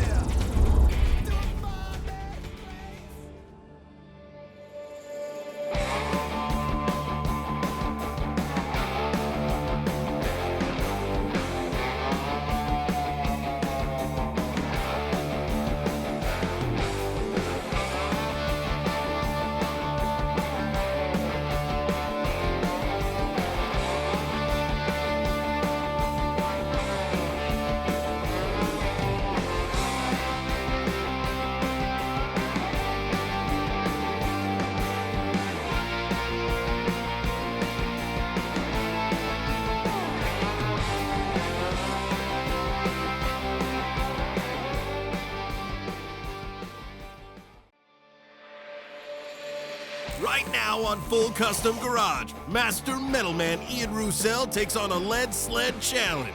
A while back, I had this crazy idea. I wanted to take this old Packard and convert it into a lead sled for my friend Tom. Oh, man. It came out pretty cool, and then Victor saw it. I said, hey, Ian, you think Tom will ever sell the car? And he said, you kidding? But with a little wheeling and dealing, Victor made it happen. Surprise, I got the Packard. I don't want to change that much, but I want to change everything. Victor comes in and just wipes the slate clean. You've chopped the car. Right. To me, that's baby stuff. As the guys get into it, things don't go as planned. Sometimes building a custom car isn't pretty, not in the beginning stages. Ian, my car, what the heck you do to my car? We're on to a new adventure. You know where it's going. Full custom, baby.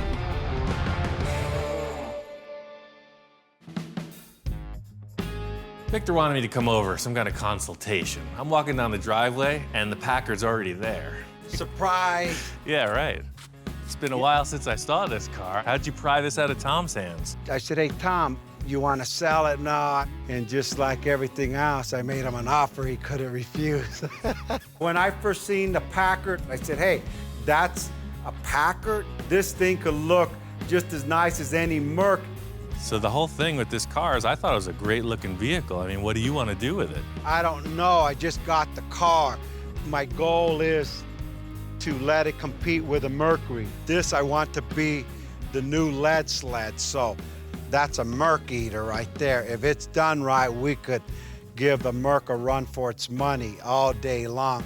First sentence in the conversation, Victor says, this is going to be the Merc killer. I'm thinking about his last Merc we did, and he cut the roof off it. And I'm like, oh man, we're not cutting the roof off of this Packard. Whatever you're thinking, all I ask is don't mess with the roof line. That's my favorite, that's my pride in the whole project. Yeah, no, I love the way the chop came out. It's perfect. The rest of the lines, we could do a minor adjustment on it. I've seen your minor adjustments before. Well, you know that, but it's gotta be crazy. Victor and I have built a lot of cars together. He likes to go from top to bottom with all his builds, so who knows what could happen with this one. You know, I'm into the crazy stuff, man. I always thought we could go way further with this, and the chop was a good starting point. The whole drivetrain has to be replaced to something modern, so let's see what we could come up with, you know, kick it around. Victor's kind of vague. All I'm getting out of him is that he wants this thing to be a driver like the rest of his fleet. They're all road-worthy vehicles, and that's where this Packard's lacking. I want to have this thing on the freeway doing 70 miles an hour with no problem. Sure. So where do we start? Most straightforward ways is just get maybe a mid-70s Camaro or GM front subframe. That gives you the disc brakes, the power steering, and the mounts for a V8 engine. From what I could see, to make this thing a perfect driver is just put a modern front suspension clip under the hood, put in a new engine, and this thing's a runner. It's good to see that this car is going to get taken one step further.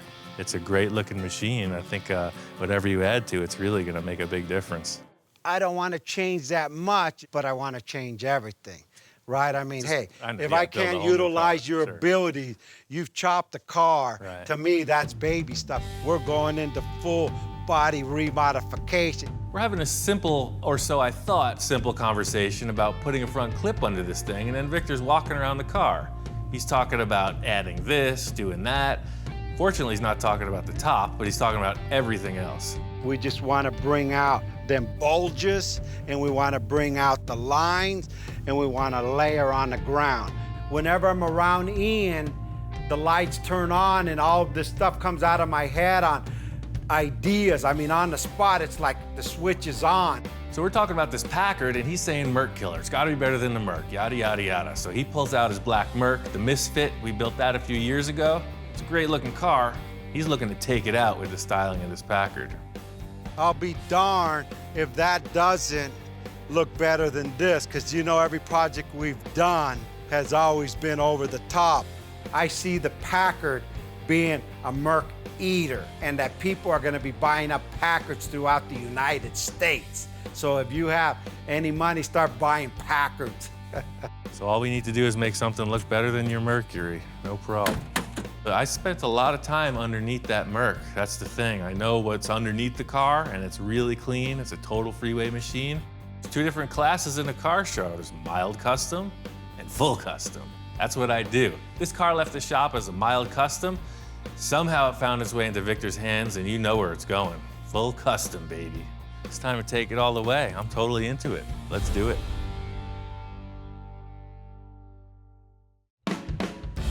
Victor's gonna come by today. He says he's got everything. He's got all the parts we need for the front suspension upgrade, and I'm just gonna work on getting this Packard ready for construction. This is like deja vu, like I'm viewing it all over again. It's amazing. The cool part about this project is the greasy, nasty part is done. Victor has a team of guys at his place, and they took out the engine and trans. He's got all the front sheet metal unbolted, and he's already talking about donor vehicles, so I think he's got everything pretty much sorted out. Pulling this nose apart, I know when it goes back together, it's not gonna be the same car. Victor has hinted at a few things. It's kind of an ugly nose on the car, so taking it off, just hopefully when it comes back together, it's way cooler.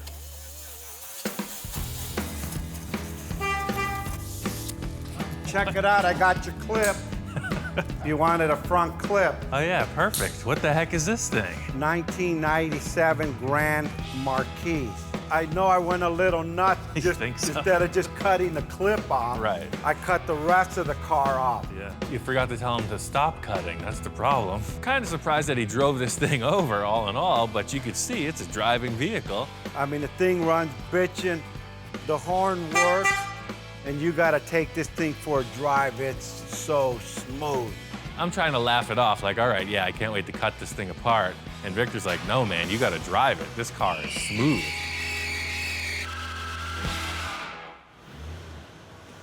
Not bad, huh? I think it's a good contender, man. Well, shit, he had more fun than I did. He was in the parking lot burning out and having a blast. Just like any used car salesman, the test drive seals the deal. I kicked the tires, I did some burnouts, a couple donuts. This car is a keeper. When he came back, he said, yeah, that's gonna work. But little does Ian know, I have different plans. At first, when we were talking, I was thinking just the front clip. Oh, sure, makes sense. Then as I started taking it apart and drove it, I'm thinking the whole car, utilizing everything, even the pan, everything that's here, air conditioning, computer, motor, disc brakes. I mean, you know how much time and money will save? Now the story starts to flesh out. That's why you left the floors. You want to put the body skin on this whole car. So Victor pulls the old switcheroo, you know? Oh, well, we're not actually going to cut this one apart. We're going to use the whole thing. So the challenge is to put that body on this car. We want that to be a 1997 Grand Marquis. With a Packard on suit a Packard. The old Emperor's New Clothes trick. Bottom line is Victor wants to do a body swap. He wants to cut the top of the Packard body off of the floor pan and put it onto this floor pan from the Grand Marquis. You want to leave this dashboard and everything. We're gonna leave the dashboard because we're gonna do the fiberglass coming down into it and just modify what's existing. It's all gonna get reworked to 50s futuristic instrument panel. Don't ask me what that means, but it sounds damn good. It's a great concept, but they're two way different cars. And I just want to put them side by side to see how it's going to line up. The wheelbase is definitely off. Did you even measure this? It looks like the proportions are pretty far off. What's the deal? You guys did some preliminary? My thumb, I looked at it like this and like this. No, I'm kidding. We got some measurement. Don't get me wrong, there's a couple inches here and there that need adjusting, but it's pretty close. It's really close. I could see they're less than a foot apart. I know Victor is well thought through in all of his processes, but when we put them together, you can clearly see there's some issues, and I'm like, hey man, did you measure this? Did you take the time to really think this through? I said, well, kind of, and you know me, I'm always ambitious. You know what, my thing is I just see with my eyes. Mechanical stuff, I don't give a shit about you. That's your issue. My thing is that this to go onto that. How? I don't know. That's why I brought it here. I see. Probably my greatest fault to date is to tell you, you know what? No problem. We could do this, no sweat. Victor was just saying, this is gonna happen. He thought about it enough to know that I could pull it off. I guess that's all he needs. Another walk in the park, as usual. Yeah, you said this was gonna be an easy one. For step one, if we achieve this, wait until you see what's coming next. Perfect. It looks like it's gonna be close. Victor left it up to me, and the only way to tell is to cut it all apart.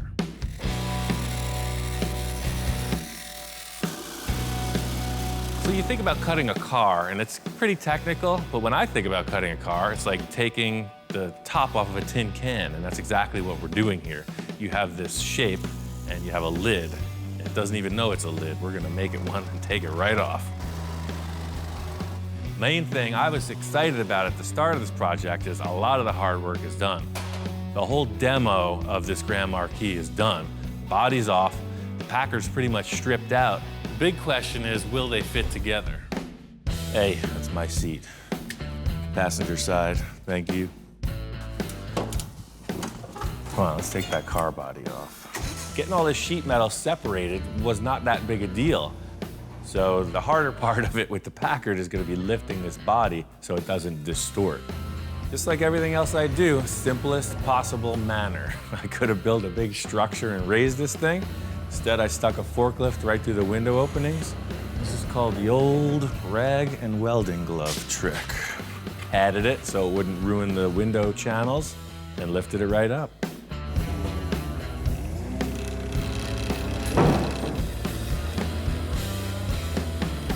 That there is the symbol of a nice, strong chop top, nothing deformed. The guy who built this knew what he was doing. Well, that being said, that sucker is out that door forever. Away with you. Pretty simple, lift up that body and get rid of the trash. We got something better coming in. Done all you could up until this point, but it just wasn't good enough. I think the biggest challenge here is about 50 years difference in technology. You got two giant metal shapes from completely different generations. That's the challenge. It's like stacking blocks. I'm gonna put this car on that car and see where they clash. Oh yeah, and that's how the tires are supposed to sit. The back laid down perfect. The best thing I was satisfied with was how this car just kind of bottomed out. No scratchy noises, no weirdness. It just clunked right on the floor. The back looks perfect. This is exactly what Victor's looking for.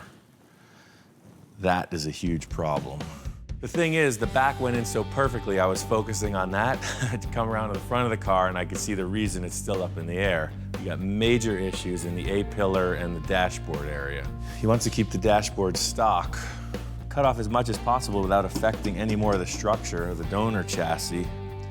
And I really need all of this in here. I already compromised the structure of one. I'm not gonna do it to both. What's happening is the Packard's a triangle coming up into the window areas, and the Grand Marquis is a box. It's parallel, straight up and down, versus triangle. As you bring it down, it ain't gonna work. definitely hit a major snag in our grand scheme. Just as I'm trying to figure out my plan of attack, Victor walks in. Hey, how you doing, man? You did it, huh? I done did it. I have some bad news for you, though. Your call on this frame is perfect width-wise. Tires tuck. It still can go right to the ground. Okay, good. The issue I ran into is the dashboard and the wheelbase. Ian pointed out to me, hey, the dash doesn't fit in the car. Off the record, and don't tape this, it wasn't gonna fit, and I knew it, but I had to challenge this guy.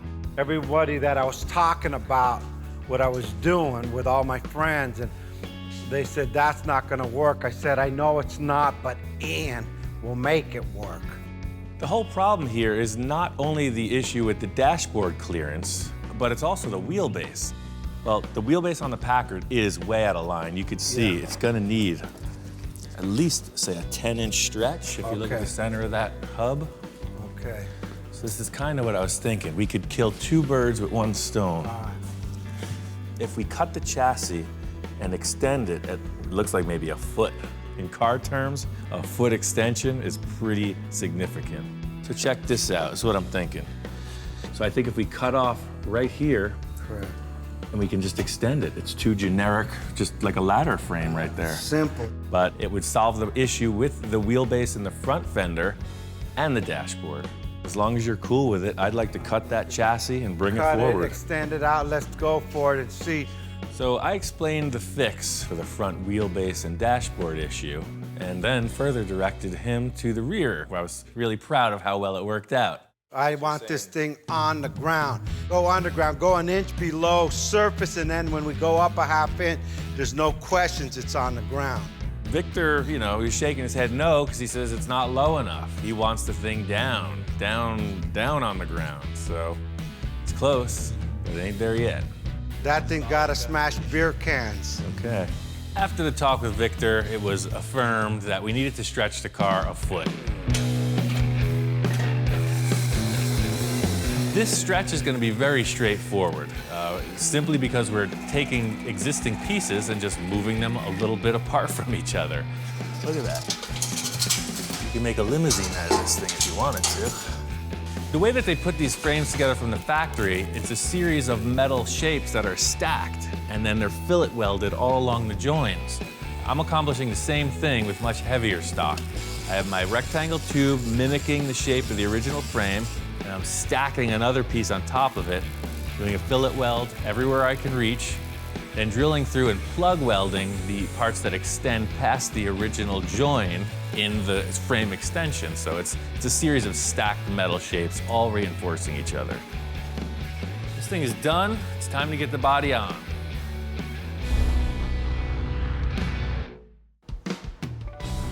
Took a bit of doing, but I got the body on. I got it down low the way Victor was asking for.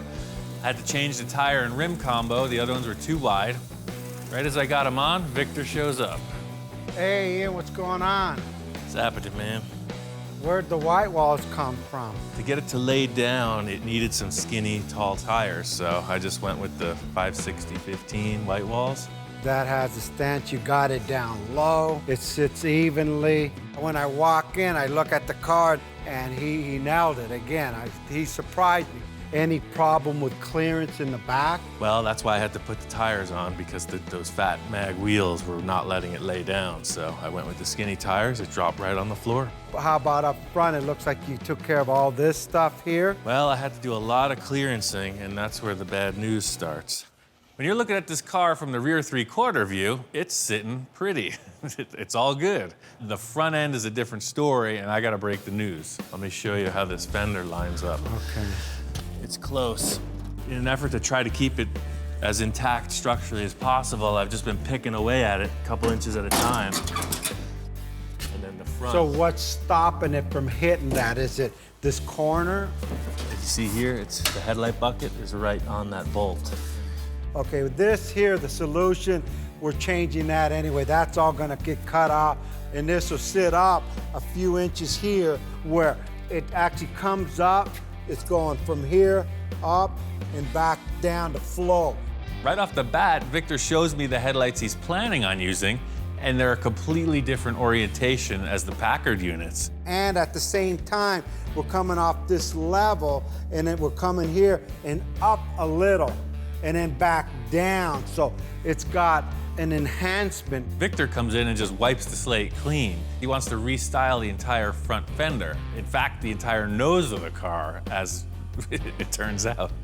So if you're willing to just delete the front of both fenders, then it's a perfect lineup. We'll just build around the underlying structure. It's a 10-minute cut. I'll do that, and we can get this hood and fenders on. Awesome, I'm there, let's do it.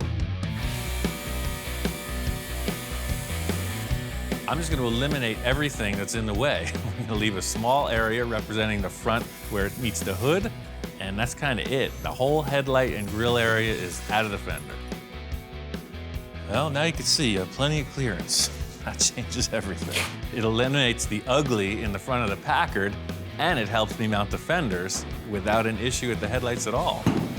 Hey, look, it fits. That's going to be all right. Damn, look at that thing.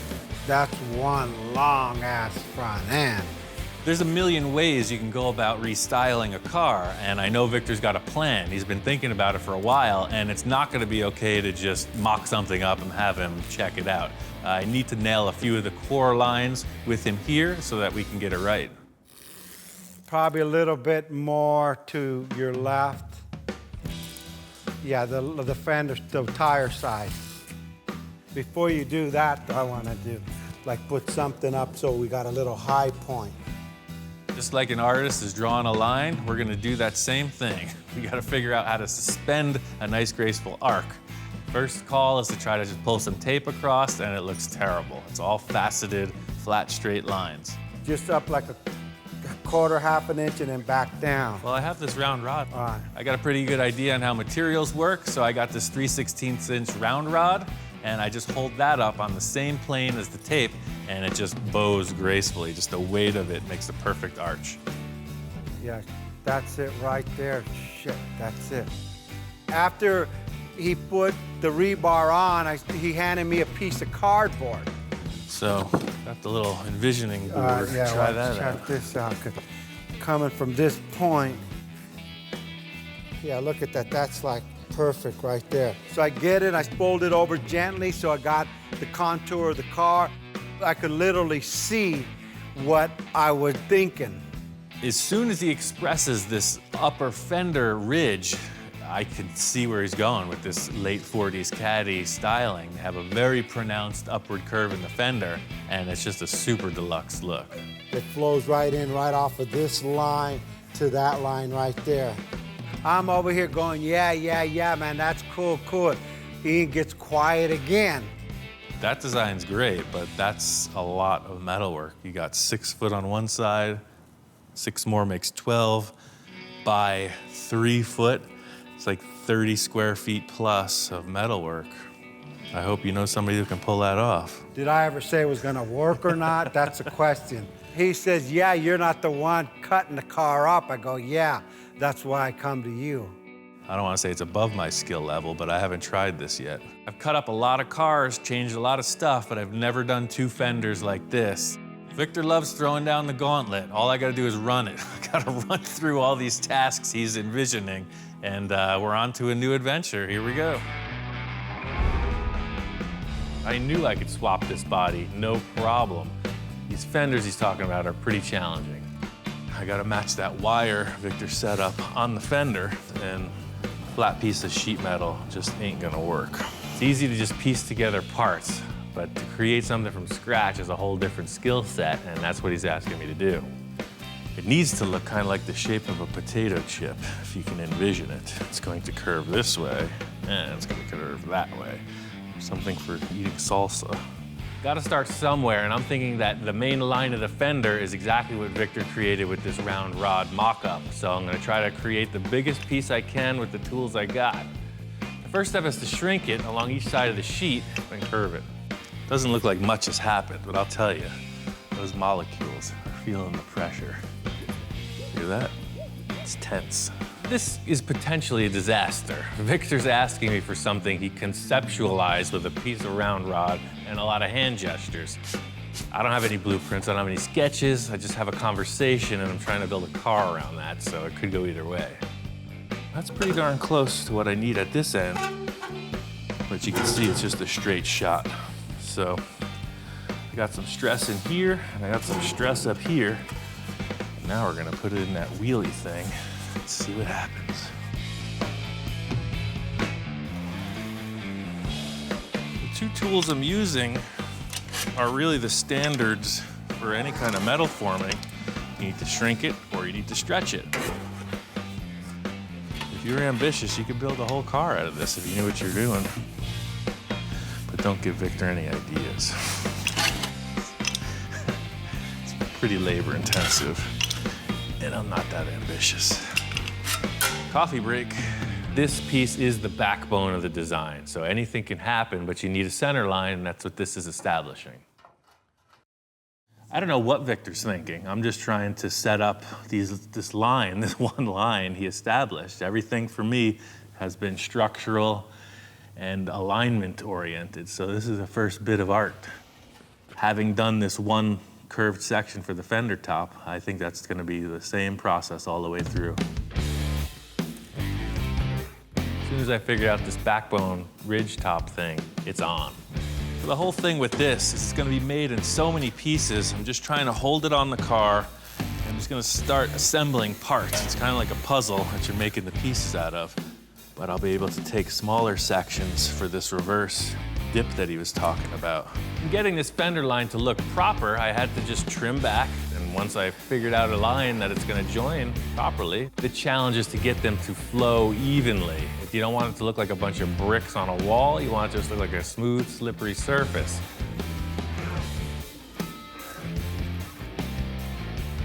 I never even receive an ounce of praise. I do this all day just to buy food. I even give you the bargain brand.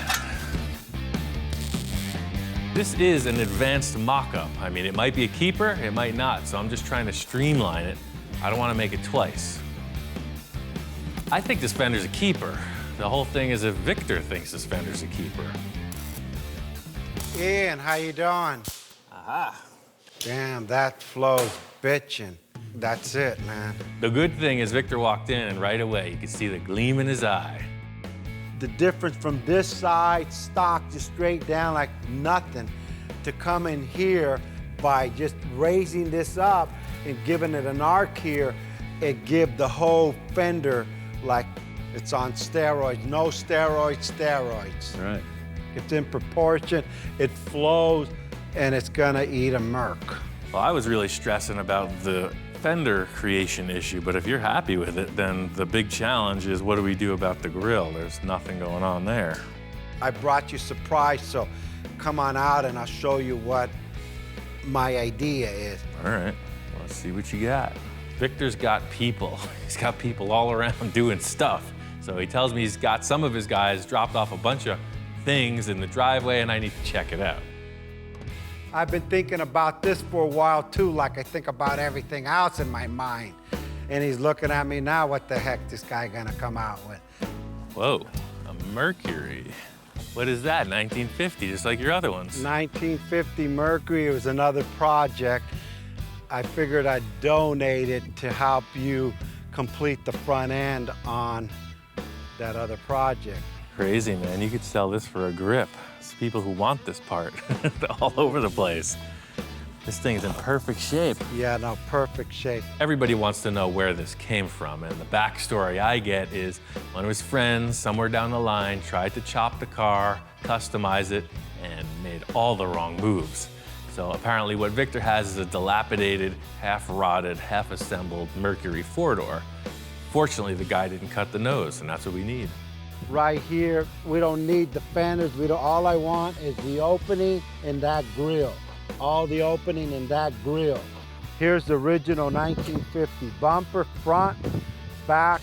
This is freaking cool, man. I was just stuck on that fender side thinking, what are we gonna do about the center? I'm gonna have to make something just the same, but if you're not attached to this, I'll just cut it up right here and we'll drag it in the shop. And he says, hey, Victor, you attached to this thing? I said, well, heck yeah, I'm attached to it. It's a 50 Merc front clip. I'm bringing you the front opening, the mouth. And he looks at me and says, I think I need a little bit more than the mouth. Doesn't matter if I'm attached or not, we gotta do it. Okay, there you All go. right, cool, let's do it. As soon as I saw him give me the look, I knew it was on, and I rushed to the shop to get the tools. I'm ready to gut this thing. He comes out with a grinder, and I'm going, wait a minute. You know, shit, that's a $3,000 front end, and he starts cutting the hell out of it. Sometimes building a custom car isn't pretty, not in the beginning stages. Everybody knew this had to happen, but going through the experience is somewhat traumatizing at times. And I was tripping out. I was like, wow. That finishes it, man. It's never going back to stock. Ian, my car, what the heck to do to my car? And then I turn around and see Ian's dog. Dude. He's concerned. And even the dog goes, that's a 50 Merc you just cut up. Look at his face, he's saddened. Dude, sorry. You'll be okay, you're going to good use. Let's take this Mercury inside and see what she's got. The anticipation of bringing that front end up to the Packard, I was like, I gotta see this, I gotta see this. Here she comes. That's a trip, huh? Putting this grill to it, it gives it like this masculine, like a bulldog, literally. Like maybe that's why the dog was tripping out. He probably thought it was his relative. Look at that, it's like, I can see a clear path to victory. This nose piece is a game changer, but it's gonna take a little bit of doing though. I gotta trim out a lot on both cars to get this thing in position, but this nose thing takes it to the next level.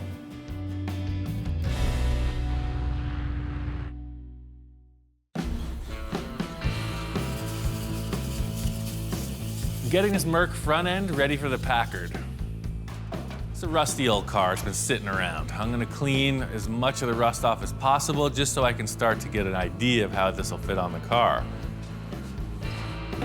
Yeah, yesterday this was way out. Now it's way in. See, the look is really good, the way it mates up to the fender, but it's way wide. It looks like this nose is gonna get sectioned into 3 or 4 pieces. The 2 headlight shells I think will mate to the fenders really well, and I'm just gonna cut it apart and fit it up on the car in pieces. See that? Right up to the headlight. Mates into the fender, just perfecto. And we don't want it to look crooked or weird, so I'm gonna build a jig so that they're parallel and at the same orientation. So I can weld it right to the headlight bucket. I want them to both be at the same plane, and they'll still be parallel. The big thing is to just get these headlights positioned, and then I can hang the grille and move forward from there with the sheet metal. I have to build the whole passenger fender, which is an exact mirror of what I accomplished on the driver's side, and then I'm gonna sheet in around the headlights. Fenders are a sure thing. The big concern is this nose and the way the hood is gonna come into this grille shape. The Packard nose comes to such a point, if you continued it forward at that trajectory of the 2 sides, it would be like a little triangle shape. We don't want that. We want it to have like a really pronounced hood. So Victor's got another Merc hood I'm gonna have to section in so that the front end's a little more bulbous. So this is the hood from the Merc. It came off of the same car. You can see it's in darn good shape. It looks terrible because it's completely rusty, but it's not cancer rust, it's just surface. It's almost a shame to cut this thing. Victor's got the resources, we're gonna cut it. Somebody will pay a freaking mint for this thing. The decision has already been made, it's out of my hands. Strangely enough, the one piece we're saving is the only place on the hood with a dent. There are a few things that I won't cut up, and this is right on the border. This is gonna be a tough one. Just made every other 49 Merc hood that much more valuable. That's all you gotta remember. What a shame. It would be way easier to just try to graft this little nose section on, but I want this ridge. And it'll actually be a much stronger join if I lap it to the Packard, so it'll be like a big diamond shape. That's why I'm completely ruining this hood, but it'll allow us some artistic window of opportunity.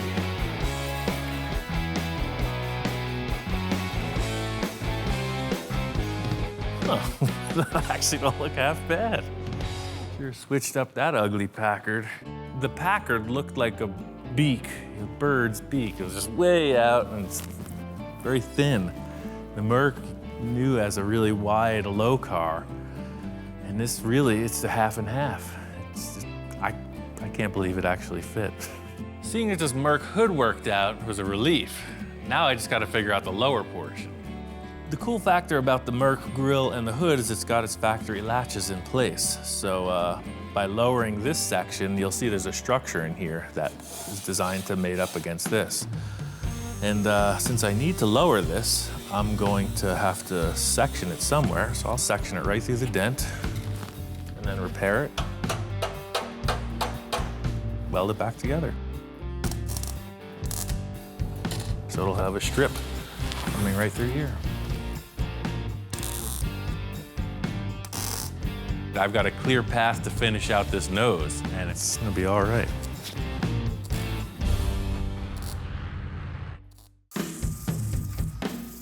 Splicing these two hoods together was a pretty straightforward process in simple terms, but the contours on both sides are way different. So this is now our surface height of the hood. So it's coming through. You see how it's lifting towards the bottom?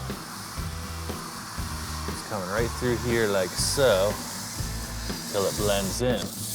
So this transition here is gonna be very hard to make. It's another compound curve, but right where that wants to change, I was thinking if I put a scoop in there, like you see on the Mercs, then all of a sudden the contour wouldn't need to be made. It would turn into a scoop. I don't know where the idea first came from for these scoops in the side of the Merc hood, but you see it all the time. It's a really cool thing. It breaks up the side profile of the hood a little bit. And because we have a mismatch in contour, I think it might just be the perfect fix. A little action in it. See, we come up with a number like this. Actually, that doesn't even look half bad. But it definitely handles that weird mismatch for sure. My first inclination was to put the scoop forward. Maybe not that forward, but somewhere between here and here. I know Victor likes that classic element though. I got a few ideas to make this happen. I just got to sell Victor on the idea. I'm working on getting the bottom corners of the hood rounded. You see that all the time on custom Mercs. And I'm gonna mock up this side profile that just may incorporate a scoop. I gotta show it to Victor.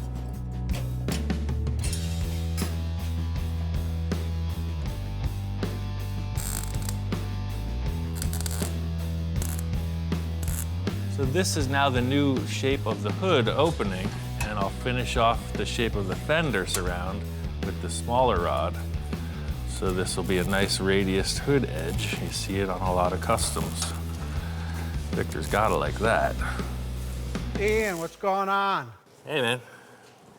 Just kind of getting this hood together. Oh, yeah, what a difference, man. I haven't seen the car in a while. I came by today, and that thing looks crazy. It follows the rest of the curves on the car. Curve, curve, curve, curve. The more stuff I give them, the guy still continues to like go beyond my expectation on everything I have them do for me.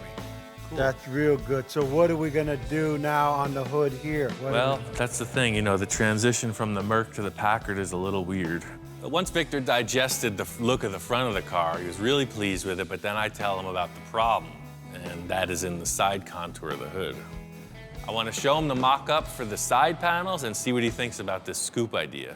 You know, I'm glad that the front worked out for you. I kind of just did that because I know you like the look of the other car, but the placement of the scoop is something I've been struggling with, whether it goes ahead of the axle line or behind. Yeah, so. Looking at it in proportion, why I think it should be not quite half, just a little forward here. Let me see. Yeah, Wow. just whatever Just you like. coming in, and it shouldn't really be that drastic. So that's kind of the opening.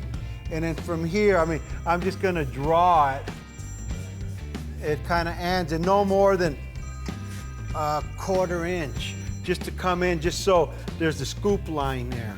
Victor loved the idea. It was really just about placement. He wants it in proportion with the hood.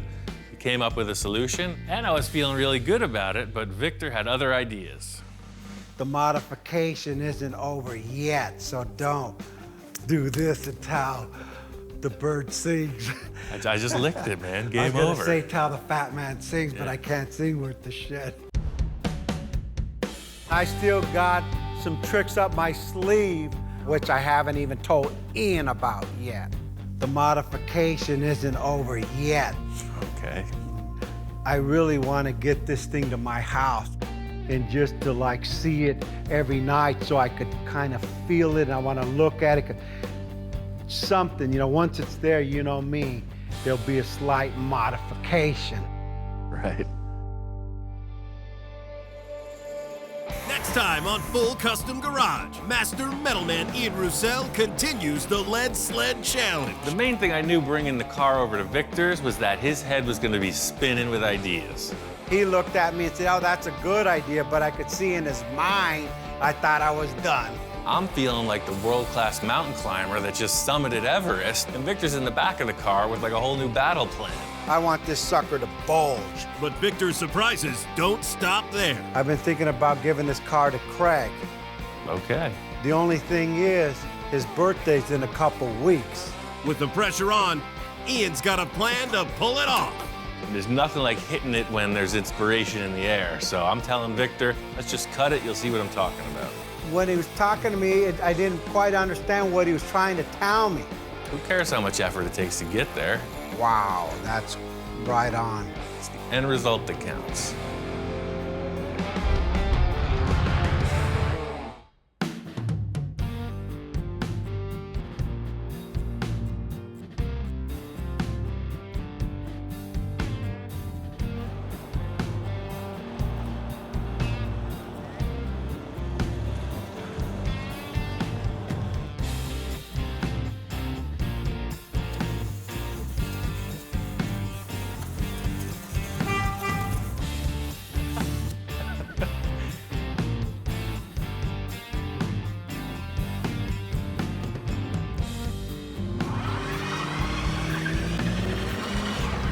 Easy, Ian. I don't got insurance on it yet.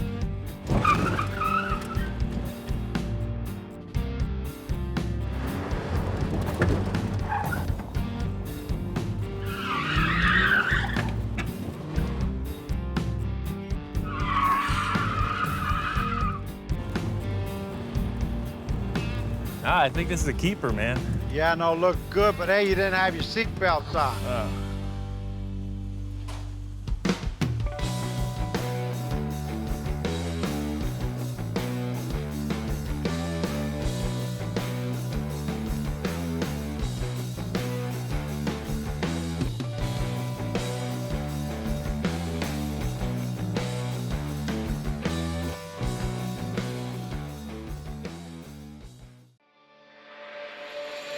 Right now on Full Custom Garage, Master Metalman Ian Roussel looks back on the best builds of Season 2. The second season was all about pushing the builds further. I thought it was going to be good, but it's spectacular. Wow. I was blown away. I really wanted to do stuff I had never done before, you know, venture into the great unknown. He got in deep with this project. I was thinking of, hey, I'm gonna throw a wrench in the fire on this guy. It's just a pile of parts. Well, that's why you're the man for this project. Going into this bold-faced and fearless.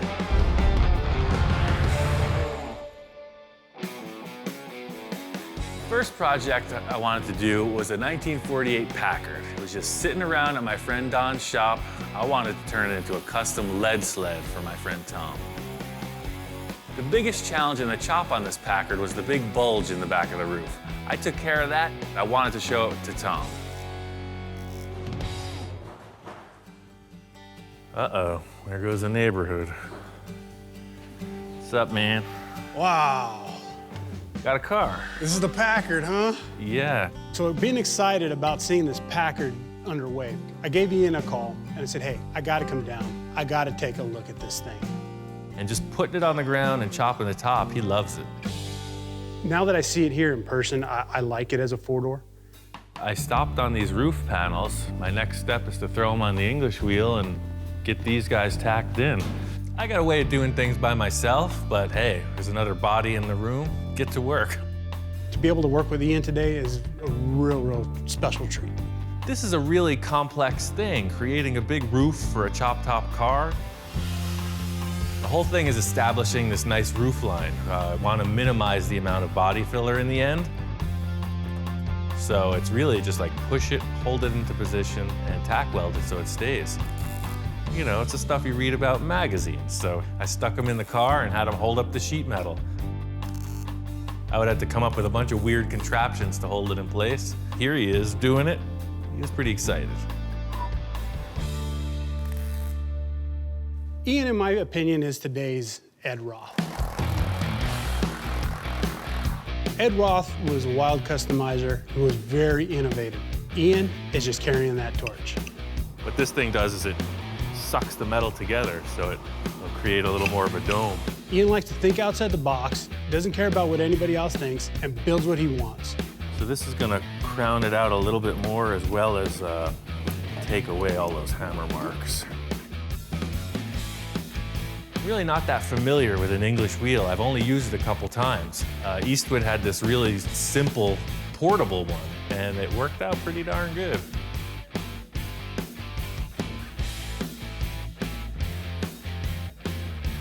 Pretty good. Yeah. Getting the sheet metal tacked in place, that's it. That's the car. The line of it's established. It's just a matter of finish work. If you like it, here we go. I'll put it all together and on to the next. It's a killer chop. Once we got the roof dialed in, Tom had to take off. So I got the thing painted and finished because I really wanted to show it to him complete and ready to drive. When I first sat inside the Packard, man, I couldn't help but feel, man, this is cool. I'm ready to cruise, man. And I am one cool dude because I'm cruising this thing. This was a very emotional experience. We took that car out of the carport and I was angry. I was just thinking we were going in a bad direction. I pulled through. It's really indescribable. I can't talk about how grateful I am because there's no words to express it. I mean, other than getting in there and cruising down the boulevard with a big grin on my face, there's no real way to express how just excited I am. It's a cool car and I cannot wait to show it off. Tom has helped me out with a lot of stuff in the past. So going through all this extra effort made it worthwhile. He's really happy with the end result. This Packard was not just finished and delivered. This thing is an evolving project. I have it in the shop now. We're developing it into a whole new thing. The next project was for my friend Victor, and who knows what's coming through the door. He's always got a lot of wild ideas.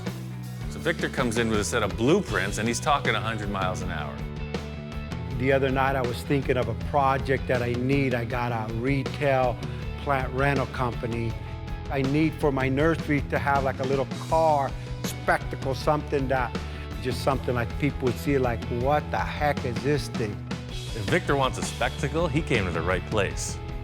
Victor wanted to build this VW kit car. It's called a Boonie Bug. He found these old plans. Remember, like everything we do, this means nothing. This means someone has built something like this, so ours cannot be like this. I think we're gonna take these plans and funkify them. We're gonna go full disco. I think it's gonna be cool. First thing I needed to do was build a framework for the body. It rides on an existing shortened bus chassis, but there's no structure for the whole kit part of it. The whole thing with this vehicle is like a triple threat, right? It's driving around, it's looking so cool. When it's parked, it's doing the same thing, and then the sides fold up, and it still drives around, so it's a quadruple threat. It does 4 things really good. I got the whole structure for the body built. I really wanted to show it to Victor. There's always kind of a friendly competition between us. I wanted to nail my concept and sell him on it. Hey, Ian, what's up? When I first walked in, as usual, more was done than I expected. I love the way you angle that thing.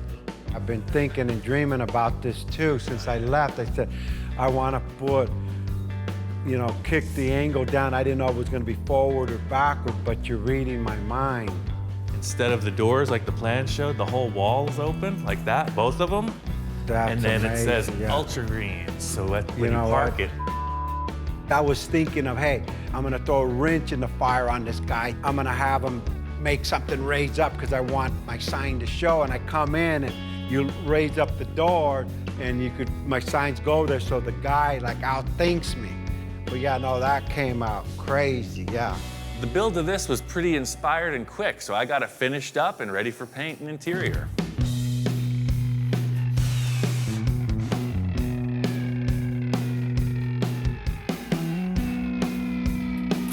We had no idea what this thing was gonna come out to be. It's beyond my expectations. It's not a show car. The little nursery car took it to the next level. This thing gonna be all dirty and in the mud. We lucked out with this engine. This thing rips. Everything has held together great. It runs great. I almost wish I didn't have to give it up. I was really getting attached to this thing. Being able to drive it on its inaugural run was really cool. Performed perfect. I think Victor's gonna take this thing more places than the nursery. So in addition to the paint, Victor went all out on the interior. He's got custom vinyl interior, two-tone, special seat, gold and green. He's got a custom steering wheel. They put AstroTurf inside instead of carpeting. I mean, this thing's looking good. The reason why me and Ian hit it off so good is he's creative. The thing I like most about this was that it is a stand-alone concept. You're not going to take it to a car show and judge it against anything, so there's a certain freedom in that. My friend Jack has had this custom Econoline pickup for years. He's got some really wild ideas. He wants to push it even further.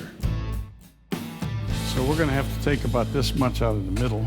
I want the top to be about this high. Jack threw a total curveball at this project. I was thinking of wild paint schemes, and he's talking about cutting this thing apart. So you want to section the entire body? Yeah.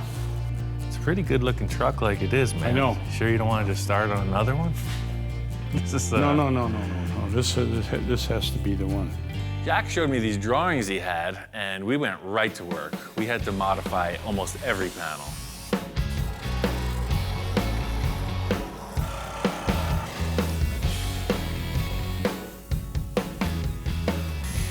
Usually I'm the guy standing back assessing the whole thing, and that's the nice thing about having another professional in the room is you got 4 eyes instead of 2. Still has to come down more, just a hair. Well, 1/8 inch. I don't have any hair. That's good, that's better.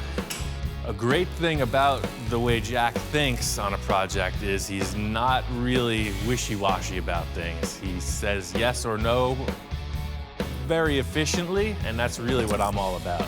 Make a decision, stick it, and move on. Once we got into the back rear window, Jack left the entire thing up to me. Just work through it, make it good. That was a challenge, to say the least.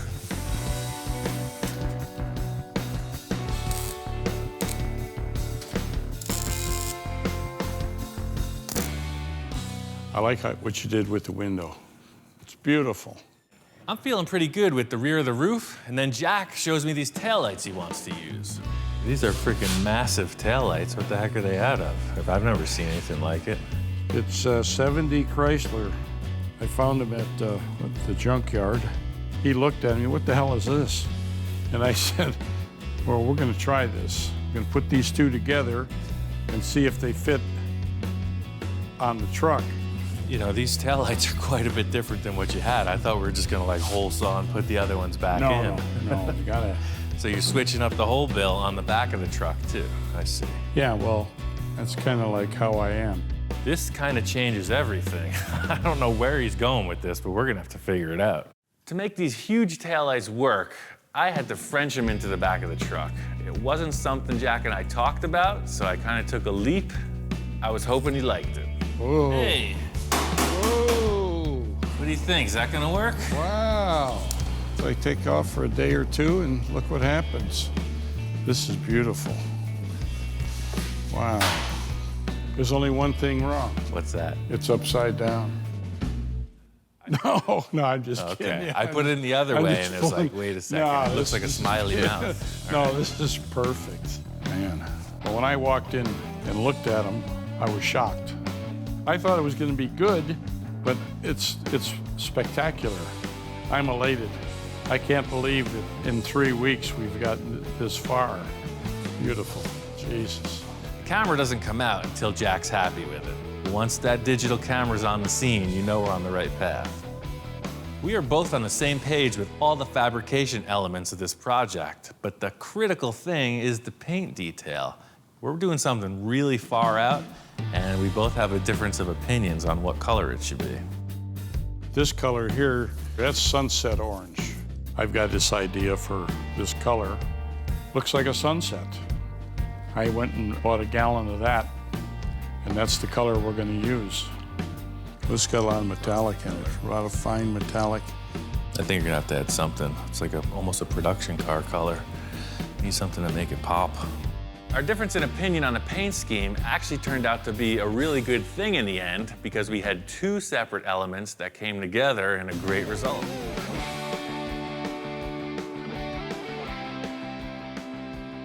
Gene Winfield really inspired the paint job on this. I'm not saying it rivals any of his fades, but it's pretty mellow. It's just the red gradually fades to black right into the rocker panels. Ian wanted to surprise me with that fadeaway, and let me tell you, he sure did. It really looks good. Jack was digging it. Right out of his pocket, first thing is his camera, so I know I'm on a good run here. It's been the story through the whole build is that as he starts taking pictures, you know you hit the mark. The next project was for my friend Kai. He's got a bunch of motorcycles. He wanted to get his 1958 Harley-Davidson Sportster back on the road. Once we got into it, we were over at his house, and he asked me what I wanted to get in exchange for the labor. I want that. You want that? Yeah. That. You want that? Yeah. Okay. Naturally, I'm entranced by this early Harley, but just over my shoulder, there's a police motorcycle. KZ1000, that's a hot rod. I've never really ridden it. I've had it for a little while. Apparently Kai got this in a trade or something. I guess his buddy picked up a few of them at the auction. It's a typical scenario. These police bikes get decommissioned after a certain mileage, and somehow Kai ended up with one. This is a KZ1000. Did you ever see Road Warrior or Mad Max? Yeah. Well, that's what's going on underneath here. Right. I'm just not a big Kawasaki guy, you know? I'm not a big Kawasaki guy either, but look at that engine. When Ian said that he was also interested in the Kawasaki, I was a little surprised. Yeah, you want it? I see this thing as a stripped-down race bike. This thing is cool. Well, I'll tell you what. You build that Sportster, you can keep that. I'll do that. I'll trade you for labor. Yeah, for sure. Okay. This kind of turned into a battle of the bikes. I was going really radical on the police motorcycle. Kai's bike was pretty straight ahead, but it's exactly what he wanted. Huh. This is pretty damn cool. It's gonna be all right. Yep, I think so. You know, I'd say it's a close runner-up to the motorcycle that I'm building. It's a good-looking machine. You're definitely gonna take second place. You think so? Well, things got heated a little earlier in the day, you know, so I don't hold grudges, but I like to stab it back a little once in a while. So Kai's sitting there admiring the machine, and I'm thinking, you ain't seen nothing yet. Just look at that thing over there. You got your fiberglass drooling off the rear fender. I mean, that's got a look. It's kind of Sigmund and the Sea Monsters right now. It's pretty groovy. Well, the way it looks right now, I don't think it's going to compete anywhere. I have seen nicer bikes, though, in my life. I can't say I've seen uglier ones. Thanks. You're welcome. After Kai kind of jabbed me, I wanted to play a joke on him with his bike. There was a whole parts stash I got from my friend Gary, and there was just so much potential on Gary's shelves, I wanted to see it on this bike. I put them on the bike and it's on. This is a 70s style deal. Nothing says commitment like all the details. See what I'm talking about? Not everybody is hip to the trip. Just needs like 10-foot-long forks. And you're there.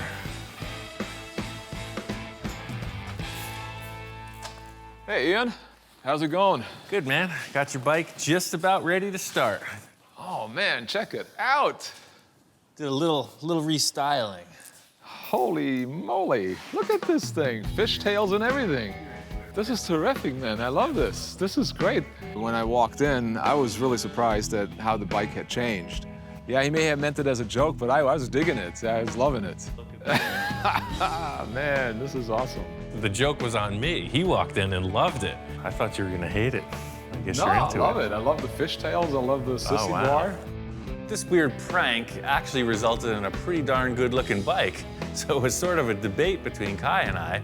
In the end, he really just wanted to go with something a lot mellower. So I put the exhaust I built on Kai's bike, but I was really itching to show him the progress on mine. So you remember my Sigmund the Sea Monster rear fender? That changed a little bit. Looks nice, man. Yeah. Wow, this is smooth. I took a look at the Kawasaki and I was actually really surprised at what he'd done. Man, this is it's getting close. Looks nice. In the end, I got my bike wrapped up. It's exactly what I was hoping for. It's just a good, reliable, powerful, fun to ride machine.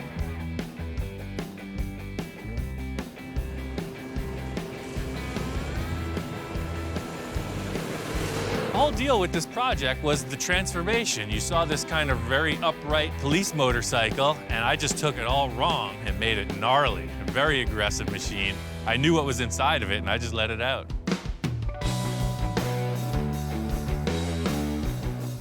Kai's bike turned out really cool. We got both bikes out here. They're running good. We're just testing them.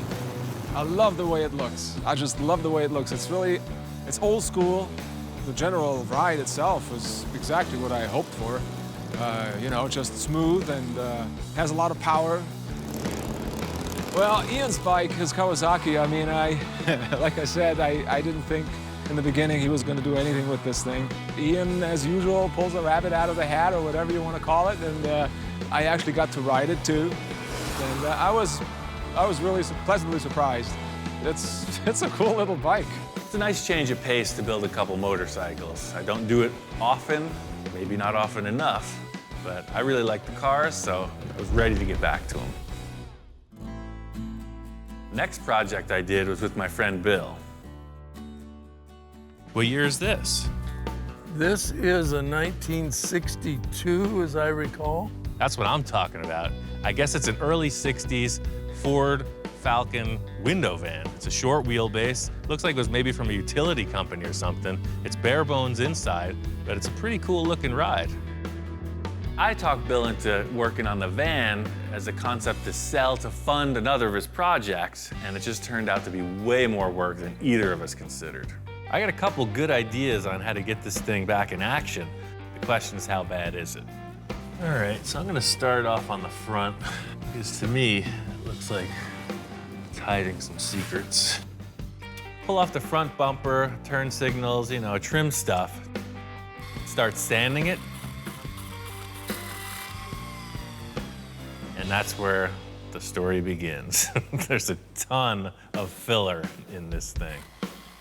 I'm doing the excavation here, you know, this is down and dirty. I thought I could sand it off, but it just got thicker and thicker. I ended up just cracking it off as brutally as I could. Yeah, it's all pushed in right there.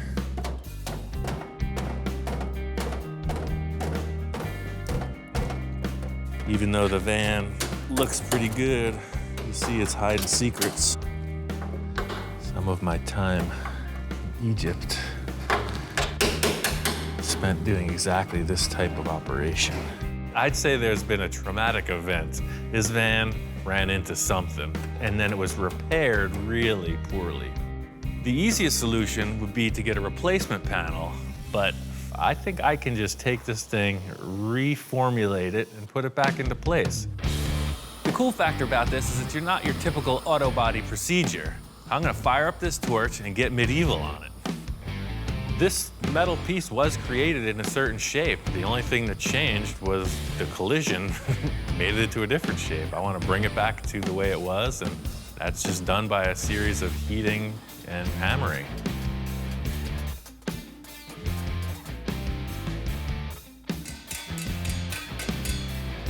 The whole idea is I'm just going to fit it into place and then continue hammer and dollying it.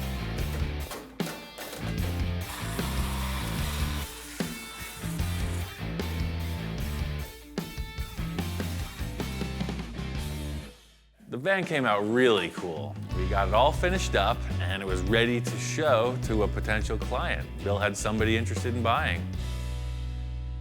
Brought up to Bill's, and just as I'm showing Bill the van, Jess shows up. Holy cow. See you again. Yeah, good to see you, Ian. Hey, Bill. When I first walked up and saw the van, I was just kind of blown away. It looked perfect. It looks like a plain white van on the outside, but the interior is all fitted out. It's deluxe. They put curtain rods in there. Holy cow. Yeah. So this is the Pendleton yeah, flannel? the authentic flannel. So I'm really impressed. I can't wait to take it to the beach. Let's drive it. Good, let's do it. Let's close the doors up and jump in there and fire it up. Oh, and we're off. So looking at the van from the outside and the inside and kind of being a spectator is great. The aesthetic is totally there. It's everything that I want. But it's not the feel of driving it. And so once you drive it, I was sold. When we first started this project, I didn't know how it was going to end up. It got in pretty deep, but in the end, it turned out to be a really nice van. This next build came about in a completely different way. My friend Tom's putting on a charity car show, and I wanted to build something to support the effort. I went up to my friend Bill's house. He's always got a bunch of cool projects, and I knew he had some old trucks. In Bill's endless pile of parts, he's got a fire truck. Holy moly. You know, I love the old fire truck because it's a roadster, and it's one of those keeps getting moved back project. I'm never gonna get around to it. I really need to check this thing out. Pulled it out of the weeds, and it's in very good shape. I know the chassis got the look. And then seeing this body and the bedsides, I'm thinking giant hot rod truck. I'm always excited to watch Ian and see his gears turning in his head and what he does. These are the basic building blocks for my inspired project. I told Tom what I found, and he was up for the adventure. He wanted to give me a hand. So I was thinking, man, it'd be really cool if Ian showed up to my car show, but now he's talking about building something. The whole look of this project is how the body sits on the chassis. It's the look of the whole ride. So getting it in place, I could tell right away, and Tom agreed. This thing is way too tall. Look how freaking massive this body is. Yeah, it looks kind of goofy up tall like that. It is, it's way too tall. My initial thought was this was gonna be kind of a highboy style, real old school look on top of the frame rails. As soon as it was in place, I could tell it was not gonna be okay. That's why I wanted to put this body on. It's just way too big. When the whole truck is up in the air, the body looks kind of small, but now it looks massive. That close to the ground, it changes everything. The firewall looks like a freaking tombstone. It's gigantic. I think we gotta channel it. Yeah, there's no question about that. It'll look so much cooler too. Right, I'm talking about a hot rod, and you know the formula, man. Low, big and little tires, then lean. We gotta strip this thing down. It's looking good, but it ain't there yet. Both Tom and I agree, this big box on the back of the cab is not the look we're going for. First order of business is to chop it off. Channeling means you drop the body down over the frame. It gives the whole vehicle a lower profile. The compromise is the interior room. But I don't care about riding comfort. This is all about the look. We're channeling this sucker. Get it down. I'm just into it, you know. I love this plasma cutter. I'll use it all day long. So I got the shades on, you know, shields are down. I'm in the moment. Tom's yelling. Woo, we got a fire in the fire truck. Fire in the truck. I think he's just into the fire truck. I'm like, yeah! It's just these wooden cars, man. Yeah. What are we gonna do about that? Should we call the fire department? So here I am, working on a fire truck, and I think, what would a fireman do? I went and got some water. Everything's solved. You know, Tom, that's why I keep you around. We got the fire out, the body lowered down, just as we expected, and it looks great. Now you're talking hot rod. That's perfect. What do you think about that, Captain? Is that gonna work? Yeah, man, now it's looking like a hot rod. It was a ton of work to bring this concept to life. I got this thing wired up and fired up. It's driving around, I'm ready to take it to the car show. Tom hadn't seen this thing in a few days, so when I pulled up this morning, he was really excited to check it out. Oh man, I was blown away. It turned out awesome, man. You know, every time I've worked with Ian, I bring something to the table, but I take something home too. I either learn something when it comes to how to build or artistically. It helps me grow as a hot rodder and a car builder myself. This next project was a build with my friend Stone. It was really unique in the fact that it had very little to do with a car. It was more of a sculptural project. My name is Stone, and I am a metal fabricator and sculptor, and I build big, ridiculous things for festivals. The initial concept is a series of sculptures that Stone did. It's called the One-Eyed Monster. You know, the original state of the One-Eyed Monster was these small little sculptures that I used to hand make out of steel, and they were just little sculptures that I just kept showing in galleries. He says to me he wants to build the most gigantic one-eyed monster sculpture ever, a driving 30-foot tall sculpture. Because I'm gonna tell you right now, I know Ian and I know myself, like if there's any kind of thought in our head and it was like, oh, that would be cool, literally the next morning we will be not drawing it out, we will start building it. So this is below the decks of the One-Eyed Monster, where all the mechanics and engine maintenance guys hang out. This thing's a full mutant. It's a 28 Ford Model A frame that I put a Mercedes-Benz rear clip, independent rear suspension, with the engine and transmission, and then it has a Chevy truck front axle. One of the biggest, craziest reactions that I get, besides what it is, I mean, it's obviously like, wow, what is that? That's weird.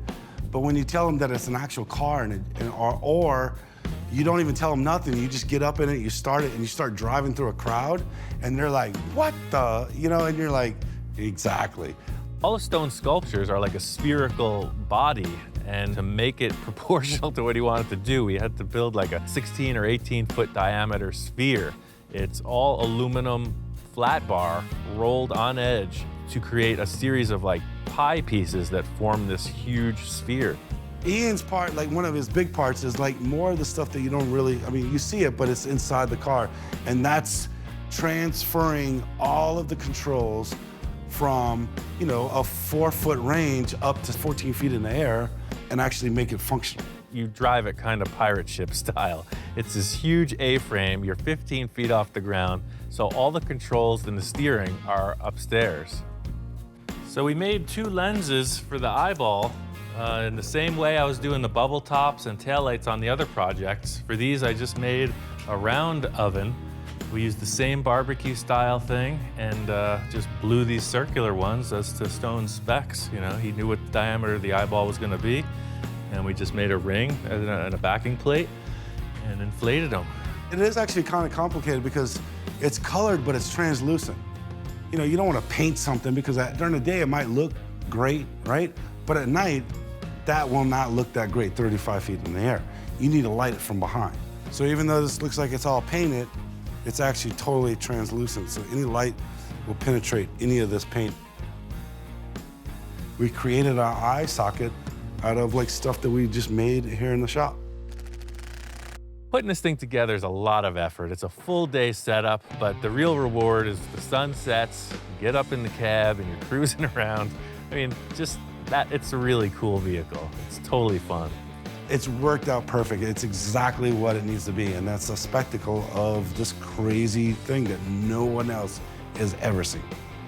Working with Stone was a good change of pace because this was pure art. Most of the clients I work with are more car guys. This was a full mechanized sculpture, and that's cool.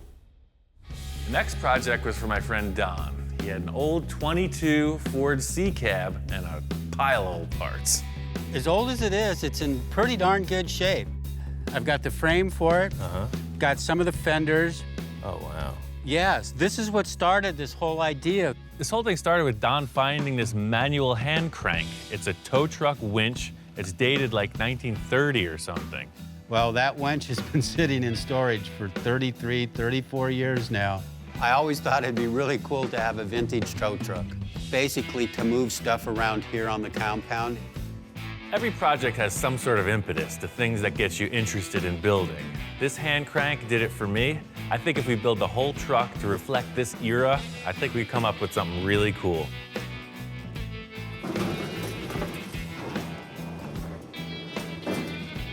Look at that, just like a glove, Ian. We've got parts from like 4 different decades, and there's a lot of space to fill. There's so many different parts here, it could go in a million different directions. Ultimately, this is gonna be a functioning tow truck, so I started working on the rear. I was building the boom, and then Don shows me this gas tank he wants to use.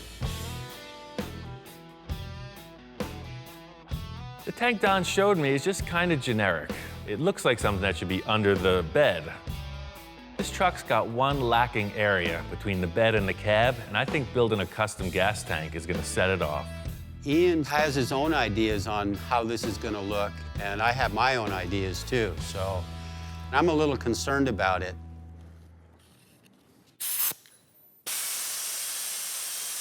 Move it. Go on. Sorry, Charlie. I've built a lot of different gas tanks over the years, but for this truck, I got a really cool idea for like an old school oval gas tank. Let's see what happens. From the start of my interest in metalworking, I was really trying to build stuff from scratch, you know, by myself.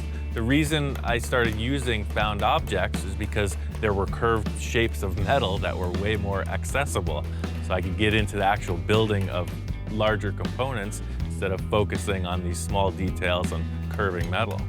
Back in the day, they were making some cool stuff out of very basic materials, so I built the thing the same way. It's kind of caveman technology, but it works.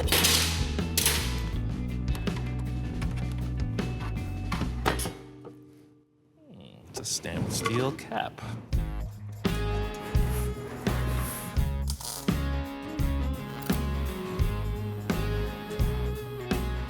I wanted to make this tank and the brackets to hold it look like something you'd see on a vintage work truck.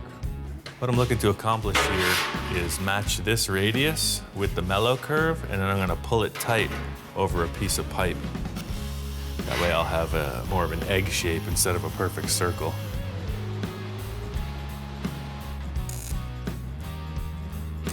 It just depends what you have to work with, but it was just easier to start from scratch because we had it custom built in proportion to this vehicle.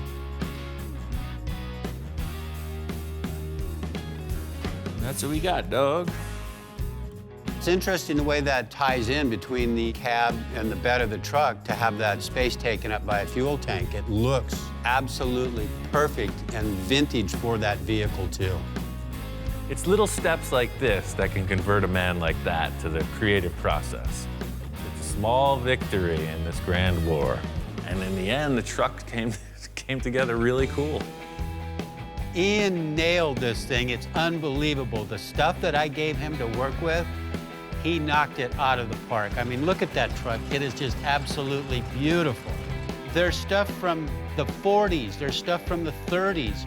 There's stuff from the 20s. And then the drivetrain and frame is from the 60s. Working with Ian on this project really opened my mind to a lot of things, and this project came out killer. I mean, it came out way better than I expected it. The next project was for my friend Mark. He shows up with this trailer full of parts, so I wasn't sure what he wanted to do. You know, I'm very fortunate to be one of Ian's clientele. I like Ian just to let his creativity take over the project, because however radical it becomes, the better it is. Love your weather down here, man. This is gorgeous. Came down from Canada, and he's into the wild stuff. Definitely not into the restoration aspect of things, and that's right up my alley. I can show you this before we actually show you the project to be. Originally, this whole idea came about by a drawing, and he's the only one that I can think of that could actually pull this one off. He said it was a Volkswagen. It's a Volkswagen. Shows me this drawing of this pretty wild cartoon hot rod. I'm all on board. So it's like a front engine Volkswagen bus hot rod thing. Just like the Ed Roth monster cars, this is right in that vein. It's just a new style on it. And I think pushing it forward is always really cool. So I was excited to see what Mark had in the trailer. This isn't like the last thing I brought you. Okay. It's in a little more disrepair. It's a mighty short Volkswagen you got there. It was not what I expected.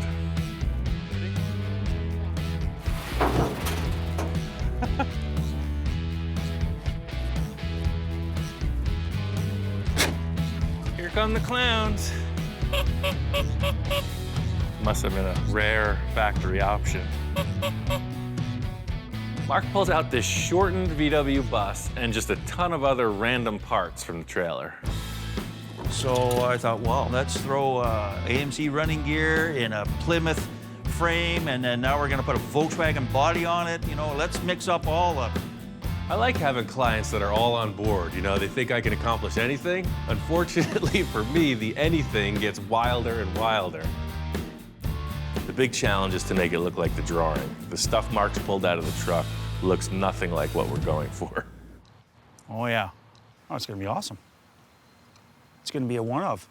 I have my own ideas of the way this thing is kind of gonna look. To me, it's kind of rat rodish. I said, Ian, let's make this rat bus.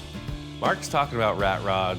He wants something kind of easy to build. You know, I'm looking at this drawing and I'm seeing full custom show car, like all the way. My time frame's kind of short. I'm kind of rushed down here to drop this off. This is just a quick pit stop for Mark. He's heading back up north, so I got free reign to make this thing happen. That's the excitement. Didn't Forrest Gump say you get a box of chocolates, you never know what you're gonna get? Well, that's kind of the way it is with me and Ian. Mark headed back to Canada and just let me go on this project. My whole concept was to make it look as much like the drawing as possible, make it drivable, and as wild and far out show car as I could muster. I got the whole front windshield established. The next big challenge is the rear portion of the cab. The drawing doesn't really show what's going on back here, so I'm leaving that open to my interpretation. I got a cool idea where I'm going to utilize the rear tailgate of the van and split it in half and make two. The portion with the rear window will be back here, and then the lower portion with this detail of the body sheet metal will stay here.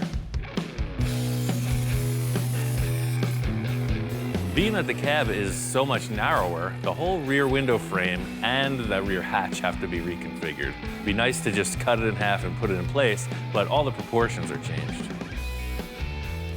Taking all the leftover pieces of the car and just refitting them in a way that the hinge mechanism will work and the rear hatch will open and close smoothly. It's just way smaller. So, you want to ride this thing, don't you? I know I do. That opens, you got your breeze. There's room to cruise, man. It's gonna totally work.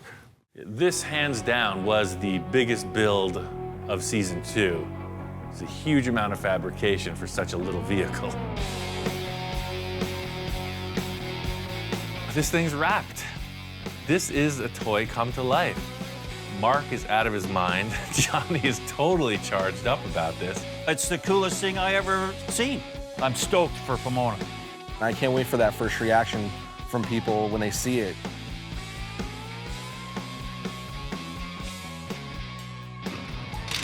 Up to this point, it's been a static piece. Johnny drew it, it's been sitting in the shop, but it's an actual car, it drives around. It's time to take it to the car show. We're out here at Pomona. It's a swap meet car show, biggest one in the world. Shaka, good job. Pomona, man, beautiful swap meet. I've been cruising around there this morning. Reaction on the car is all thumbs up. Probably the coolest car at the swap meet today. It's cool. It's way different. You know, I love it. I had never seen it outside the shop until today. So the windows absolutely glow in the sunlight, and it was like a beacon. People were hypnotized, they were drawn to it, and everybody was digging it.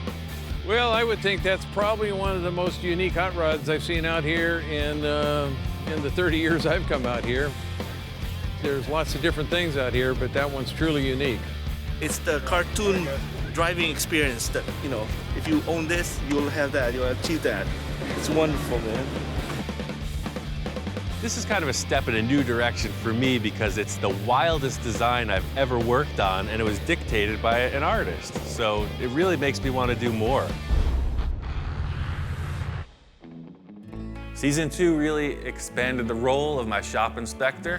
What do you think, Hellhound? Do you have anything to say? You don't even care. This is a breakthrough. It's really involved in the process. Wait a second. I think we're just gonna trade out somebody's water bowl. He's even offered up a few possessions of his own on occasion. Don't look so concerned, man. I'll get you another one. It's made everything that much better. Well, are we ready for delivery? No response. I'm getting a chimp, that's it. You're not holding up your end of the bargain. No, I'm gonna go get a small monkey. It's gonna be way more durable. No, I'm sorry. Right now on Full Custom Garage. It's this guy over here. Master Metalman Ian Roussel looks back on the best builds of Season 1. When we first started the show, I didn't know what I was getting into. I got to do a ton of different projects, and I met a lot of really great people. He's just a guy that can take nothing and build it into something. That is phenomenal in my book. So it's the typical story of somebody's project dream car that just got in over their head. And you're gonna save it. That's what I do, sir. I'm here to save the day. Hot damn, she loved it. She really, really loved it. It's way cool. I'm really glad he did this project. I didn't expect to see what I saw. With every project, I'm always trying to do some crazy stuff, you know, really push the envelope. Sometimes that gets me into trouble, but that's the fun part.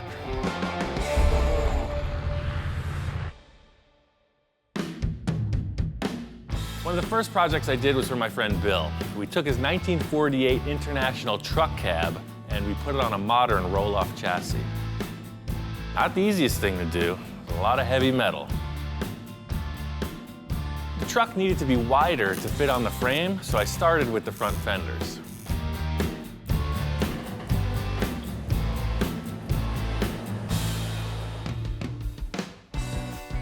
So we get this cab set up on the chassis, and it looks bitchin'. I'm really happy with it. Bill's big concern is getting access to this engine. He really likes the idea of the old school trapdoor style hood. I think we should just go bigger.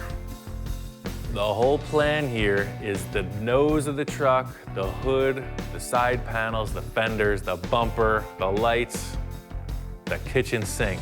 The whole deal slides forward and gets out of your way. You want to check the oil? There's nothing stopping you. I helped out on a build of a really cool truck, showed Bill a bunch of pictures of it, and I think we could use the same formula for this, just upsize everything. We need to get this so that it's a sliding mechanism. I'm thinking like trailer hitch stock. It's like, see how you got these two square telescopic tubes? Oh. If we just had some generic material. You know, I have some tube down there on the pipe rack that I want you to take a look at that might work for that. That's the stuff, man. So my idea for the sliding tilt nose, I got this trailer hitch receiver stock, and he has the interior section for that. See, it's different than the standard stuff because it's got rounded edges. So it slides on there pretty nice. I thought I'd take the rust off, but that seems like it acts as sort of a bearing. So this will be incorporated to the truck frame, two of them parallel, and then I'll cut two sections of this off, and the whole nose will slide forward, and then there'll be pivots here. So it slides off of the front of the truck and then pivots up. It's a telescopic square steel tube. It's super strong. I have a feeling it's gonna work out perfect. Everything's simple in concept. That's the realm I thrive in. Making it happen's a different story. This concept needed a lot of fabrication on the understructure just to get to the mock-up. I never built a tilt nose on a truck this big, so I needed to see it in action.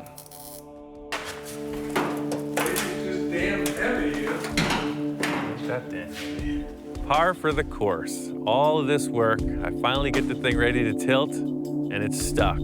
Bill's standing right there. It's just perfect. It wouldn't move. It wouldn't move. And I went back to the, damn, it's so heavy, we can't do it. And I'm thinking, oh my gosh, now what? When you got 5 million welds, your percentage of some attaching themselves to the cab is increased, so in the end, that's what happened. The thing would not hinge open because it was welded shut. Like that. And it'll pivot up. Like that.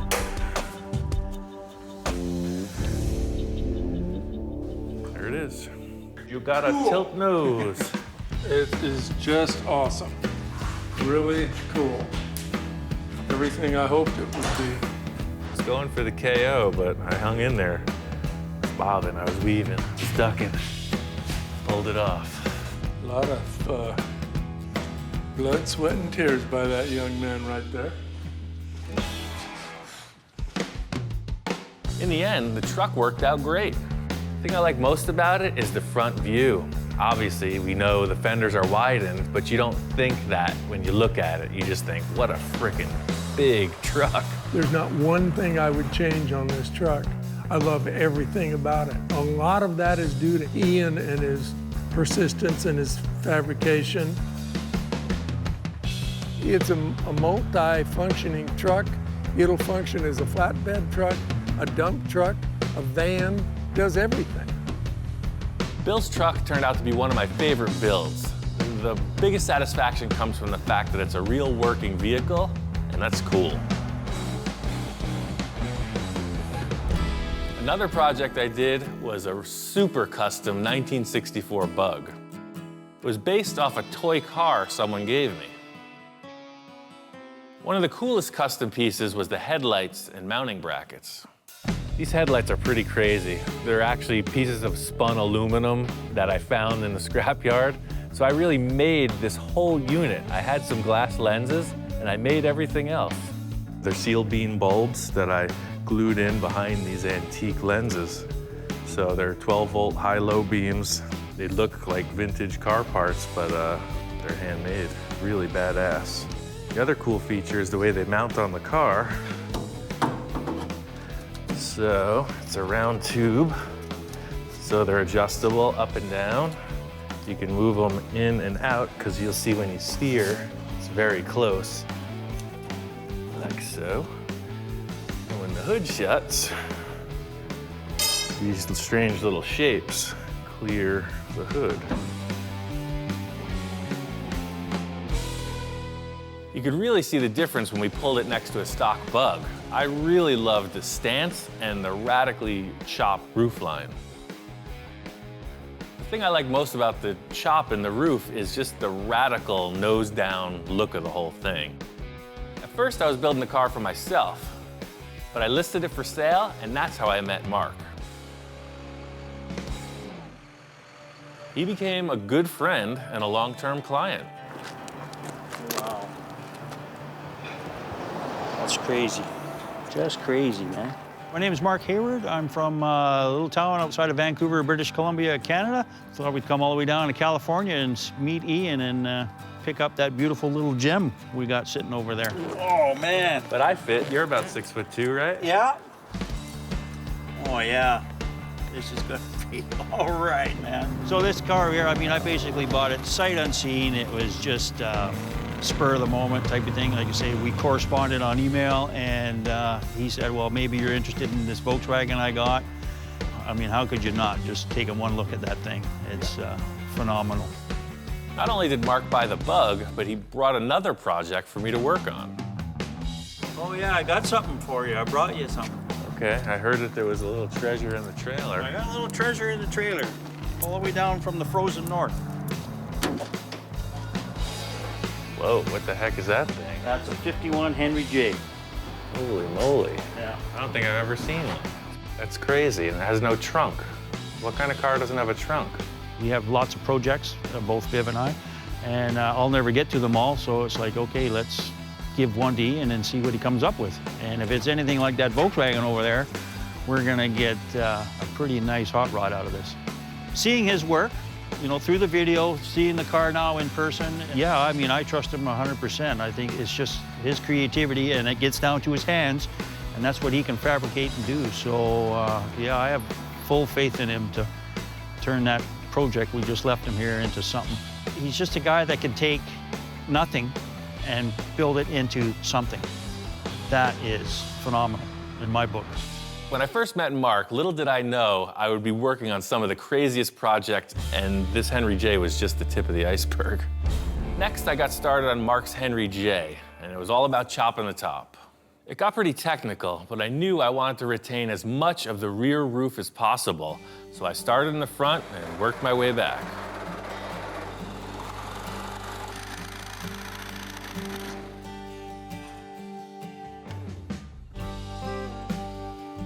I got the A-pillars all finished off. I'm committing to this chop. That's the height of the roof. I wasn't looking forward to cutting this roof and making it wider, but I think I'm gonna have to. I started looking at it, and I found that this drip rail was actually tapered. So I think I can use this to my advantage. It looks like the drip rail is straight all the way through the door, and then right at the B-pillar, it starts to taper in. So if I was to attach the B-pillar, trim it, and pull the rear of the roof out, it'll go straight right back through. It'd be easier to cut the drip rail off, but by leaving that, people are gonna think it's a stock part, and then they're gonna start wondering. So that's what I gotta do, cut the whole roof, lengthwise, back to front. I thought this chop was gonna be a walk in the park. I told the client it was gonna be like the VW Bug I made for him, and that was easy. Oops. You never know what you're gonna get into. The only way through it is to keep moving forward.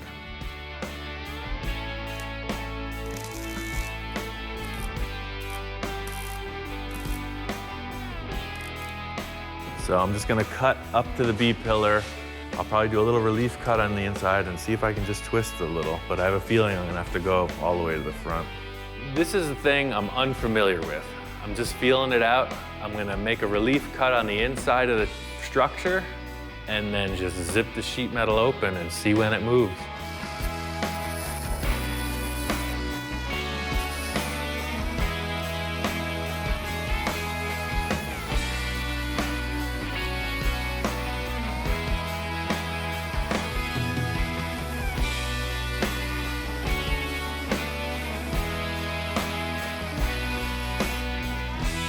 This is really delicate because in pulling this panel out, it could buckle the drip rail, and I'm really trying to make it look right. That's the hard part. It's gonna work. I don't even have to cut ahead of the B-pillar. I just put a trim on the back side of that structure, and this guy will pull right over. I really lucked out. Made a couple cuts, I pulled the thing, and it snapped into place like it was meant to be. Yep, that's why I get paid the big money. Pretty cool. The thing is, it looks easy because I just cut it, but I've cut a lot of cars. I know how these panels flex, and that's why I made this decision. I'm just gonna weld it on there now, like I meant to do it that way. The cuts in the roof turned out to be a lot smaller than I thought they were going to be, and that was a huge relief. From there, it was just a matter of filling in the gaps with sheet metal and finishing it off.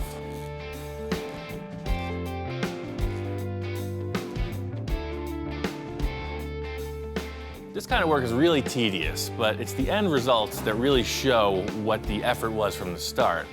I think the end result with this chop was that it's very subtle. Could have gone really radical. It looks good from every angle, and that's what I was really trying to accomplish.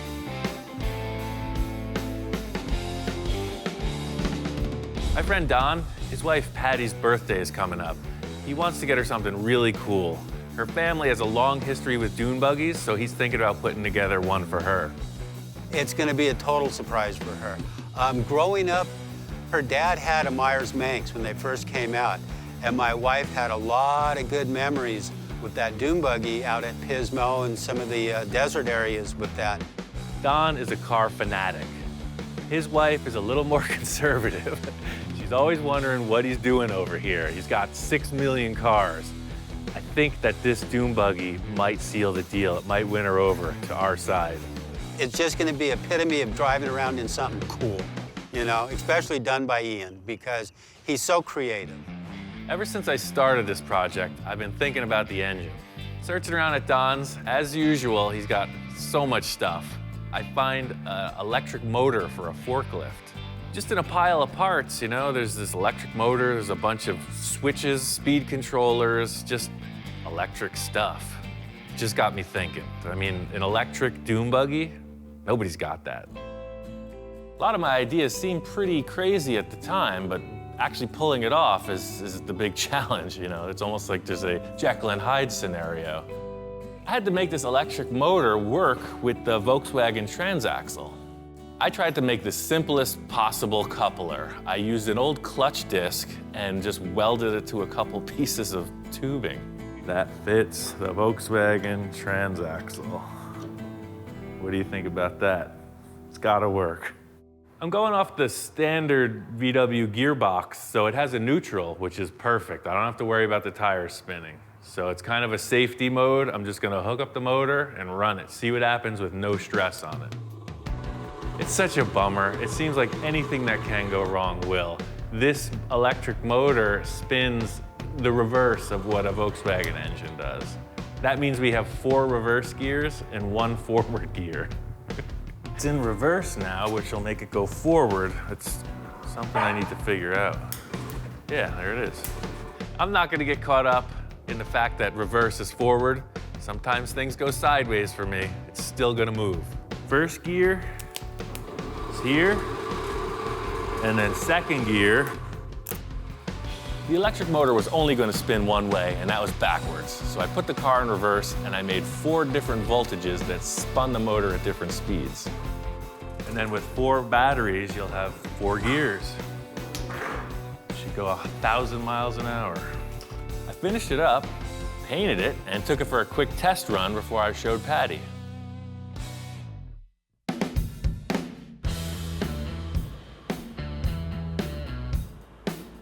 And it cruised great. I think it came out pretty cool. I couldn't wait to bring it to Patty and see her reaction. And here is your birthday present. Oh, I like the red. Hot damn, she loved it. She really, really loved it. It's way cool. I like that it's sparkly, and I like the red. The pinstripes and everything on it is really cool, draws a lot of attention. It's way cool, I like it. I think my favorite thing that Ian did with the car is going electric with it. I think that is just way cool, and it shows how talented he is. It's really cool to drive. It's a lot of fun. I love it! The cool factor about this whole build was that Patty's family was into dune buggies. I mean, for years, like old school when the thing first happened. So to restore this original survivor and give it back to her, it's like it came full circle.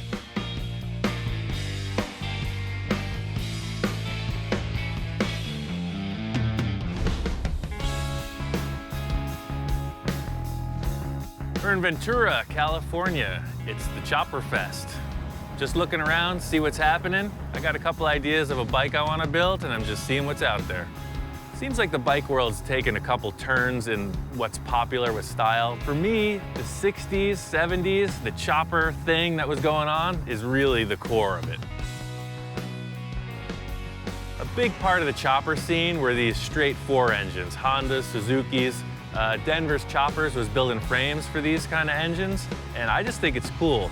I want to take that element of a really long bike, but make it a 3-wheeler. Trike conversions have always been popular for motorcycles. It's really hard to get style into this 3-wheel design, and I'm just gonna push my skills and try to make it happen. This project was all about the look, so once I got the engine and frame kind of figured out, it was really all about the seat and body shape. This bike has a solid rear end. It's a rigid, it has no rear suspension. I need a comfortable seat. I was looking around for seats, motorcycle seats, horse saddles, wheelbarrows, anything. You know, it just occurred to me, I've been sitting working for 10 years, 8 hours a day on this freaking work seat. I think it's perfect.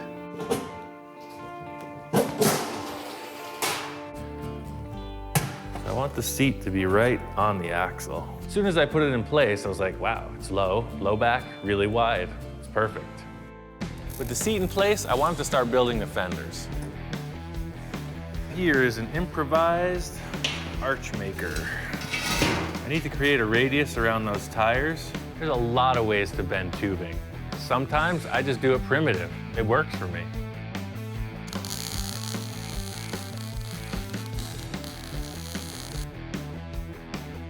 Weld the end, flip her over, and roll out the barrel.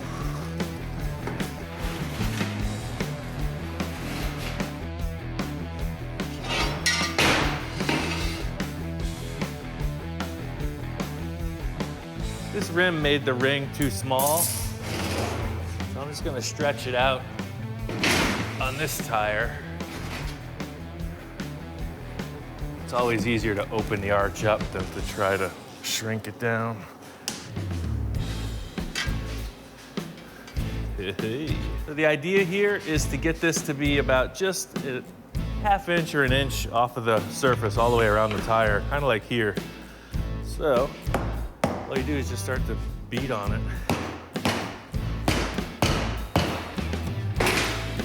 It's right about there. This puts an even ½ inch perimeter all the way around.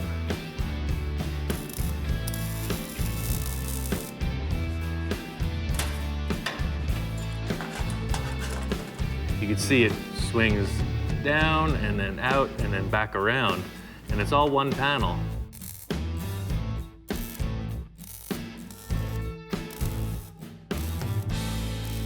In the end, I'm gonna paint these fenders so they look like some kind of a carnival freak show. I want it to look like you're locked in on some kind of a wild ride.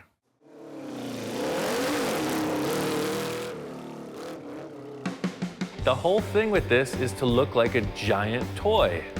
It looks like a big wheel. It's one thing to think about a project, but to see it right there, it's great. It's what I live for. It was fun to take it to the Born Free show and see that other people were digging it too. Hot rods are a purely American thing. They started with early Fords mostly, 20s and 30s Fords. As I understand, GIs came home from World War II and they wanted to go fast. These were made from cheap cars that were just sitting around, just waiting to be hot rodded. These cars are really desirable. They're making fiberglass reproductions, all steel reproductions, so to find an original surviving all-metal body, that's the best starting point. Ian and I have been friends for a while. We've worked on several projects together. He gets excited coming over here to see all the projects that I have. I like things a little more simple, and Ian's way more creative. This is like ideal hot rod material. It's a little bit too far gone. If you needed to restore it, all the mechanical parts are junk, but for a hot rod, this body is really good. One of the more unique things of this build was the roof. Every Model A has a hole in the roof. You can't get around it. One of the cool factors is it really gives you an opportunity to kind of make your mark. I've been looking around all over, trying to figure out what's gonna be cool. Don's got a bunch of van roofs, he's got car hoods, car trunks, all kinds of stuff. Looking around, I come up on this Mustang hood, and it's pretty thrashed. This is a '69 Mustang hood. The car got wrecked. I cut it out about the same size as the roof opening in the Model A. It's got a neat crease down the center, and it's worthless as a replacement hood.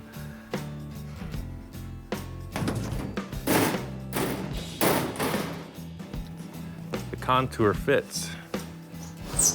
And it's got this cool little detail in the roof. The selling point to me was the ridge in the hood. The ridge in the hood immediately made me think of a 50s trick where they would put these little air vents in the roof of the car. So that's really what I was hoping to do. I mean, I already had this thing built in my head.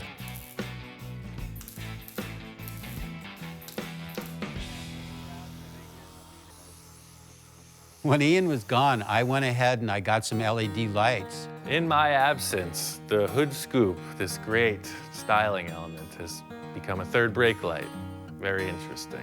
I like the practicality of the safety part of it because the car sits fairly low, that I think that's going to work out really good. He wired some wires up through the body, and he put these LEDs inside. In the end, it's all about craftsmanship. You know, that is a very custom third brake light.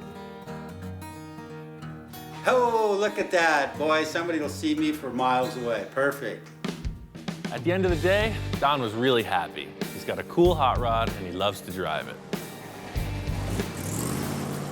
I'm really happy with the way this whole build went because the car is easy to get in and out of. It's a nice car to drive. It handles well, it corners well, it stops well, and the wife can get in and out of it well. I'm just so tickled. I mean, I couldn't have asked for anything more, or a person of Ian's caliber to help me with my own personal project.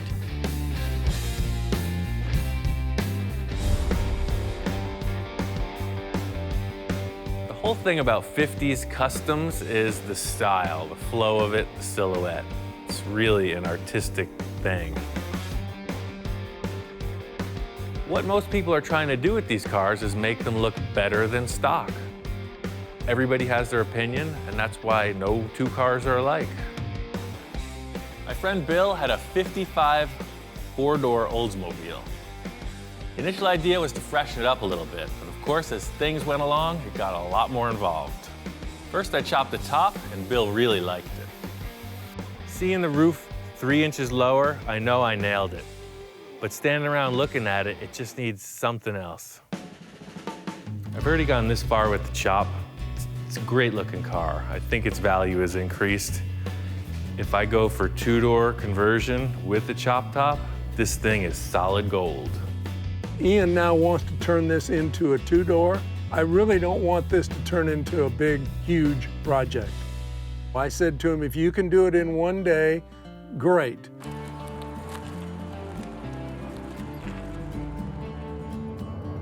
We're on our way out to Riverside, California.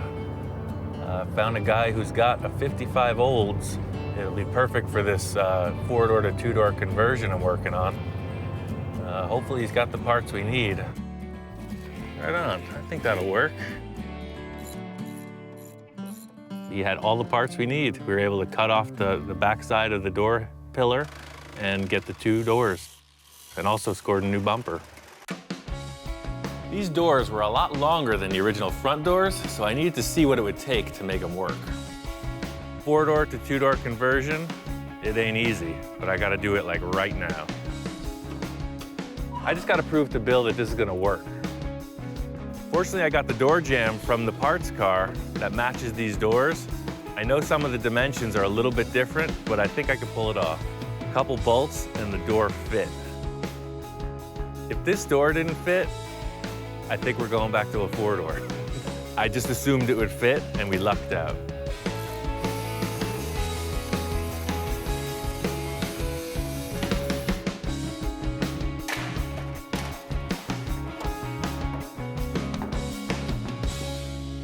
I used the stock rear door to complete the quarter panel, and Bill and I decided on a two-tone paint job. This car just needs something to put it over the top. I called my friend Scratch in. He's the best pinstriper I know. I think he's just gonna finish this car to perfection.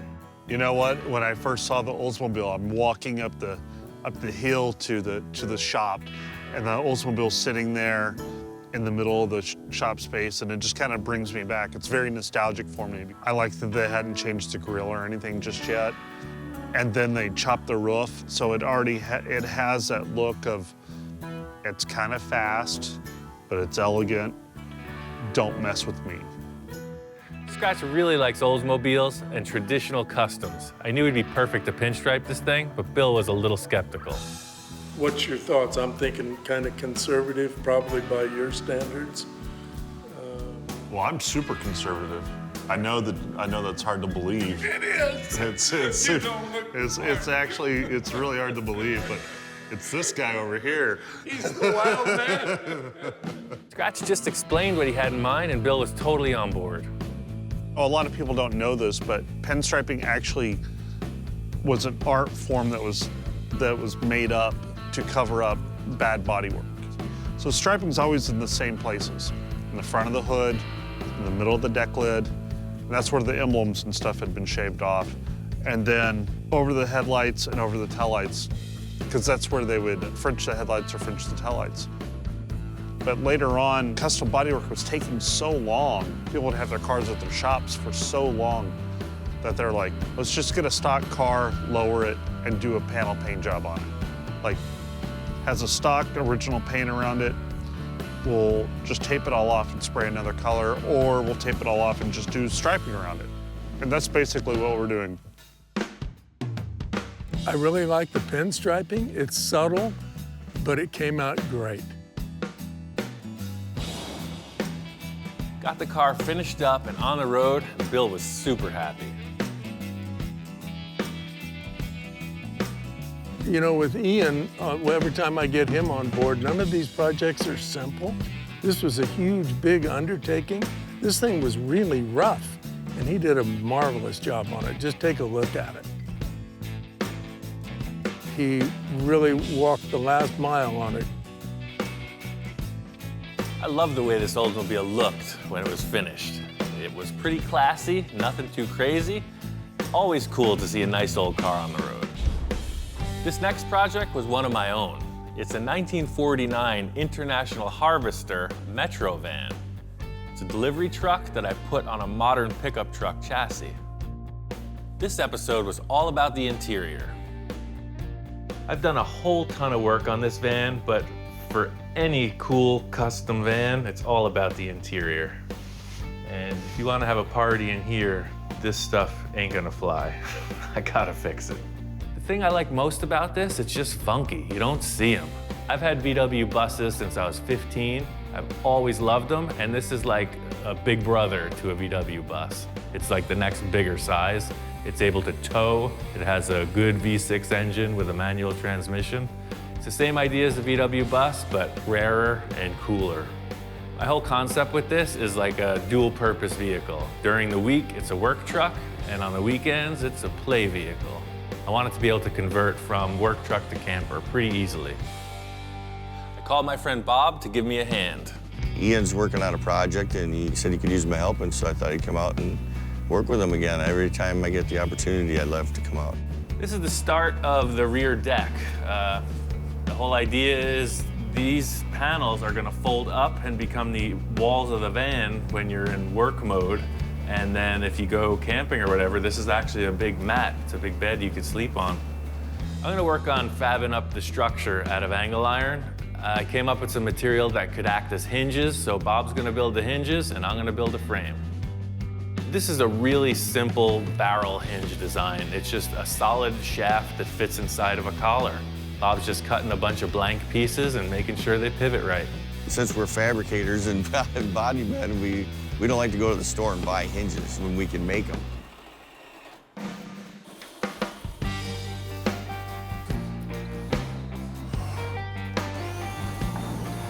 I need some material for the walls. They're gonna be upholstered. I had a couple acrylic sheets, plexiglass. It'll work perfect. You could use pretty much anything. It's gonna be covered with vinyl in the end. I just cut it to fit and put a couple screws in it. What do you think, man? You need a couple bean bags, a few bongos. Cooler, full of ice cold beverages. I really thought about how this was gonna work, and I decided by butting this frame up against the door jambs, when I lifted them up, they were gonna clip into place, and it worked. I'm really enthused about getting to work on it, and I'm really glad he did this project, you know, for himself. You know, it's something really, really nice. The van's together. I got the airbags in, it's a driver. The big secret it's hiding is it's my old work truck. It's a 1988 GMC pickup truck. From the radiator to the gas tank, I modified the whole thing and put this international body over it, so it drives like a modern vehicle. It's got a Vortec V6 with a manual 5-speed. Airbags all around, it's a bitchin' ride. I chose this kind of oxblood color vinyl for the interior because I just thought it would look rich. You know, the exterior of the van is pretty mellow, but when you look inside, it's pretty special. I spent a lot of time on the structure of the fold-down walls. I wanted them to be very usable, so this whole hinge and steel mechanism I came up with has proven to work well. The whole concept with this van is its usability. You know, it's not a show car. So the back is set up to load and carry whatever, or you can hang out in it. That's the whole idea with this. It's a utility vehicle. I still have this van. I'm kind of glad I didn't get rid of it because my friend Rich Evans is going to use it for his vintage flats paint company as a display vehicle. One of the craziest projects I did in season 1 was for my friend Victor. He wanted to make a custom bubble top for his 1962 Thunderbird. I'd never done it before, and creating a bubble that big turned out to be really difficult. In order to do it, I needed to build a massive oven in order to heat the plastic. Big challenge trying to figure out how to heat this thing up. I'm just hitting walls with it. I'm talking with Victor about it. And he said, well, we need some igniters or elements. I said, I got some perfect elements. Let me just finish cooking my steaks. I guess his family barbecues a lot. You know, they have big family events, go on vacation. They do a lot of motorhome camping. And they got these 2 huge commercial barbecue grills, and he thinks that it's gonna make it happen. Victor and I share a lot of the same characteristics. I think this barbecue thing might just be too much. He's convinced it's gonna work. All I have to do is prove it. Each grill has 2 propane tanks, so we'll have 4 5-gallon propane tanks, which should be plenty of capacity. As long as these guys get that volume of air warmed up, it should work. All you can do is try. We're either gonna have the right amount of heat or not enough. We'll see. They make some heat. Let's put the lid on. In keeping with the low-tech approach, I've got some plumbing pipe, a simple gauge, and some air fittings. The idea is to just create a controlled air source to inflate this thing. Target temperature for this is 375 degrees to get the plastic that hot. I had the idea that this laser thermometer would be a perfect way to check out the temperature, and yeah, the readings are consistent. It's heating up, and it seems like it's gonna happen.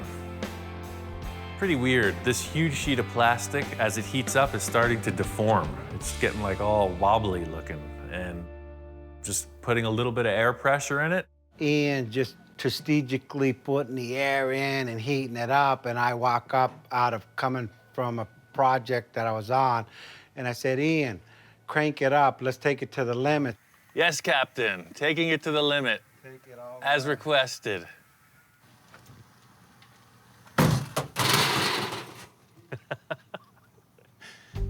That didn't work. Shut her down. I turned my head for a second, and it was like, what was that? Within 2 minutes, the thing started tweaking and blowing, and I could see the look on Ian's face, like, what the hell did you make me do now? Shut everything off, it's gonna melt the plastic real bad. I quick turn around, peeking in the hole, I can't even see what's going on. I'm seeing sheet metal. I don't know what's going on because the whole thing appears to have collapsed. The whole thing's collapsing. I don't know what to do. I stuck my arm back in the oven to hold the thing up and kind of get a look, and it's just destroyed. We gotta lift the lid up and see what went wrong.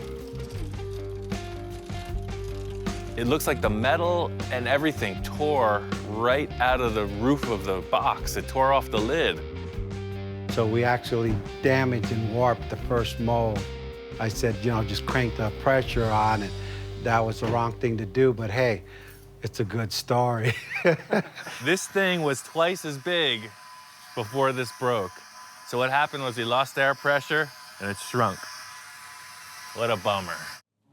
To most people, this thing looks like an utter failure. I'm gonna work through it. After it got destroyed, we rebuilt the mold and made it a lot stronger. Typical Victor style, he wanted to push the whole thing further and make an entirely new shape. The good thing is this is working just like all the rest. The heat's even, the thing's inflating, it's looking good. Oh, the front, look at this, amazing. We're there. I can't push it anymore. I'm gonna raise it up. It's the moment of truth.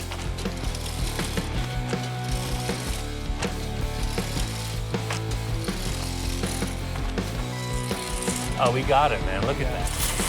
Yeah, see, that's what I was looking for. Everything looks great. It's back into shape. The whole idea is to just cool it off, raise it up out of the box, and unclamp this beast. I took this 1/2-inch MDF board and created a series of templates off of the bubble Victor liked most. I spaced them out 8 inches apart, made a whole bunch of support to withstand the pressure of this bubble pushing against it, and fastened it to the backboard. Getting the buck off of this thing really revealed that it was a successful idea. This was uncharted territory, and the result was ideal. It's pretty crazy.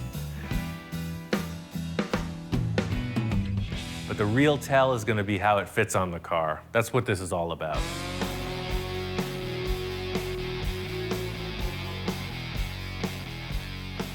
This car has been in the works for a long time.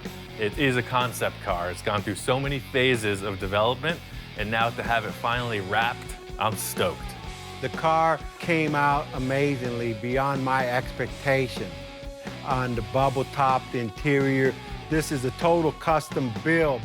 The bubble top is next level. The car is, like I said, a piece of art. I mean, the car is a masterpiece. I saw Victor pull in the driveway with this thing. It's like, get out of the way, mister. I want this car. Well, Ian, when he came in and seen it, all of the ideas all came together, and he was impressed. The thing drives up, and it looks like a spaceship. I wish it didn't have tires. You open the bubble top, and the interior is just going off. There's all kinds of crazy stuff going on in there. I'm ecstatic. He's ecstatic with it. Everything flows just perfect. The first season was a ton of work, but I'm used to that. The thing was the great unknown. We just threw it out there to whatever might come in the door, and it really was a great time.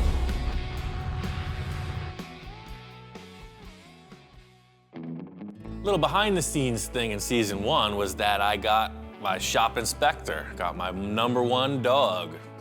Think you can have a snack and then just mosey on out on your own accord? I was super nervous about having some kind of responsibility, and it's turned out to be a really fun time. The coolest factor about having the dog on the show is that that's reality. It's really just him and I hanging out in the shop.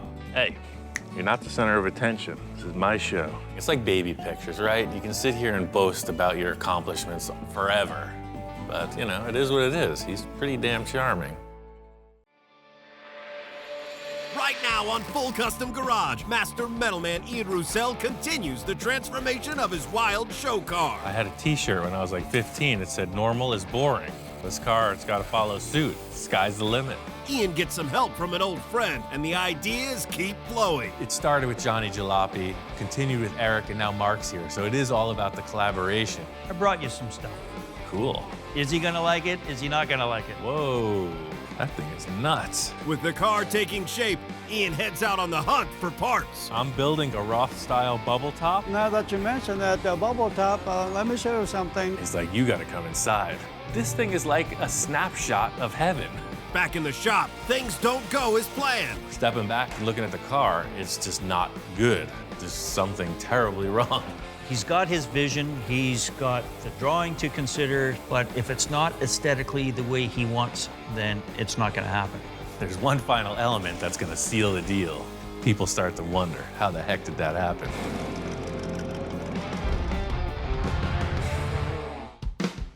This thing all started when I decided to redesign my first show car, Space Junkie. I called in Johnny to help me with the new design. You're not satisfied with I'm not satisfied. It's got to be different. We based the concept off a few of the parts I had, and Johnny came up with a really killer sketch. That's what we're building. Awesome. With that as a guide, I called in my friend Eric to help with the fabrication. He had some really good ideas and helped me to modify the body to fit the drawing. After Eric left, I finished working on the rear fin details. I wanted them to be dimensional and carry the circular hole theme from the front right through to the back. Everything that Eric and I established with the sheet metal so far is cool, but we stopped on the rear portion.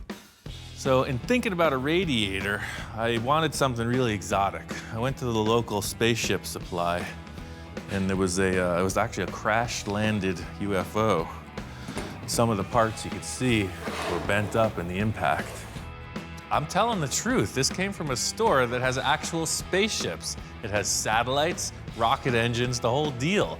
When I saw this, I was thinking heat sink, like on anything like a radiator. The idea is air is blowing over some kind of fins to cool it.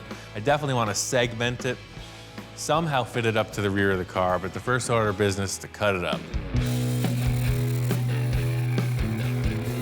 I got this whole assembly simply for these 3 shapes. You'll see it's like a flexible bellows shape, and I think stainless steel polished up, they'll look real nice. I just got to figure out how I'm going to put them in the car. The whole thing with this is that it's a representation of a radiator. It's going to move coolant through it. I don't know how efficient it'll be, but the bottom line is it's got to look really awesome.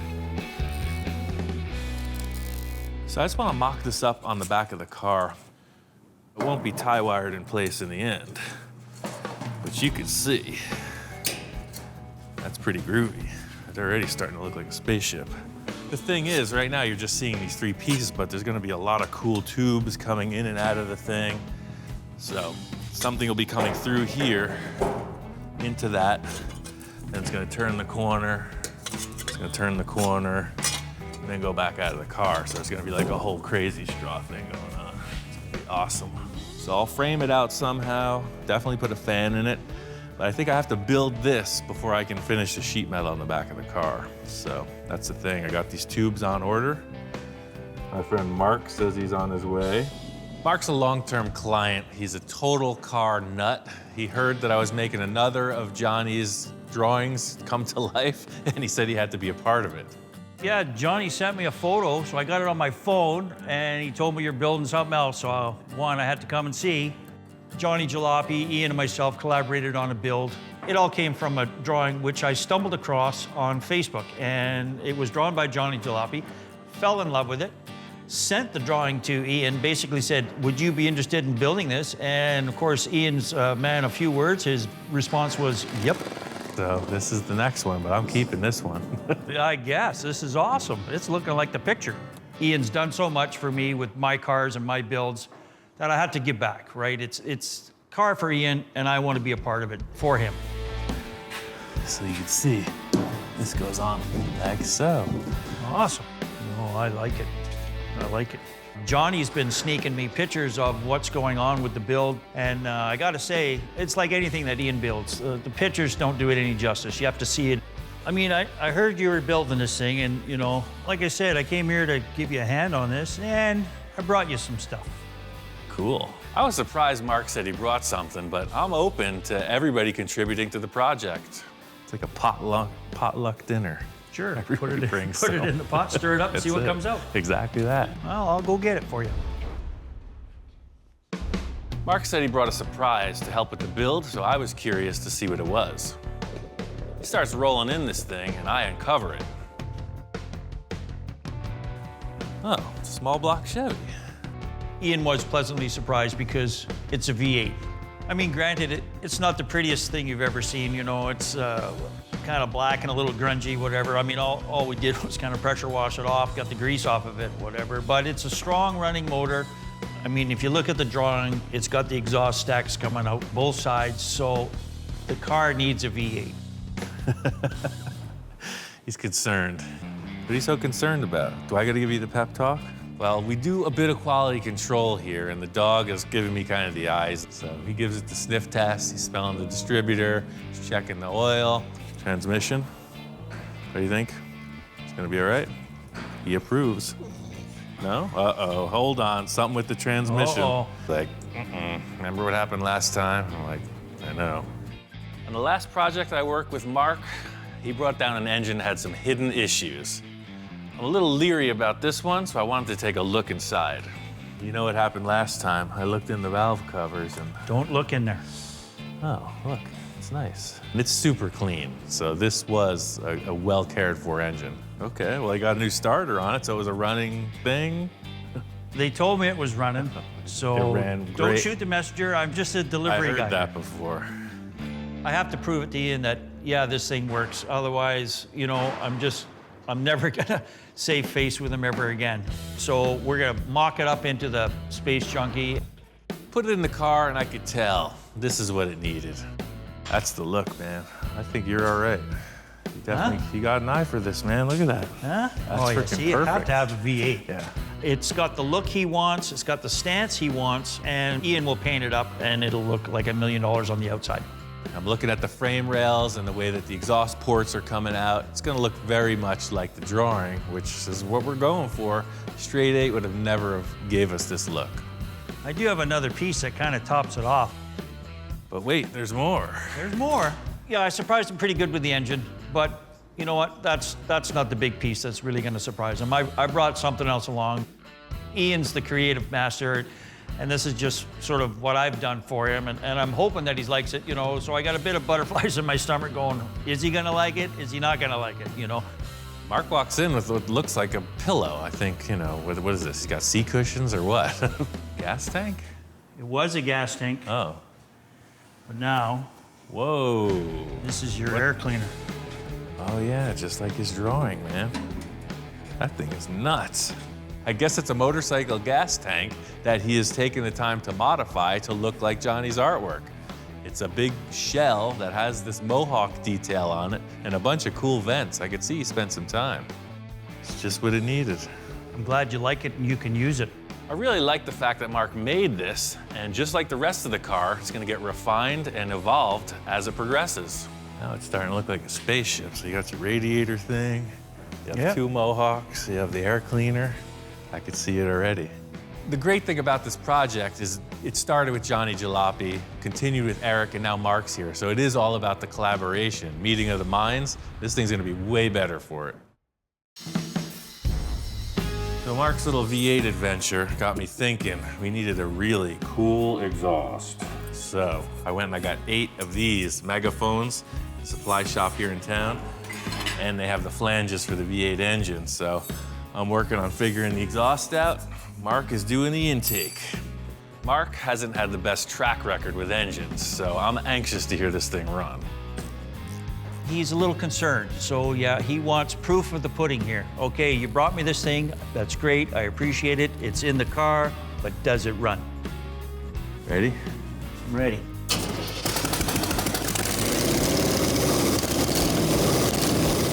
This engine sounded good. Mark really pulled through this time. Out of gas. Sold. Thank you. Yeah, it sounds tight. Yes! I redeemed myself. That's it. It's his moment to go bask in the sunlight. You earned it. Mark was feeling good about the engine, so I wanted to show him another special element for the front of the car. So I had these made. Check this out.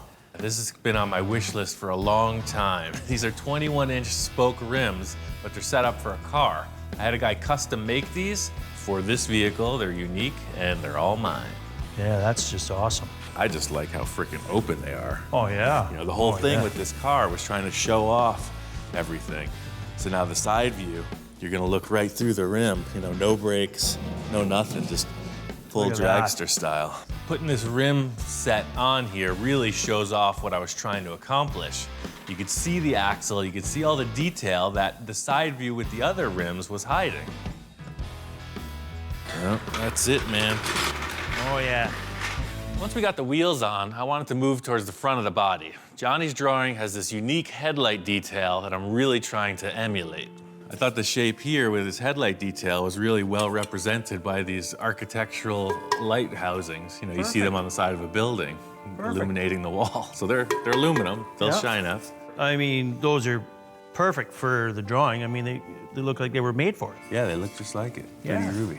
You just gotta start somewhere, so I'm gonna cut a hole in the body and stick these things on. I need to hold these light housings on the car. They're aluminum, so I can't tack weld them to the car like I would typically do. I just make a little springy round thing out of sheet metal that'll hold it, and I tack that to the car. It's just like a placeholder. Throw a couple straight edges across the top of the body, plug them in. This is just a mock-up. I wanted to put them in place and see how I feel about it.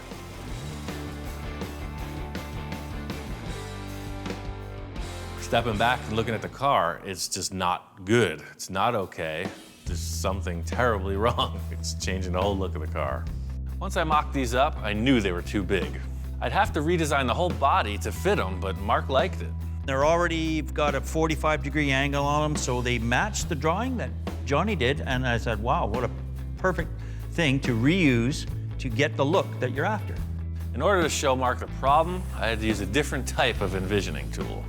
Eric and I created this really nice curved shape, and it will basically delete it. We'll go right over it to blend in this headlight. To make this blend in, I'm gonna have to go entirely over his work and wrap it in a headlight like that. See what happens, it's just this giant shelf. It's a big projecting panel coming out of the body. Right. He's got his vision, he's got the drawing to consider, he's got the body that he's already created to consider, but if it's not aesthetically the way he wants it to look, then it's not gonna happen. I'm just gonna ignore it. I'm gonna work on something else. Just like I used to do with my homework in high school. Whenever I hit a wall like this, you know, it's like writer's block. The more you push it, the less you're gonna get. For now, I'm moving on to something else. He's bending some tubes, brings out his big ring roller, and we roll another tube, and I'm still scratching my head going, I don't know what you're building here. I didn't really tell Mark what I was doing. I was just making a shape here. I had a couple ideas, and really I just wanted to flow with the existing components in the chassis. The curiosity gets the better of me, and I kind of go, okay, so what exactly are you building here? Much like a little mini grill for a little baby roadster. When you finally clue into what he's building, and then, you know, you just watch him in amazement. I mean, what a brilliant idea to make it all curved like that. Perfect. On guard. I finished up the front of the grill, and Mark came up with this cool idea to put a shroud around the back. I made the shroud oversized so he could trim it to fit, and I left it up to Mark to decide where we should cut it. Whatever this dimension is, let's just follow it right from this surface, and then it kind of flows. I'll trim it, we'll bolt it on, we'll call it done. Mark's a little nervous. He didn't want to draw the line, so he left it up to me to make the call. You going straight? Yeah, of course I'm straight, man. So I'm saying, you can't be afraid of the marker, man. We're gonna cut somewhere in here. Cut somewhere along this line. As usual, someone has a critique of my line drawing process. I want you to swoop in here so that your 6 inches is... Mr. freaking shy, Mr. Gun shy. There you go, fresh slate. Mark is a sincere professional. He needs detail. He's in there measuring down to the nearest umpteenth of an inch, getting a perfect trace line. He's not gonna have it cut until he's set. Now, my line, Ian's line. Which one would you follow? So the thing is, just to further complement his efforts, I just duplicated his original line, flipped it over to the other side of the shroud, and traced it.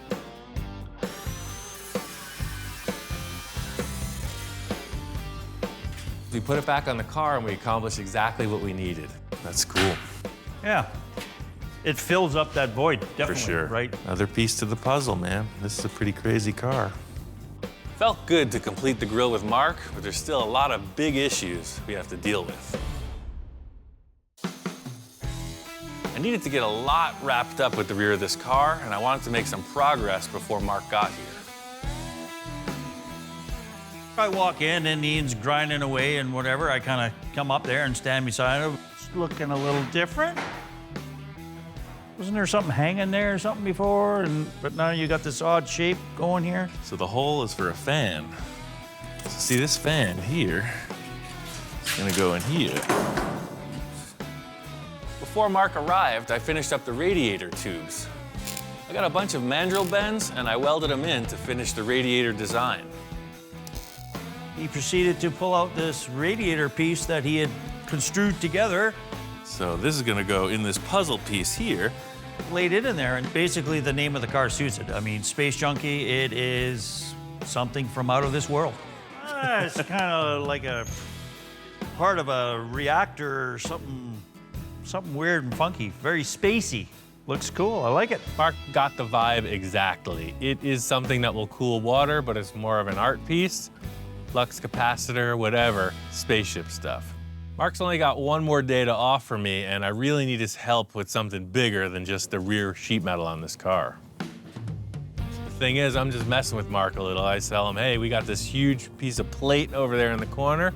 We got to get this and put it on the car. This plate is super heavy. I mean, it looks heavy. Yeah. Just looking at it, looks heavy. My back's hurting already. I'm not really sure what we're doing with this chunk of steel, but it's something that Ian's got us to do. Look at that. The whole thing here is that I need to support that acrylic dome. I cut the flange off with Johnny so it has no strength. I'm going to use this sheet to recreate a flange in steel that'll weld to the body. Basically, this piece of steel is going to be the supporting lip for the bubble. So even though this is 1/4-inch plate, you're about to see efficiency in action.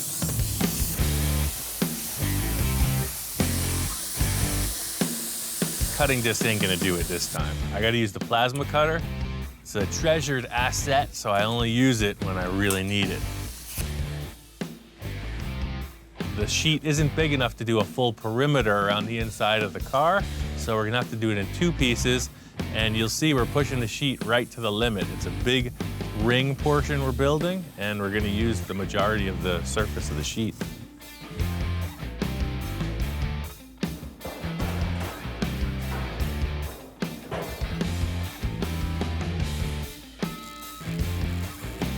He took a pipe and he just sort of measured it out 1.25 inches, and he felt, okay, this is it. If we cut it wrong and if it's too short, we're starting from scratch again. Get a whole new piece of metal, nobody's gonna be very happy.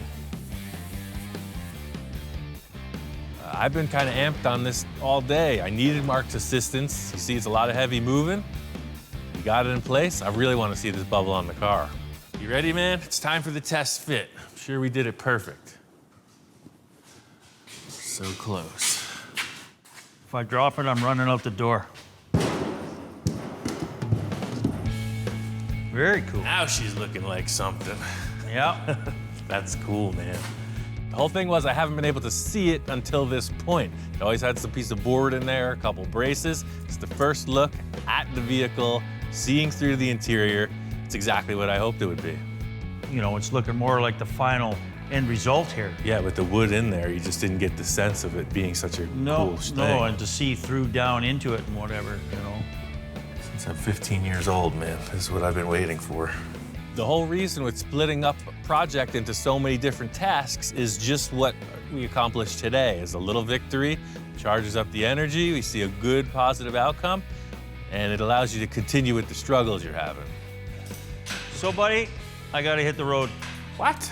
Yeah, I'm stoked that I can be part of this build. The collaboration between everybody, ideas that bounce off and whatever, and Ian's creativity holds it all together. Basically, it's like a circus, and Ian's the ringleader, and we're all the clowns that are running around trying to figure out stuff to do for him. You think you could just stop in for a little 3-day vacation? And... Yeah, see, there's my phone right there. It's, you know. You're a busy man. Somebody wants me somewhere. His job is done here. Mark's got to hit the road, and so do I. There's an old school shop that might have just what I need to take this to the next level. I'm at Moon Eyes, the makers of spun aluminum wheel discs and a lot of other cool stuff. I called up Chico and asked him if he could set me up with a custom pair of wheel covers. Hey, how's it going? How you doing? Good. Ian called me the other day and said that he's got some new projects going, and he wanted the moon disc. He's here today, and we're going to see what we can do for him. Walking into their shop, I see an old school dragster. I'm building something sort of similar to this. It's not a race car. Yeah. It's like a Roth style bubble top. Oh, okay. But it's got the long wheelbase and the spoked rims on the front. Well, now that you mentioned that bubble top, let me show you something. Chico starts scratching his chin. He's like, you got to come inside, see what I got. Mark Moriarty built it. We got this thing, about 8-9 years ago, I think. But he built all the cars, all this scale model, the cars that Ed Ross built. This thing is like a snapshot of heaven. It's like it's got all the Ed Roth cars, a whole bunch showcased right in the center of the room. It's got people walking around checking them out. There's another corner of his original shop where he's setting up the plaster mold for the original Outlaw body. It's really cool. Somebody took a huge amount of time to make this thing. Wow, this thing's incredible. Yeah. Maybe someday somebody will make one of these with my cars. It'll be all right. That'd be nice, huh? I almost forgot why I was here. I'm just geeking out on this model. It's amazing. She goes like, maybe we should go into the machine shop and talk about your wheel covers. I grabbed a rim from the car and brought it in the shop. All right, let's set it over here and take a look. Whoa, look at that. Yeah, that's the discs we did for Tesla, a 19-inch Tesla wheel. Chico says that this is like some kind of a prototype special edition for a Tesla electric car. And I know right away I gotta have something at least that special. So this is a 19, but those That's are 20s. That's a 19, yeah. These are 20 wheel, and it measures 21 and a half. Right. And let me see what we got. He brought out the standard disc, and that's what I thought I was coming here for, just in a 20-inch diameter. Apparently, just like me, they're always experimenting with different designs and styles. This Off disc the here, shelf. we did, this one we did for Dodge Magnum, 20-inch wheel. This is a Dodge truck spare tire. That's what these are. These are Dodge pickup truck spare tires. It might just pop right on there. Oh, man. Hey, perfect. That was almost too easy. Uh-huh.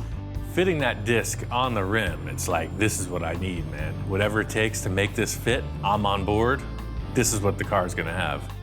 This is even more space age than those regular ones. Those are moon discs, but these are like outer space discs. Yeah, those are, we named it Saturn.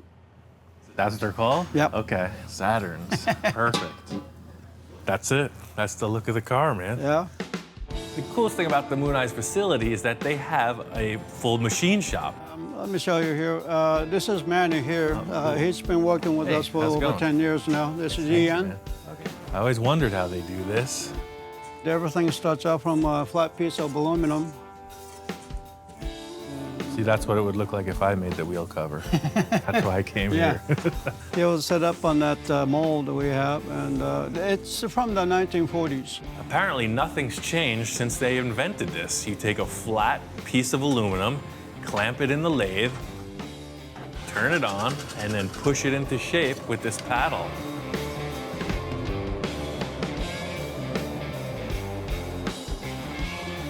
It just goes to show that sometimes the primitive machinery yields exceptional results. This thing is super low tech, and it's really all in the operator's skill to make this thing happen. We go from here to a Sunray machine, and then we put our trademark Sunray finish on it. Oh, and that's how it gets all the different facets. I Right, get yes, you. it's a brush to finish. Just like any fabrication process, you rough it out and then you finish it. You pull the disc off of the lathe, put it in some kind of polishing machine, and it's pretty fancy.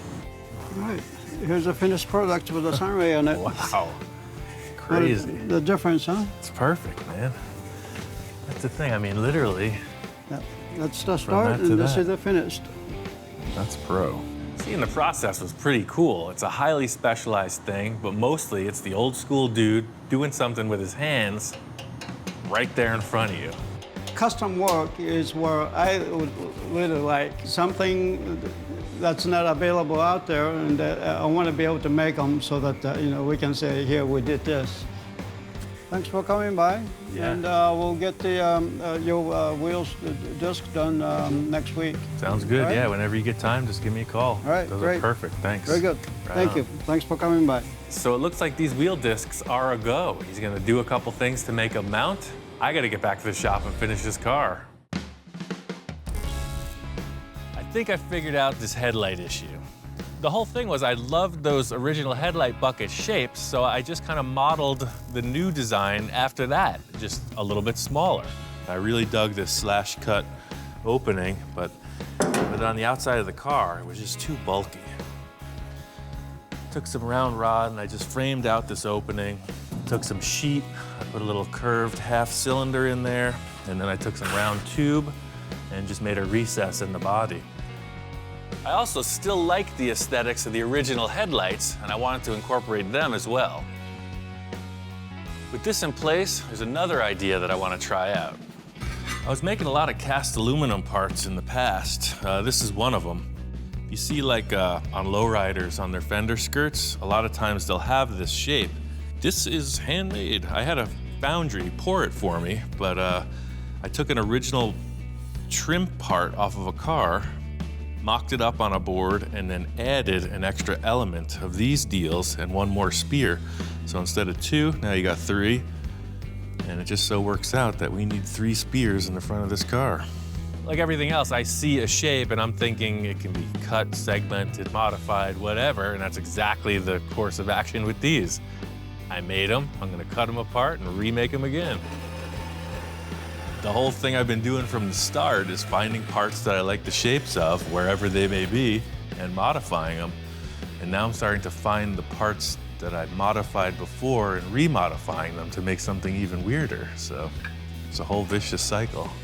These pieces are going to be screwed on. I have to drill, tap, a whole bunch of other stuff. I just want to see them on the car. I know I could pull off a temporary tack weld, get these aluminum pieces fit up on the steel body, just enough to look at them and see if it's gonna work. Right off the bat, standing and looking at this, it works.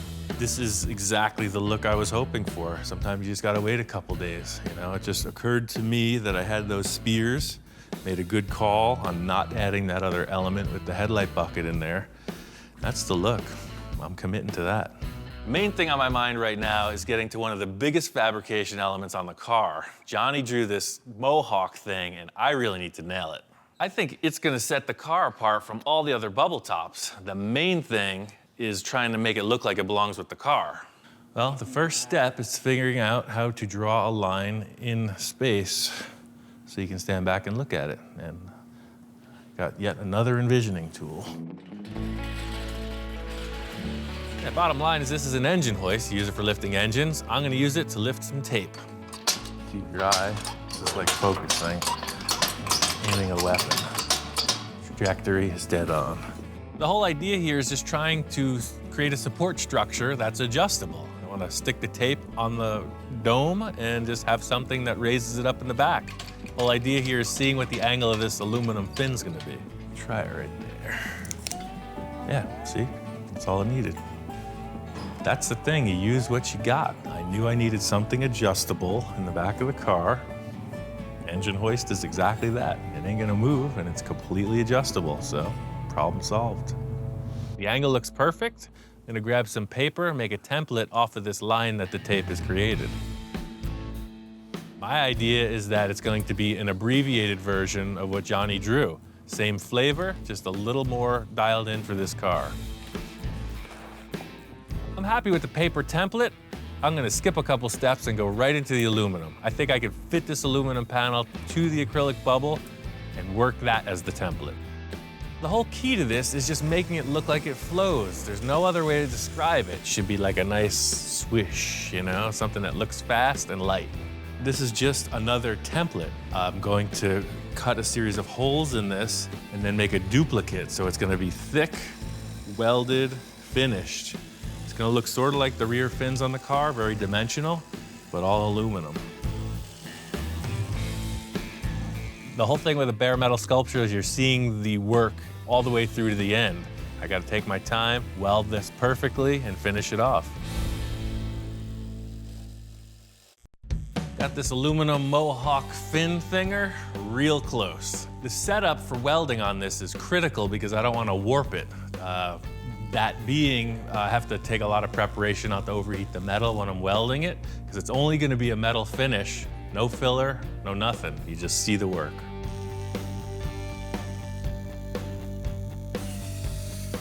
Down to the final bit of sanding. Detailing out the center of these holes is pretty tedious. I got this 3M belt sander. It's like a miniature little file belt, and it works perfect for a small confined space like these. This mohawk fin thing is the crown jewel. It's right at eye level. It's the main focal point of the car, so it's gotta look perfect.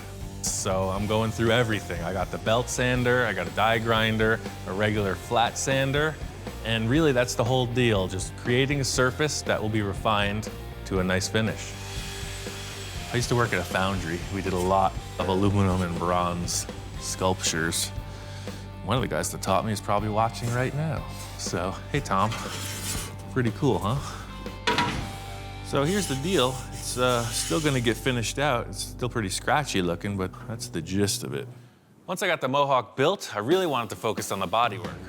As I'm putting the filler on and refining all the surfaces, that is what tells the tale. How's this car gonna look? You want a mirror finish. I like the 3M Platinum Plus filler because it's super easy to work with. It's smooth. This car is such a sculpture. I gotta use all these foam blocks. You have all your profiles you'll wanna use represented on the block. So you got thinner, square, rectangle, triangle, just everything.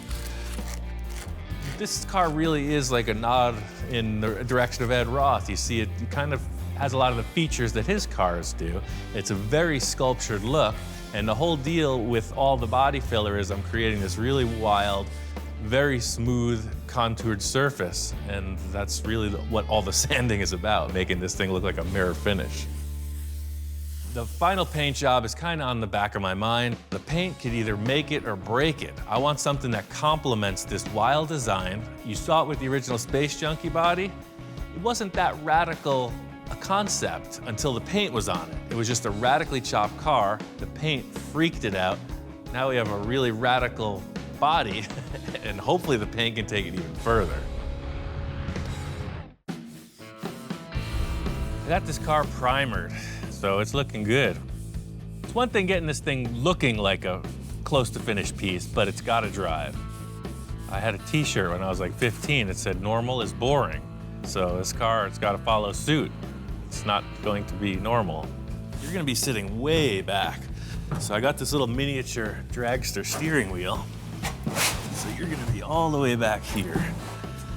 And there's no room for your feet to do anything. You're sitting here driving this miniature steering wheel like a dragster, and your hand is up here like a monster cartoon car guy, but your throttle is on this lever, and when you push it, it is the brake.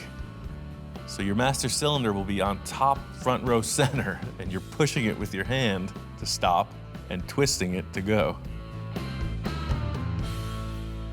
I wish I could make my eyes pop out. When my friend Eric was here, he kind of threw this concept out as a challenge. This idea is pretty far out there. It has the potential to go way wrong. You don't want the car to get out of control. Choke thinking about it, but I gotta make it work. I wanted to look cool, so I started thinking about stuff, and I had this aluminum bowling pin. I started welding some plates to it. I thought it'd be a perfect brake cylinder holder. Ever since Eric left, I've been kind of thinking about it, like how does this happen and be safe? And the answer for me is to use an actual real master cylinder from a truck and a real throttle from a motorcycle. So the master cylinder bolts right into those holes. It's a 1/2-inch aluminum plate. That's very strong, just like you'd see this thing mounted on the firewall or on the frame. So that is kind of started and mocked up. I got this piece of 7/8 solid aluminum rod. I picked 7/8 round because that's what a dirt bike handlebar is, diameter, and I just got a dirt bike throttle grip. And that goes right here. You dig? That's freaking cool. Sounds good in theory. The arm position is right. I think it's gonna look okay. I just gotta make it. So I want this rod to pass through the housing, the bowling pin that holds the master cylinder. So I'm drilling a few holes in there to create a slot.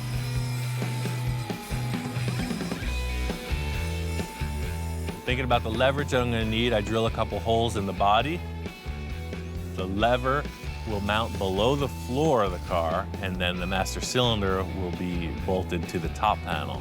So everything's looking like it's kind of gonna work, but I want to cut this thing to size and just make sure it fits me before I build anything on it. Come on, you gotta check this out. This is gonna be epic.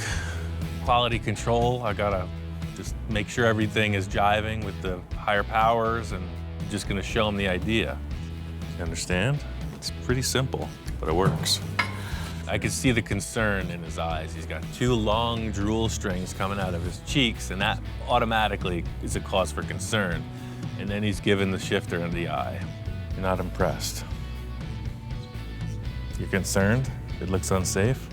Don't drool on the primer. Proof is in the pudding. It's seeing a project halfway through. You don't know where it's going, so I'm gonna prove it. Just need a little more time. He's just checking out the block sanding. He's not very impressed. It's gonna get better, man. It's all a process. I got a plan. I'm on a mission. The dog is gonna go do his thing. When he comes back, it's gonna be on. I'm gonna make a little shape here with a hole and a pin. Put it together.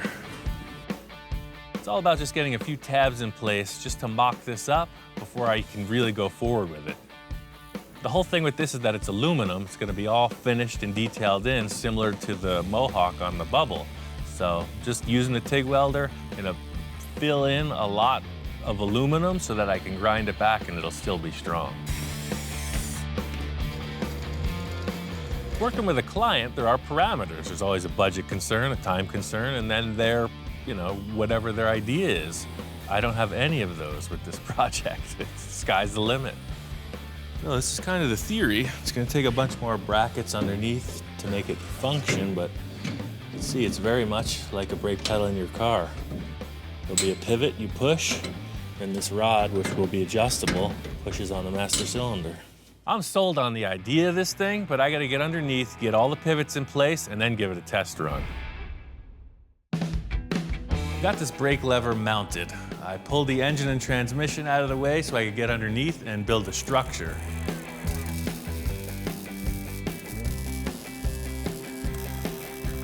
This thing is very much looking like a spaceship now. There's one final element that's gonna seal the deal. Well, every bubble top I've seen either has doors or the bubble opens, right? So it's, as trick as that is, I just wanted to do something different. I wanted the whole car to open, like a funny car. So I put some hinges underneath in the back and I put some additional structure around the side of the body. Yeah, sort of like that. Looking at it now, you see it on all the funny cars. They got this nice chrome rod that holds the body up. I don't want that. This has got to be totally trick. One thing is for sure is that brace has got to come out. I got these air cylinders from the local spaceship surplus. There was a couple of them laying there on the shelf. I don't know what model they're from, but I think I can tailor them to fit this. The idea being, when I raise it up, the air pressure will lock it up, and when I put it down, the air pressure will lock it down. It's a dual action cylinder. The reason I went with the air cylinders is because there's already airbag suspension on the car. So there's a compressor, there's a tank. Right now we got a huge air leak in the fitting. All I gotta do is put 2 more valves in there and this thing's operating. I know that this pivot works, but I wanna be sure that these air cylinders can support it. The body's pretty heavy. I don't know what their capacity is, so nothing to it but to try it out. Oh yeah, it totally works.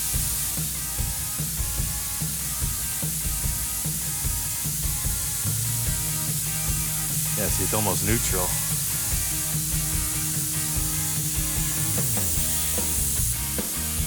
It's all on air. Nobody's gonna get hurt. That's cool. The whole thing here was the open air feel. You know, you're gonna get in and out of the car. There's nothing in your way.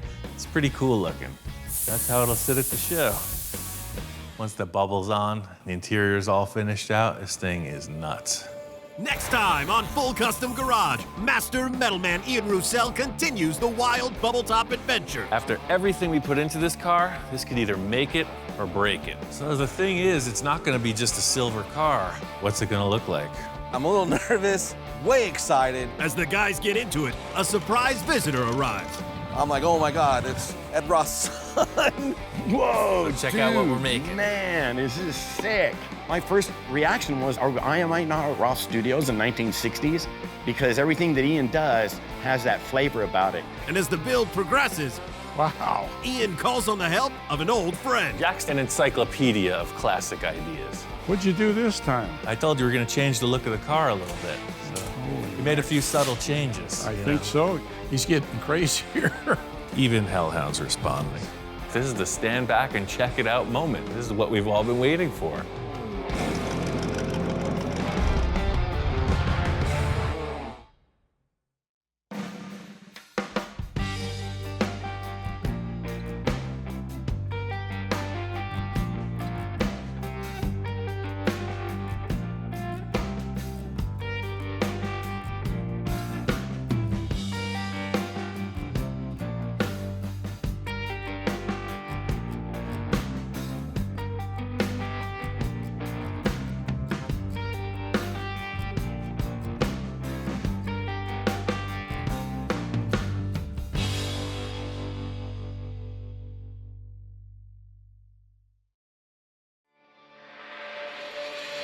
Right now on Full Custom Garage, Master Metalman Ian Roussel continues the wild bubble top adventure. After everything we put into this car, this could either make it or break it.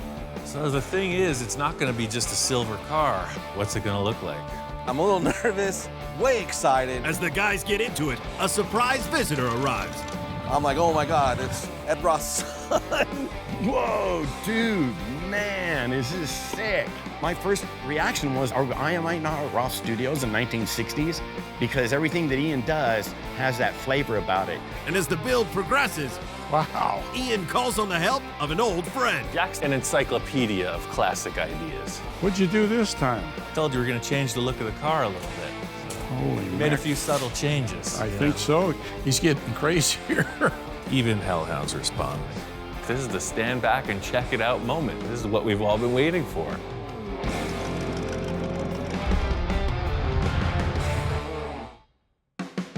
This thing all started when I decided to redesign my first show car, Space Junkie. I called in Johnny to help me with the new design. You're not satisfied with I'm not satisfied. It's gotta be different. We based the concept off a few of the parts I had, and Johnny came up with a really killer sketch. That's what we're building. Awesome. With that as a guide, I called in my friend Eric to help with the fabrication. He had some really good ideas and helped me to modify the body to fit the drawing. When my friend Eric was here, he kind of threw this concept out as a challenge. You're sitting here driving with this miniature steering wheel like a dragster, and your hand is up here like a monster cartoon car guy, but your throttle is on this lever, and when you push it, it is the brake. So your master cylinder will be on top front row center, and you're pushing it with your hand to stop and twisting it to go. This idea is pretty far out there. Working with a client, there are parameters. I don't have any of those with this project. The sky's the limit.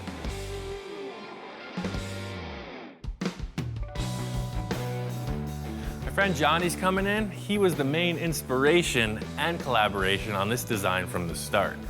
Hey, man. Whoa. Hey. Welcome home. Holy cow, man. Lots happened since he last saw it. It actually looks like a car now. When he left, it was a bunch of sheet metal shapes. He was gonna have to completely build this whole thing from rough renderings, and here it is in 3 dimensions in front of me, ready to paint. It's crazy. Again, Ian takes it to the next level. The guy is just amazing. Since you left, I haven't stopped. It's been this every freaking day. So non-stop. badass. And then this is how you get in. Yes. You see every other bubble top, the bubble opens, right? Yes. Different. Yes, the funny car style. So not only do we have the body and the bubble and the lift mechanism in place, but I have this. It is just like your drawing. Yeah. So it looks like a cartoon, right? Dude, those headers came out so sick. It's pretty crazy. It's like a show and tell time. Johnny's all geeking out on all the details, and I'm like, we still got a lot of work to do, man. So the thing is, it's not gonna be just a silver car. The main reason I wanted you here was to figure out some kind of a graphic design on the thing. Okay, sure, no problem. Let me just whip out the crayons and let's see what we can come up with. The whole first Space Junkie started with this model, the layout of the kit. Oh yeah. I figured there's no better way to start than with some modeling. This is an iconic bubble top car. It's the Ed Roth Beatnik Bandit. So a little nod to the original Space Junkie, a little nod to that. Right. From my formative years, Ed Roth has been like the go-to guy for all the crazy style choices. I always wanted a bubble top. There's no better path to follow than that of the master. We'll just try to be better than that car. That's not a tall order. Be better than Ed Roth. I want to do something kind of inspired by the Beatnik Bandit, but I got a couple ideas of my own. The car is just moving forward. If it was moving through some kind of a paint vortex and the colors came onto it, it's all going from front to back. So, trying to translate now, yeah, vortex of paint in a thing. I got you. So I got this 3M tape. I got tons of it. Maybe I'll just throw a couple lines what I was thinking, and then you just color in between the lines. I'm thinking the whole process here is keep Johnny in his comfort zone. I'm sure that's where he's most creative. So he's gonna mock it up on paper, and I'm gonna mock it up on the car. A lot of what I was doing was kind of just looking at the panel itself, thinking about how can I mimic some shapes, move around in this limited amount of space, but do a lot of motion. It's got to look like it's moving when it's sitting. I think that's exactly it. I like it. Why not? When he's made a decision to start creating stuff, it is a whirlwind, dude. You better, like I said, you better grab on or you're gonna get left behind. So it'll turn kind of like just a thing coming off of that. So you'll have 4 spears, like maybe this one. Once we started laying it out, I just kept going. He did his thing, I did my thing, and I kept looking to see what he was doing. He kind of was checking out what I was doing. And then there was this moment where he laid some tape down and I went, oh my God, there it is. Yeah, you said through a paint vortex and it's grabbing on him. It's a stylized vortex, but it is nonetheless in motion. I like it, dude. Even hellhounds responding. Sweet. We got a bunch of ideas laid out on the car. We're gonna paint all over it, pull the tape back, and see where we stand. We finished up the side of the car and continued to design across the top of the body. I'm gonna refine the side, and Johnny's gonna start mocking up the back. I'll just lay this out, and then I'll just draw an idea. I'm trying to transfer the feel of that graphic up there back here, but do something a little bit different. May need the envisioning tool soon. Uh-oh. You got one of those laying around anywhere? Yeah, they're all around us, man. You're in a shop full of them. You know, I'm in the zone, I'm laying tape down, Ian's doing his thing.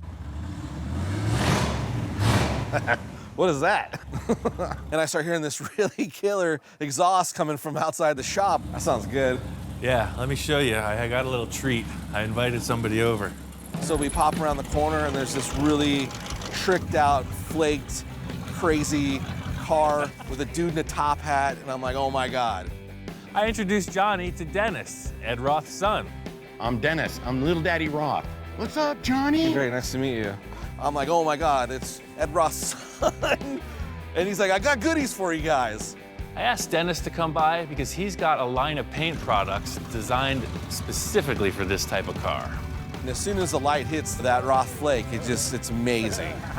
I actually built that car to showcase the metal flake because I got a real education when I was 10 years old. Dad was flaking them, and I jumped right on the bandwagon. I've been flaking for 50 years. See, this is what I'm talking about, man. This is the exact effect we need. So it's like multi-layers of different tones of flake with the candy over it. Our car needs this effect. It's unbelievable. And he called me and said he wanted metal flake. Dude, I said, dude, I will deliver it. You know what I mean? I'm coming up there right now because I want to see your car. Come on. Whoa, check dude, out what we're making. Man, this is sick. We pick up the boxes and go inside, and Dennis sees the car that we're working on, and he's just kind of blown away. No, dude, oh, the front ladder bars are insane, dude. This is the guy who's seen it all. He grew up in his dad's shop, seeing all the creations, and he's kind of digging this. The whole lightweight look, these things on the side, these fins right here are just mind-blowing. If Big Daddy was here, and he is looking down on us right now, this is the most bitchin' part right here. You know what the old man used to always tell me? Leave a lot of the mechanical showing. And people never do that, and they cover these cars with all that. But your mechanical is so sick, dude. You have... Well, I read the books. Yeah. That's all I can say. The power, bro. I got the bottles and I read the books. That's kind of what this whole thing is led up to. Well, my first reaction was like I was back at the shop in Maywood. Like, you know, I might not at Ross Studios in 1960s because everything that Ian does has that flavor about it. You know, I know Big Daddy's looking down on Ian right now and going, oh yeah, Ian, you know what's up. Well, the whole thing is I started building cars because of what I saw his father doing, you know? So to have him come in and be like, oh yeah, the old man would approve, you know? That's like, I guess I'm there. It's just great craftsmanship. I love this car. Cool. When can I drive it? We should be done in a month. We were hoping to make it to the Moon Eyes show, but Johnny came out. We're on the final stages with the paint. We got the flake. I got the flake for you, baby. Yeah, exactly. Metal flake. He didn't just come in with one little like packet of stuff for us to sample. He's got the whole kit and caboodle. He's got a box full of every tone you could imagine. Different prisms, different effects, different colors. Well, when I was a little kid, Dad always liked the big chunky flake. He wants to be able to tell it's metal flake from a block away. Bam! And that's what I like. I like the big chunky grind. So in froth flake, I can control the color and I can control the grind and I can control the prismatics in it. And I think I got a flair for the banging. So all Roth flake is banging, baby. I think we got to go with the beaver brown. Okay, that's what you got, beaver brown. Do we need a special gun for this? Or You got it right here, baby. Aha. The little Daddy Roth flake bomber. Well, he's got a lot of energy, and I'm just trying to hold on. I'm trying to keep up. He's a salesman, and I got the stuff. He's giving us the song and dance. Giddy up, baby. I think he sold us. We'll take them. All right. That's it. I'm out of here. Perfect. I think that him and Johnny have a pretty wild idea going on right here. Like you can see the carbon hole is taped off a little bit right now, so we're just all secret.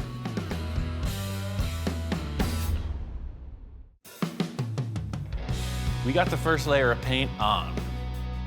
The first color is going to be this brown candy. It's a very thick application of paint because it's a candy coat and it's got a cure. That's the whole thing with the complexity of this tape job. I'm a little nervous, way excited, because you know, we're peeling back just to see if the graphic worked. And the more that got peeled back, the more excited I got. You know, like this, it's gonna work. Once I got the brown paint on, we pulled off the tape. It's looking good, but it's still kind of unknown until we get the second color in place. The whole design gets taped over yet again for another color. This part becomes super critical, that we really are meticulous in making sure that the turns are good and the lines are crisp, because this is gonna be the graphic. The next color was this cream tone, and that has the silver flake in it. We put that on, and you can really see the effect of the metal flake. As much labor as it is, the reward is at this point when we're untaping it. Pulling off the last set of tape, you really see the contrast, and that's it. It's sparkly. It's like Las Vegas. So we laid graphics down, we've got this cool chassis, and now it's the excitement of knowing that Ian always takes it to the next level. And what is that next level gonna be? It's the worst part is I have to leave and not see it finish. Johnny has to take off, but before he leaves, I want to take him to the Moon Eyes car show for a little more inspiration.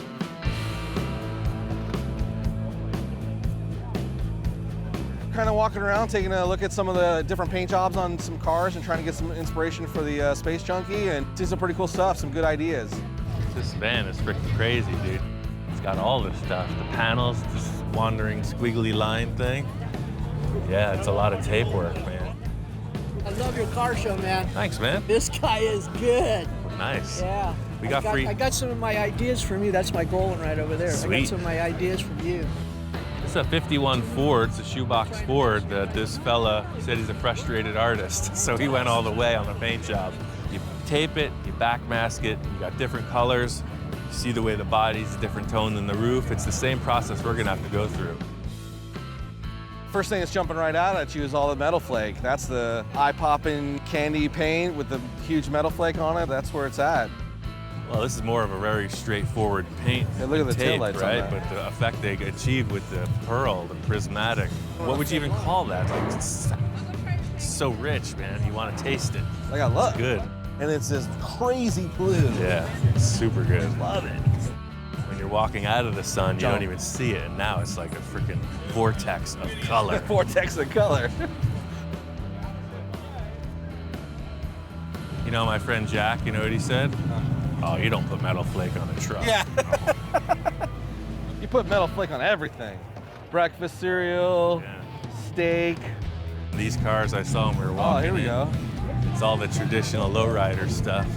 You know, all the tricks with the candy coats gives it so much depth, and the flake, of course, in the sunlight's just popping.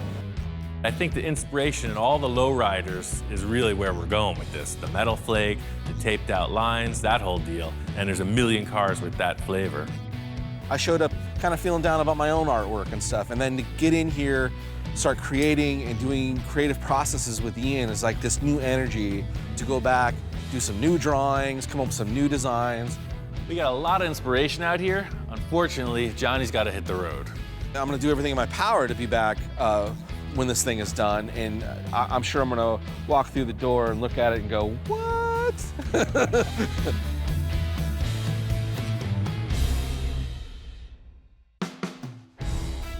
Dennis dropped off that Roth flake, and he told me once you start with this, there's no going back. It's true. I used the blue, the silver, the brown, the gold, the whole palette. The color combo is exactly what I achieved in the first car, but only using blue now instead of pink. You have two pretty mellow tones with a really contrasting kind of a neon line through them. The whole angle here was not to make your ultimate hot rod, you know, nothing conservative. It's a total cartoon, and I think we've accomplished that. I'm pretty happy with it, but as always, I have to have the shop inspector check it out. So, what do you think? I know you weren't allowed in here for a few days. It was a toxic environment. It's over here. Hey, it's this, right? Remember before it was primer? Look, think. It was primer. Now it's painted. I know the engine is good to go. We started it, but the transmission's questionable. I got a brand new unit from Monster Transmission. They always work perfect. It's a simple bolt-on replacement.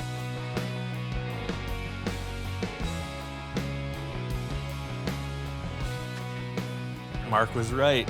V8 engine, it's balanced, fits in there perfect. Everything on this car has been figured out around the finishing stretches. The interior is really the last big question mark. I called up my friend Jack. He's the upholstery guy. He's done all the interiors on my cars. Holy mackerel. Wow. Hey, welcome hey, back. Ian, how are you? I'm doing pretty good. Wow. What'd you do this time? I told you we're going to change the look of the car a little bit. So Holy you made a few subtle changes. I think so. You morphed into a roadster. Yeah. It's a whole new car, man. I couldn't believe it. I'm used to looking at the old car, and then I see this thing, and it's completely different. It's actually a bubble top. You know those acrylic domes I was making? Well, it's not a roadster. Like you did on the T-Bird? Yep, exactly. Wow, this is something. It's like one of those I Roth like this show better. cars. Right away, I thought, he's getting crazier as he gets older. He just knocks this stuff out. I don't know if he ever sleeps. I pretty much got the whole deal figured out. The only thing left is the interior. Should we mess with the original panels first? Put some in here and look at it? Yeah, and I'll see. lift the body up. It's got a prop rod. The whole body pivots on the hinge. Get it up here. Well, this reminds me of the old days when we were running a funny car. It's exactly what it's inspired by. 40-some years ago, it was the same deal. Yeah. Set it in, push it up, and start working on it. Yeah, if this is all finished off in there, you can leave it up, show the whole thing this way. Jack's all about the interior, and he could see that there's nothing in it. So that was his main concern. Loved the look of the car, and all of a sudden his gears are turning. So I got all these panels. So see, these were the original interior parts, and we're not going with pink anymore. That was the one main color change. Get rid of that pink. I think all the brown can still work, though. Once the fasteners are on the back side, it just clips in like it did. You don't even need any welt on this. So that's the thing, that one goes there, and then these were the little backrest panels, so they'll pop right back in. The most apparent change in the interior is that the color swap. I'm going from pink to blue. Jack's thinking as he's peeling these pink elements off, maybe we'll just leave them out. Maybe we'll just go brown. Well, that looks pretty nice, right? Yeah, I like it. Jack likes the upholstery as is. I got some other ideas. I've known Jack for a while, about 15 years. It started from him just upholstering one of my seats one day, and he just keeps getting more and more involved. See, the whole thing is I'm not using the seats that I made originally because I'm way more laid back. Literally, like this becomes a headrest. I'm actually laying back. I'm literally like with my head. I'm like, actually, that's perfect. Look at that. I'm sitting in there like this, like a freaking dragster. Wow, that's what it looks like, Right. yeah. The interior is always last. So then what you gotta do is adjust the seats, the panels, and everything to make them fit into what they built. Yeah, do you have something we can lay in here, like a piece of cardboard or something? Yeah, I got all that offhand? pattern paper. Yeah. The interior is gonna mean a lot because the body's up like this. You're gonna see a lot of it. It has to be done right. Oh yeah, it looks better already. it should fit, follow your back. So if I lay in and push it down, that's I'll kind of hold where it I so want it to be. doesn't move. Yeah, like that. There you go. How about you just lay in it like a hammock kind of thing? Jack's idea was why not make sort of like a hammock, you know, just a simple little thing to support your back and not even have a seat, just a simple pad that you recline on. That looks just kind of like a generic panel though. Well, yeah, but we can do something with that. I'll make some, all in the stitch put a work. seam, couple of seams in it or something, and we'll make some design in it. Jack's got a bunch of ideas. I could see him scribbling around with the pen. He's talking a lot. I don't know what he's going to come up with, but it looks like he's got plans. So the whole thing is with the interior being so mellow and subtle, I want the fabric to pop, you know? I was thinking like that metal flake, blue old school glitter vinyl to complement these pinstripes. So when you're looking through the bubble, you see these two blue things broadcasting out, you know? This blue metal flake, they don't make it anymore, from what I understand, so it'll be pretty hard to get. That's, if we can find it. And blue metal flake vinyl? Well, he likes metal flake, you know. He tried to metal flake my truck. I know it's impossible to find. It's the hardest stuff in the world to get a hold of. So Oh, I wait a got minute. this instead. He was playing with me, see? Well, that's what we're talking about, isn't it? Yeah. Of course. I could pull a few strings, man. Oh, man. So you Look at think this guy. 2 yards of this stuff will be enough? Sure. Check Plenty. it out. Check it out in the sun. Plenty That's the good. thing. It's just like the frame. Put the God light on it. Jack's not a big fan of metal flake, so I just wanted to catch him off guard a bit. He pulled one on me. Had to pull a few strings. They're back in the men's room, but they handed it through the wall, through the back window. Well, it is a bold choice, and it's a lot of people are afraid to take chances because they think they're going to ruin their reputation or something like that. It's his personality. That's what he does. He likes to zap you with things. This is perfect. I was hoping that it would work with the blue pinstripes, but that's exactly it. So you see, when you're walking up on the car, you're like, why is there blue in it? And then when you look inside, it makes sense. Then you know why. It totally adds to it. That's kind of it. I'll roll up this material. You could take it with you. And, Okay. We're good to go. I've got some ideas, but I'm not going to say anything until the seat's finished. And I'll bring the seat in and then see how he likes it. The great thing about this interior design is that most of it's already fabricated. All I have to do is make a couple simple seat pans and some side panels, and Jack will upholster them. What? Oh, were you looking for this?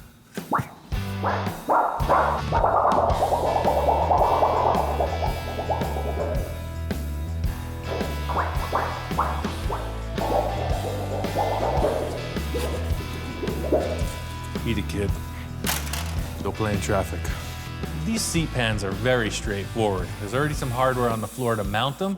I'm just gonna take a piece of aluminum, 050 thickness, and just kind of curve it and cut it. The panels that I'm making are very generic. The whole look is about what happens with the stitch work, and that's all up to Jack. I can't wait to see what he does. Jack says he's bringing by one of the seats today, so I'm really looking forward to seeing what he came up with. Hi, Ian. How you doing? Aha! I brought you a little present. Oh, Got right some on. foam for the side panels, and I did the groovy. seat for you. Oh, that's totally cool. It's a little better than that sheet metal panel you left with. Yeah. That's cool. I stayed up all night. I'm glad you did, because I was resting easy. Jack brought in the seat, and it looks awesome. The material I picked out is perfect, and he added some cool stitching and these really nice grommets, and Jack nailed it. At first, I was skeptical because I don't like metal flake, but it looked pretty good. I was surprised.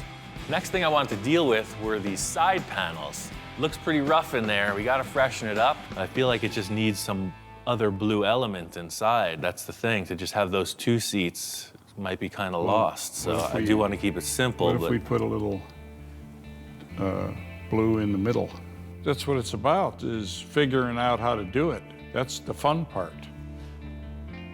He liked the seat the way it was, and so I suggested we make a panel like a spearhead, and do the same design as the seats, so it all works together. How's that looking from that side? That looks good. I think that's it. Well, I saw you brought the material. If you got your glue gun and whatever, I guess you could do that, and I'll make the aluminum panels, and we'll be sure of what this thing's gonna be, right? Yeah, yeah. Once we figured out the design, it was time to get to work. Just gonna streamline this process. Jack's doing his thing, I'm gonna do my thing, build the panels, and he's gonna cover them. Him and I work together pretty good. I think it's because of experience. You know, I have experience in what I do, and he has experience in what he does, and you bring it together, and it all seems to gel. He understands how to build a car, and that's a gift. Jack's the senior man in the shop. He's seen it all, so relying on his past creative efforts. Well, the whole thing is like an encyclopedia of classic ideas. He's done a million different designs. He looks at the vehicle, thinks of which one is appropriate, and puts it together. That's the whole thing with any collaborative effort, is that hashing out of different ideas. Jack wants to keep it mellow with the brown. I got some crazy blue stuff. It's not a real perfect match, but I think we can make it happen. Well, I'm going to take it back and work on it, make the other seat and the two panels, and we'll see how it works out. I don't know how it's going to look when it's all together, but we'll see. This is going to insert right here. Oh, perfect, yeah, I get it now. You put the blue in there. That way it's all flush. Right, Totally drops cool. down, see? It'll be nice and even. Wow. Are you concerned? You're not totally sold on this yet, huh? Okay, well. I'm just doing busy work, getting the steering put together, this weird brake throttle assembly, you know, mechanical stuff, and Jack walks in. How you doing, Ian? I got some new pieces for you. Oh, nice. Look at that. Cool, you even put the grommets to match the seat. Yeah. Those are awesome. I could see the glow coming through the doorway. Those blue panels are awesome. They complement the seats perfectly.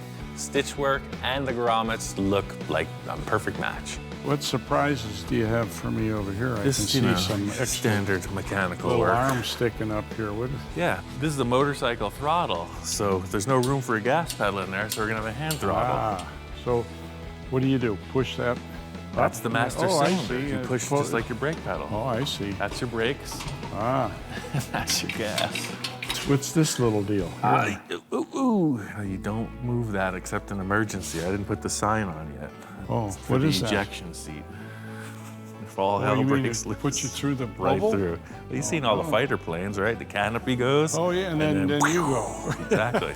Jack was just checking out everything I was putting together. You know, the shifter throttle thing was one thing, but then the steering components were totally different from the original car also. Yeah, what's the deal here now? You got a little wheel in here? Oh yeah, typical dragster stuff, right? Stock steering box that I had. Yeah, right. I just hooked it right up. I like the steering wheel because it looks like an old dragster wheel. In fact, on a dragster, the brake was always a handbrake. And he's doing the same thing, except you push it. That's the thing, all this mechanical stuff is boring me. It's all about the interior. Okay. So these guys just index right in there like we set up. Perfect, right in the hollow. That's the thing, it's not too crazy, but it gives the seats a reason to be blue. Sure, You know, right. The pinstripe on the paint's one thing, but now at least there's two blue elements inside. Jack wasn't sure how I wanted to attach these pieces. He was thinking we would just glue them and clamp them, but I had a different idea. It would be a lot faster. I was thinking that we would put screws right through the center of the grommets and we wouldn't need any glue. That's good. It makes it look Gives a even little better. dip in it. That looks good. As we're doing this, it creates a really three-dimensional pattern that neither of us expected. It just looks way more plush, and it's going to be a great complement to the whole design. And it looked good before, but now with all those push downs, it just looks way more. Now we have to do it with the seat. I might even do that because it looks so good, right? Working like Ian works is like you're doing it on the fly. You know what I mean? You plan it as you go. It's enjoyable. Welcome to upholstery, full custom style. That's right. The proof is in the pudding. We got to put it in the car. So this one comes in. You set the panel in, ran a couple screws in on both sides, and we looked at it. It even looked better. I was really surprised because I didn't think it would look that good. One thing I wasn't expecting is after putting in the second panel, as we dropped the body down, there was no more looseness. It fit like a perfect thing. Hear that? It's like you're putting cushions on your sofa, man. Great. I love it. But that's kind of the layout, man. The seats and the blue door panels sell it. Now what's happening back here? I walked around the back of the car, and all these holes are in the back. One thing I didn't explain to Jack was that the car doesn't have a radiator in the front like you typically see. Instead, it's got this weird contraption that hangs off the back. So that's the thing, this crazy swizzle stick is actually the radiator. This actually works then, right? It's functioning? Oh, heck no. Come on, what do you think this is? Well, you put a fan on it, you'll be. So there's a fan, that's what that hole is. See, yeah, the electric fan? Yeah. This electric fan goes right up behind it all I think figured everything, out. man. Jack was really curious about this thing, so I wanted to show him how I actually made it work. So that's the thing, these big flex hoses, it's just like any other radiator. You gotta feed and you gotta return.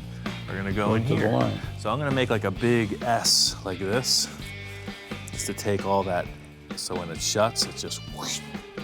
So then the fan goes here. And yeah, your typical electric fan goes right here, bolts to the satellite dish, and then the water flows around that. That's a satellite dish? Yeah, see? My TV provider wasn't really in agreement with me, so I took it down off the roof. I thought that was a hell of an idea. Different, it's really different. That looks good though, I like it. Almost everything he builds like that is functional. It works. I can't wait to see how it's finished off. When it's done, it's really gonna look good. Yeah, it makes no sense at all, but somehow it works. Doesn't have to. Story of my life. Jack's gonna take the last panels and finish them off. Johnny's on his way back, so I wanna get this car finished up and ready to drive. Johnny's been involved with the design of this car from the start, so he's pretty well invested in having this come out well. He hasn't seen it completed yet, and today's the day. Ian! Aha! Oh, hey, man. Back again. Welcome back. Check it out, man. We painted it. Looks awesome. Sweet. To see all the pieces and parts that we had discussed and talked about, in theory, now, you know, there on the vehicle was tremendous. So when you left, you didn't see the blue striping on the car. No. That was our plan. But to complement that, I had Jack stitch out a bunch of metal flake components for the interior. Now the blue totally goes. The way the blue is pulls the color from the outside to the inside is just perfect. Cool. Like from the outside, when you look at it from here, I mean, you see blue on the striping. I think the collaboration, once again, has been a success, man. I'm really happy with this. Oh, man. It was just neat. Like, it's a whole car now, but it's a bubble top car. Where's the bubble? So, you know, where the hell's the bubble? I polished the heck out of it, man. It's in the corner. It's in the safe zone. Ah. So that's what I was waiting for you to get here so we could put them on, and that's it. This baby's a wrap. And let's bubble this thing up. It was like the final piece, the icing on the cake. He should be a part of it. So you put the front in its little thing. Okay. And slowly zipper in place. Drop it, and... yeah, it's totally different. Totally different car, right? Totally different car with the bubble on it. It changes the whole look altogether. Yeah. Setting the bubble on the car is like the first step towards the end. The silhouette of the car is represented by this dome shape, and really, you don't get the feel of it until it's in place. Ultimately, this will have like a rubber weather strip around it, just like you see in any car window, but I wanted to get right to installing the Mohawk. So Mark brought this whole thing, and I just used it as inspiration. You know, he brought that motorcycle gas tank shell, and I made an aluminum version of his Mohawk, a little double-sided. Nice, you know, I like kinda that. thick. So that's the thing, I just reshaped the shell that he made. I still retained his cool vents for the air to come in. Little spears on it. Yeah, so that just pops right on. The whole idea with the two sides is that it just snaps into place. It's like pressure fit, and it's on. Yes. So there's that one Mohawk. So this one is to complement the smaller one. Same deal, fabricated aluminum thing. Dude, that's so cool. The Mohawk isn't just one piece of sheet metal that with some holes drilled in it. You know, this total three-dimensional piece of artwork that he's done. So again, you know, here's where Ian takes it to the next level. It's a killing machine is what we've turned it into. Yes, it all makes sense in the end, It right? does. I'm just jonesing to get this thing on the car so I can see if it is the cherry on top. Installing this Mohawk is a two-man job. I lifted up the car, and Johnny's holding it on the outside. I'm in there putting in the screws. This is the full look. This is the stand back and check it out moment. This is what we've all been waiting for. Man, are you kidding me? Dude, this came out too cool. To me, the side profile, the way it's like, there's a lot of slashes. There's a lot of stuff going on. It's good, really good.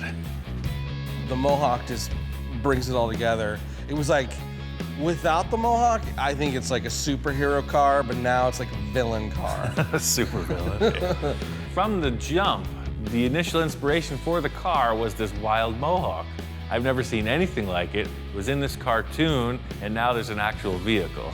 I think we got something pretty special here. Well, it's kind of like when the UFO crashed in Area 51, right? Everybody's like, huh? Yeah, exactly. Now what do we do with it? I can't wait to see it in motion. I think it's time to clean up the mess and drive it. Johnny was just all about driving this thing. Put on the trailer, took it over to the proving grounds. It's the perfect environment to test drive. I'm gonna get in, you drop the lid, okay, and let's try it. What could possibly go wrong? If anything happens, just bury me in it. The whole unit, just drop it in the ground. It's the right shape. Should be perfect. Getting in this thing, you're in there like a space pilot, and you're committing to the ride. Drop her down. All right. Yeah, lower the top, you can hear it almost like seal, like a coffin. I feel like a friggin' fish in a tank. It's pretty dicey. I haven't had any real disasters yet, so I think the odds are with me. Here we go. You see somebody in a top fuel dragster, they're not getting out in a rush, so this is the same thing. You're locked and loaded. That's awesome. All I could say is it's fun to drive. It's using all of your senses, you know? You're thinking, is it on fire? Is it shaking? How fast am I going? You know, there's no instrumentation at all. You have one hand on the steering wheel and one hand on the power, and it's fun. And as it goes by the rocks, I mean, it's almost like a shark in the water. All you see is the Mohawk. It doesn't look like it's supposed to be there. It's just nuts.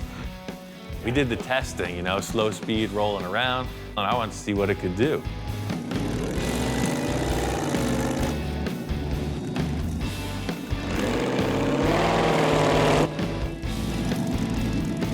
And then, you know, he makes the turn and starts heading back towards me, and then that's when you really see, you know, all the eye candy. It was just so much to look at as it's moving toward you, and it just looks so sinister. That wasn't so bad. That was awesome. In motion looks freaking even better. Feels like you're in outer space, man. This is the first time it's been in motion. I've never seen it driving. I'm just pulling up, seeing Johnny's reaction. I got to get him behind the wheel. Totally drivable, dude. It feels confident. You want to try it? Yeah, let's do this.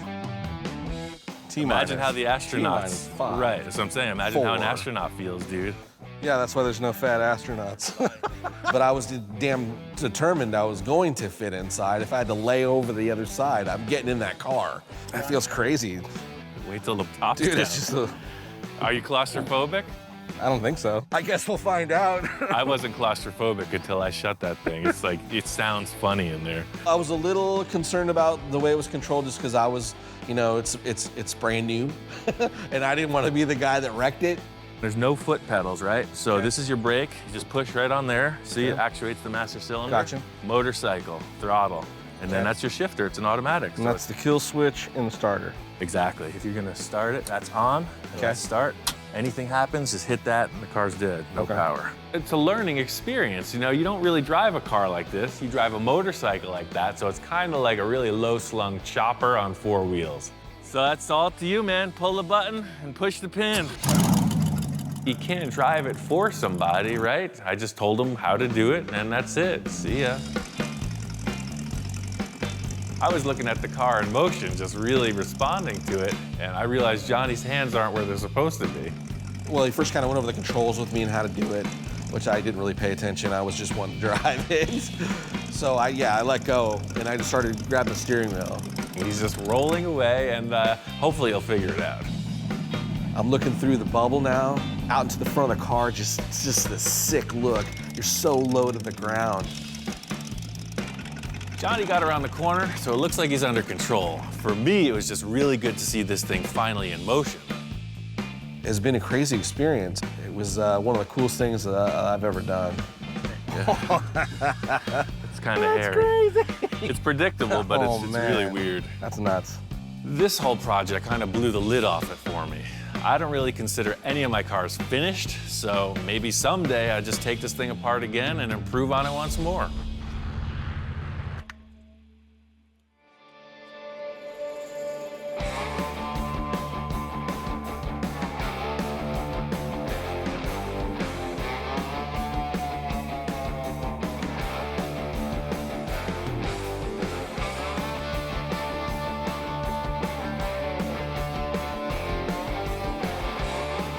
One of the biggest takeaways I take from this experience is that, one, Ian's a super cool guy. As much as he challenges you to create something, he kind of gives you a little bit of full reign to do what you think. And then it almost like it challenges him to go, yeah, I could probably do that. This project was a total crapshoot, complete roll of the dice. It could have gone all wrong. All of Johnny's ideas were dynamite. It's a really great collaboration. I can only hope there's a third car in the future. Having accomplished this, it was one of my all-time dreams to own a bubble top, right? So I consider this just the beginning of the next chapter.